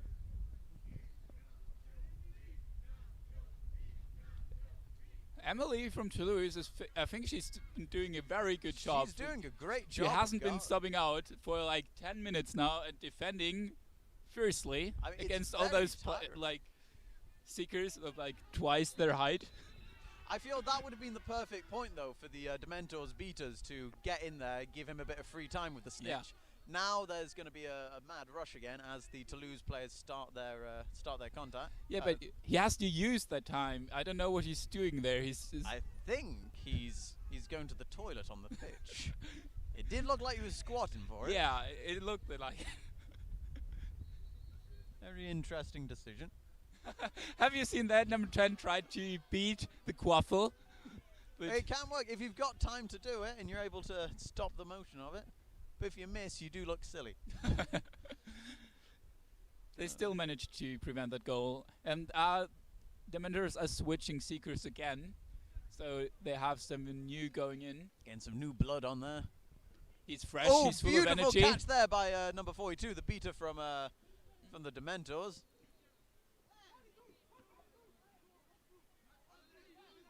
There's arguments with the beaters again. A lot of passion going here. Oh, nice beat That there. was perfectly timed for when he just got the ball in his hands. Yeah, so maybe... no, that's some beater play around the snitch again. And we have some free time for Dementor Seeker. Will he... That... It looked like he got it. The grabbing noise that we heard there was actually him grabbing the snitch's hand by mistake, thinking it was the snitch. That's a shame. Quaffle play is currently just. But he just got a face beat from behind from his own beater. Have you seen that? It was he beat the snitch. I believe you are technically allowed to hit the snitch with a bludger. It doesn't have any effect except for physical, I suppose. That was a goal for the Dementors, which leaves the score 150 to 100 in the Dementors' favour. So again, they are out of snitch range. He's really trying to get that. It's pretty good. Would be no good if he wasn't trying to grab it. Yeah, that's true. That's true. But he's still having a hard time. That Austrian is very easy to confuse those two countries. Yeah, they are quite similar. Yeah, what was I saying, that Austrian snitch really doesn't want this game to end. He's having a whale of a time. I think he's happy. I mean, he always looks angry, but I think his anger is happiness. He's probably one of those guys who's like, he looks tough on the outside, but he's got he's a very collection of porcelain like teddy bears. Yeah, somewhere. I guess so. Oh, that was close. Lovely back slap in there. I feel like the other people don't really want to play anymore. It's They are really getting tired, slow. I think. With that there, number 22 being beaten out, he just kind of gave up on the fight there, I think. Ooh. Oh, some beautiful beta play there. I hope some of that was caught on the live stream. That was very nice to see. Beautiful. Camera woman's nodding, so our camera operator knows what they're doing. They got that beautiful play there. yeah, she looks like a very good camera person. So True. You have a camera, therefore you're already winning. Snitch is having a little jiggle there, showing us what he can do with his booty shake. A little bit of running. Where is the quaffle? I've lost it. I believe, number 8 there for the Dementors has the quaffle. Oh, we have a catch. Oh, that was a wonderful. He saw the opportunity. The snitch decided to try and use the little seeker to try and get a bit of distance between him. Misjudged it entirely. That was a wonderful, wonderful snitch catch. It looked backhanded. yeah, he was just like trying to run around him, and then he turned and got it. Number 21. I hope that's good. I hope it's good too. It's very cold. Not like we're like rooting for one of those teams specific, but Literally either of the team. I don't mind who catches it, as long as it happens. as long as it ends. And that was our last game of the stream today. That's a win for the Dementors at 170 against 100. Beautiful, beautiful catch. So that's going to be it for the live stream from pitch number 2 for today. I think you still have something to say, right? I've still got some. Oh, let's have a look. I was given a message that I never read. Let's find out if I've got to do something. Let's have a look. No, those are my emails. Okay, entertain people while I figure this one out. Both teams going in for the classic hug and shaking of hands after the game. Lovely sportsmanship there. Right. Okay. Let's see what's happening here. Okay. You just read that. Just read it. I think this is a private message. I think. So. No, that's not what we have to say. Cool. We've got nothing more to say then. So we're gonna close off now. I've been Sam Davis. I've been Lucas Schmidt. I Good still night. am. Good night. See you tomorrow.